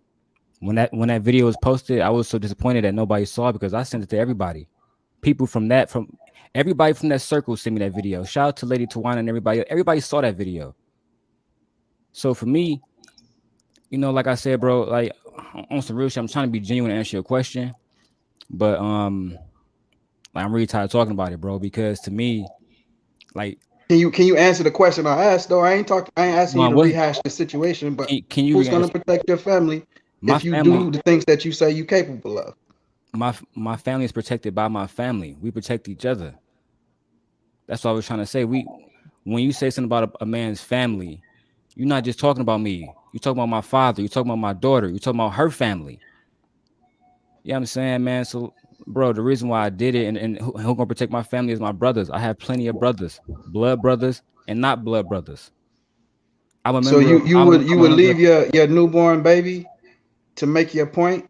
If I was a soldier and they told me that I had to go to war, would you tell the soldier that he's stupid for leaving his family? Somebody had to be at my doorstep, yo. I asked a simple, direct question. Would you tell a U.S. Marine that he's stupid for leaving his family going to Afghanistan? Yes or no? Is he justified for leaving his family and going to Afghanistan to protect this country? Is yes that the question you asked? Yes, sir. Of course, it's an honorable mission, but no, it's an honor to protect everybody else, but it's not an honor to protect my family. In the same way, it's a fool's errand. Okay. At the end of the day, I if answered you your want question, to. family. I'm sorry if I didn't answer the way you needed me to. If I have nothing else to elaborate on, that's why I did it. My family gonna always be here to hold me down. If I go in a coffin today, which is not gonna happen, somebody gonna pay for it. I understand that. You know what I'm saying? But just like you wouldn't tell a Marine that he's stupid for leaving his daughter and family and wife behind to go fight for a country and people that, especially for black men, people who don't even really love you, right? But you think I'm a fool for doing the same thing. I mean, we can agree to disagree. Word is bond. I got nothing Not else to your say. fool. The action is a fool's errand. We can agree to disagree. This guy. Okay. Word is bond. I respect that. See, that's why we don't have to agree, but we get our points across. Thank you for that. This guy, you can stay on stage, please, if you don't mind. You don't have anything else to do. Right. Mr. Rucker, what's up, Mr. Prenup? You finally on stage, Mr. Prenup. I love you, man. What's up? Talk. No, you're on mute. Take it off mute. You finally Mr. Stage, Mr. Prenup. You always have me laughing, man. What's up? Talk to me, man. What up, everybody? Well, yeah, no problem with prenups here, but liking the show and everything. I understand Daryl's point of view. I mean, you're gonna have to be sensitive when it comes to your family. You got to defend your family. It can be an overkill, but everybody would understand because you're talking about a man's family, so he's supposed to be protective and everything.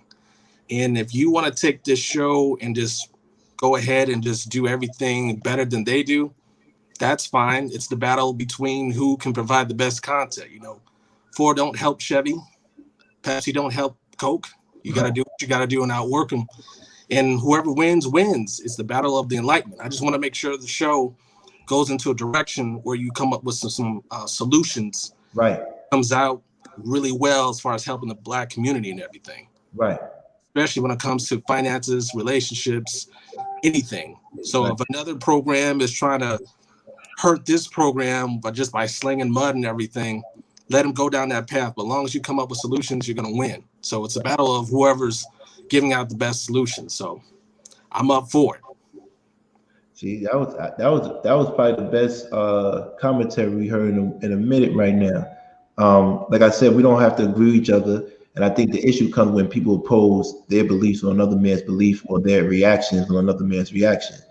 Right. We just gotta let men do what they do, but we should use this particular page to come to solutions. And I think he noticed that. He said, "Listen, I get it. I won't mention this thing on this page anymore, and if I do, I'm going to give King all my subscribers." That's what he committed to, and I want to say thank you for that. Damn, that's pretty good, man. He didn't even laugh at that shit. He was like, he's like not even focused on us right now.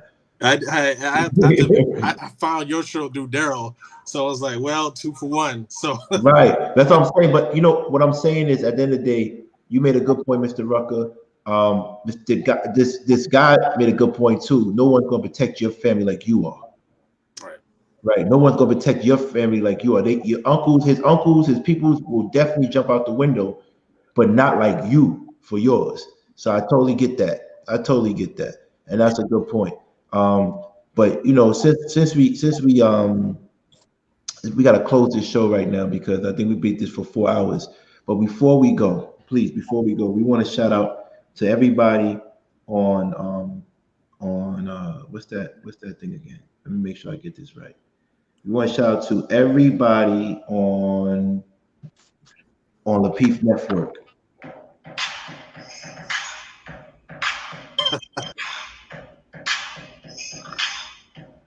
Yeah. You're goofy, man. Listen, I'm joking. It's all jokes, man. It's not that serious. That's why when I joke on E40 with the E40 Chicago Rillo, I play Computer Love, but JR, it's a joke. It's not that serious. We shouldn't be going to violence. But with that said, listen, please have a good night. This is the last time we talk about that situation, and tomorrow we're gonna come with some good solutions. I appreciate everybody. Do me a favor. Thank you for taking me to 733. Hopefully I wake up to 750. And then we got 5 more days to get to 1,000 subscribers in a month. Unheard of, organically. And that's what we're trying to do. We're trying to get there. And please follow these pages. Mr. Rucker, tell me your page, please, so they can follow you. You can have all my subscribers go to you. What's your page? My page is Mr. Rucker. And if you can't find that, just go to lamarracing.com and you'll find a link to Mr. Rucker. All right. This guy, talk to me. What's your page you want them to go and follow, please? Yo, you can find me at Victor Freeze Music. Oh, that's you? Oh, you funny, that's me. Funny as hell. You funny man. Yeah, I ain't hiding. I'm just, you know what I'm saying? All right. What page can we go to before you let the horseman leave? That's why you gotta look up. It's Victor Freeze Music. Okay. 1, 2, 3, kid. About you, what you trying to do? Let them know. I don't got a page, man. I'm just here to support. So go support Daryl Long's channel. That's some real shit. I like that. I like that. Terry. My God, appreciate it. Terry, any final things? Okay, she's. I just want to say thank you for having me. You're welcome. And I'm gonna end before Darrell and Steph. So let me go and say thank y'all for supporting this page. I'm gonna edit the E40 stuff out because I don't want to get in trouble with that. You know what I mean? But just know that I do that every time just to joke around. It's not that serious. I want them to win. I'm lying. I'm not. But you know what I mean. All right. All right. Market. Let everybody. All right. Oh, man. All right. So yo, it's your boy, Chef Space Chupino on YouTube and Chef Chupino, one word, on IG. And you know, y'all had a nice taste of beef today. So you might as well come over to my YouTube channel. Right. You know, I got some kick-ass tomahawk steaks that I got up there, some food prep, you know, and I put them to music and to, you know, a little auditory, you know, some words behind them as well while we're still building that channel up. So go over to Chef Chupino, hit subscribe, hit the bell so at least you get notified when something comes on. I dropped about 4 videos yesterday, so I'm gonna be having some more coming through. So come holler when you finish with this beef. You can taste some USDA Prime. Yeah, Chef Shapiro, I didn't mean to cut you off, bro. I'm trying to look up your page on IG because I love steaks and making steaks. So I can't find it, bro. I just literally it's Chef Shapiro, one word. It should. Oh, my bad. I made it too. Yeah. It's a space on YouTube and it's one word on IG. All right, thank you, sir. Thank you. You good, fam. That way you can end it. You know what I mean? Because they was all you today, so you got to end this one today, man. Look, man. I sit up here thinking, like, how the fuck can I end this on a good note? And I can't. Feel me? So what I'm gonna do? I apologize, though. I did. I appreciate you. I really do. You know what I'm saying? And everybody else showing me love, man. But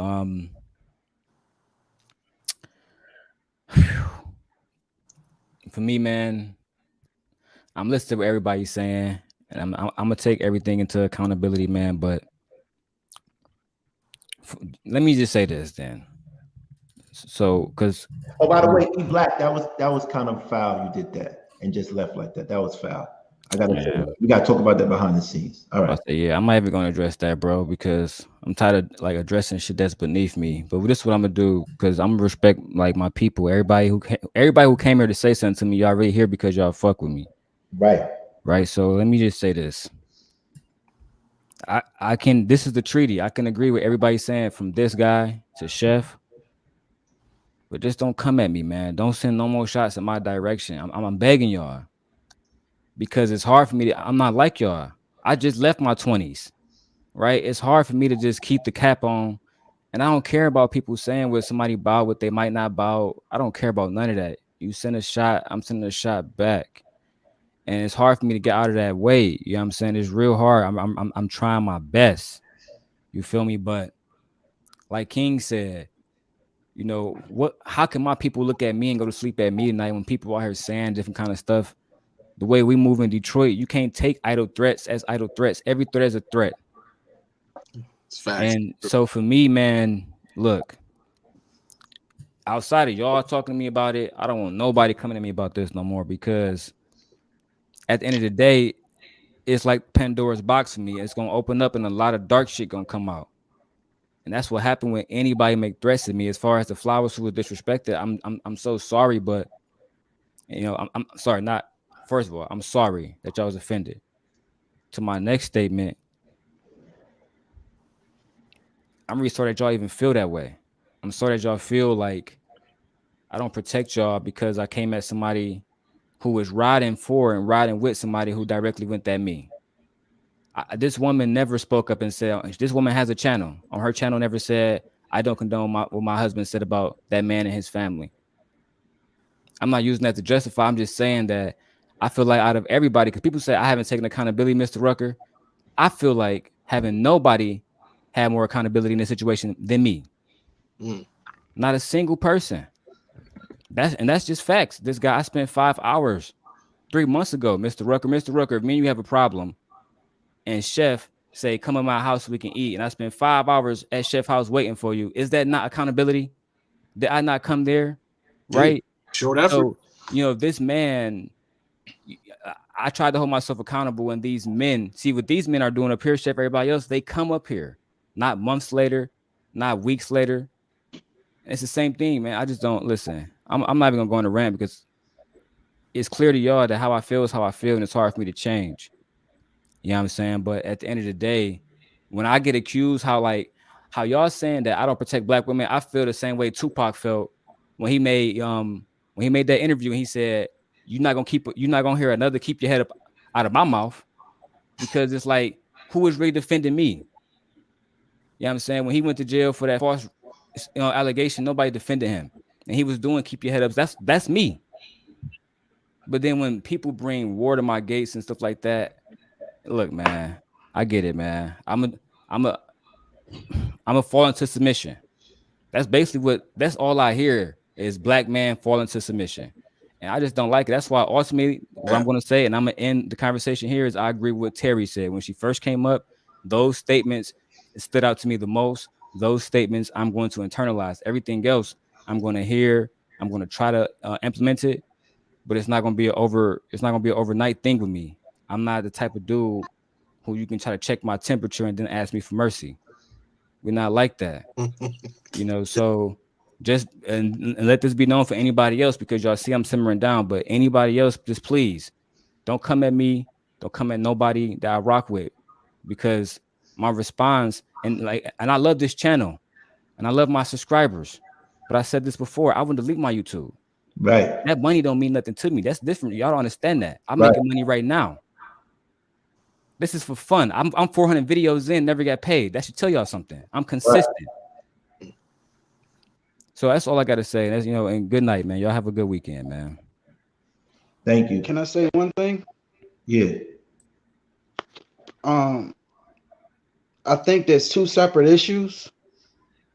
The threat to your family, and you can stand wherever you stand on that. But I think the accountability that the people was looking for is for the sake of your credibility and the sake of you being a representative of the show. As a horseman, you held to a higher standard. So if you can separate those two issues and realize that you're not wrong for any stance that you take on how you want to address your threat, but understand that when you shoot in the crowd, people don't respect that. No matter who you were shooting at and what the reason was.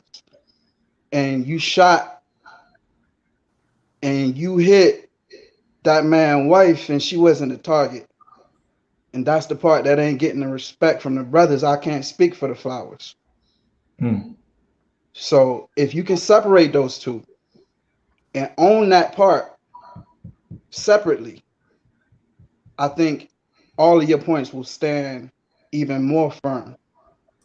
I because agree it'll show that you're a real one, and you can compartmentalize and see you're wrong even in your stance of being correct.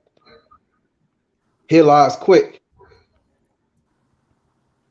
No doubt. I appreciate Die it. young, leaving a beautiful, you know what I'm saying? A good looking corpse, you know what I mean? Dead, but he wasn't no punk. No all doubt. all of these young brothers is listening and watching you. They picking up game from you. They already feel how you feel about everything. Address everything.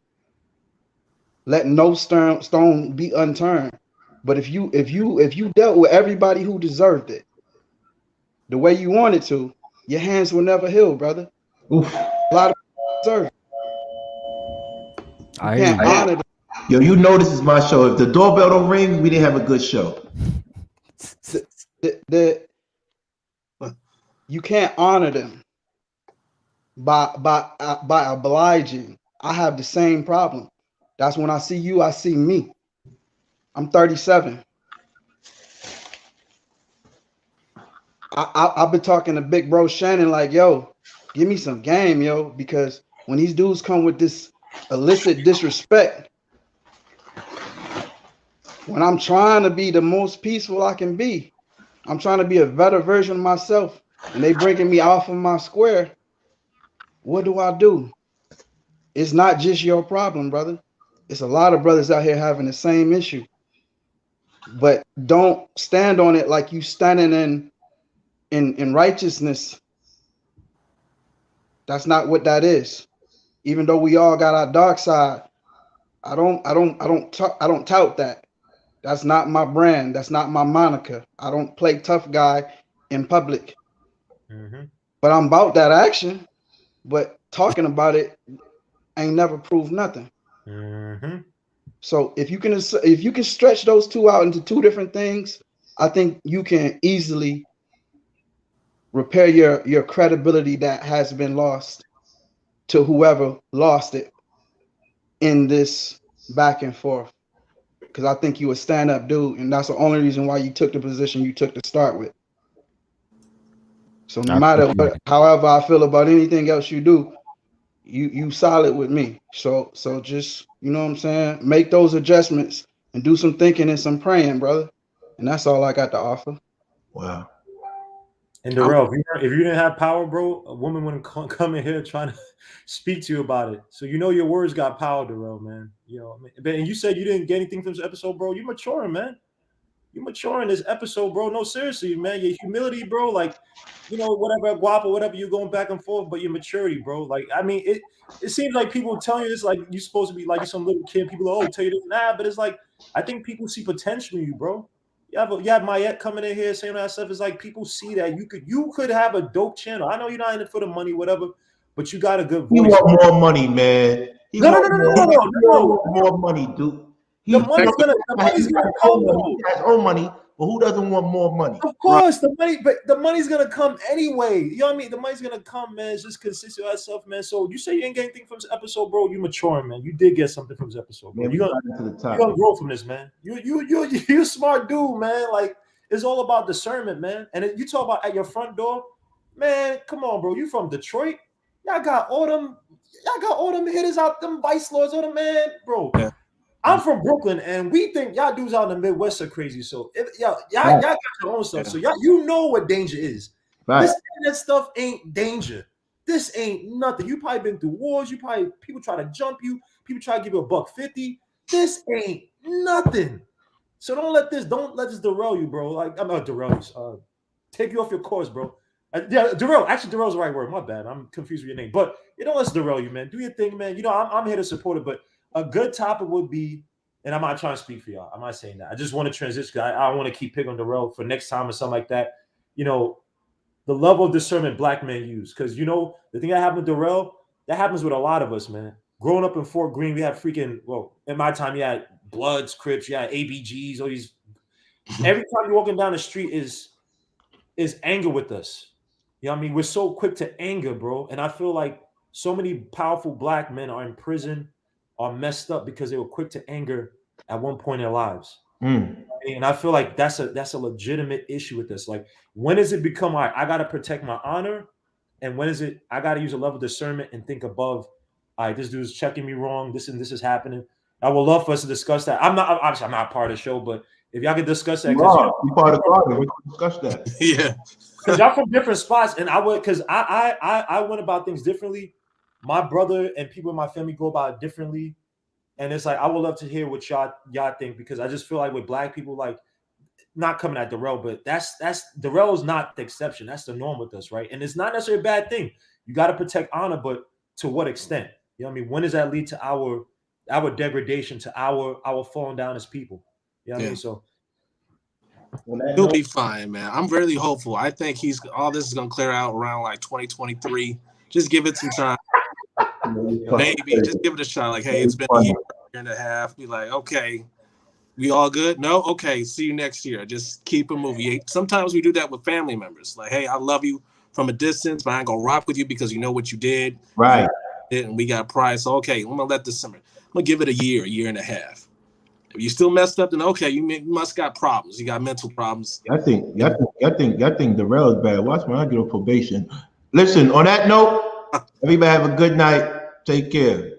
Appreciate it, guys. Appreciate it. Peace. Prenup. God. God. Prenup.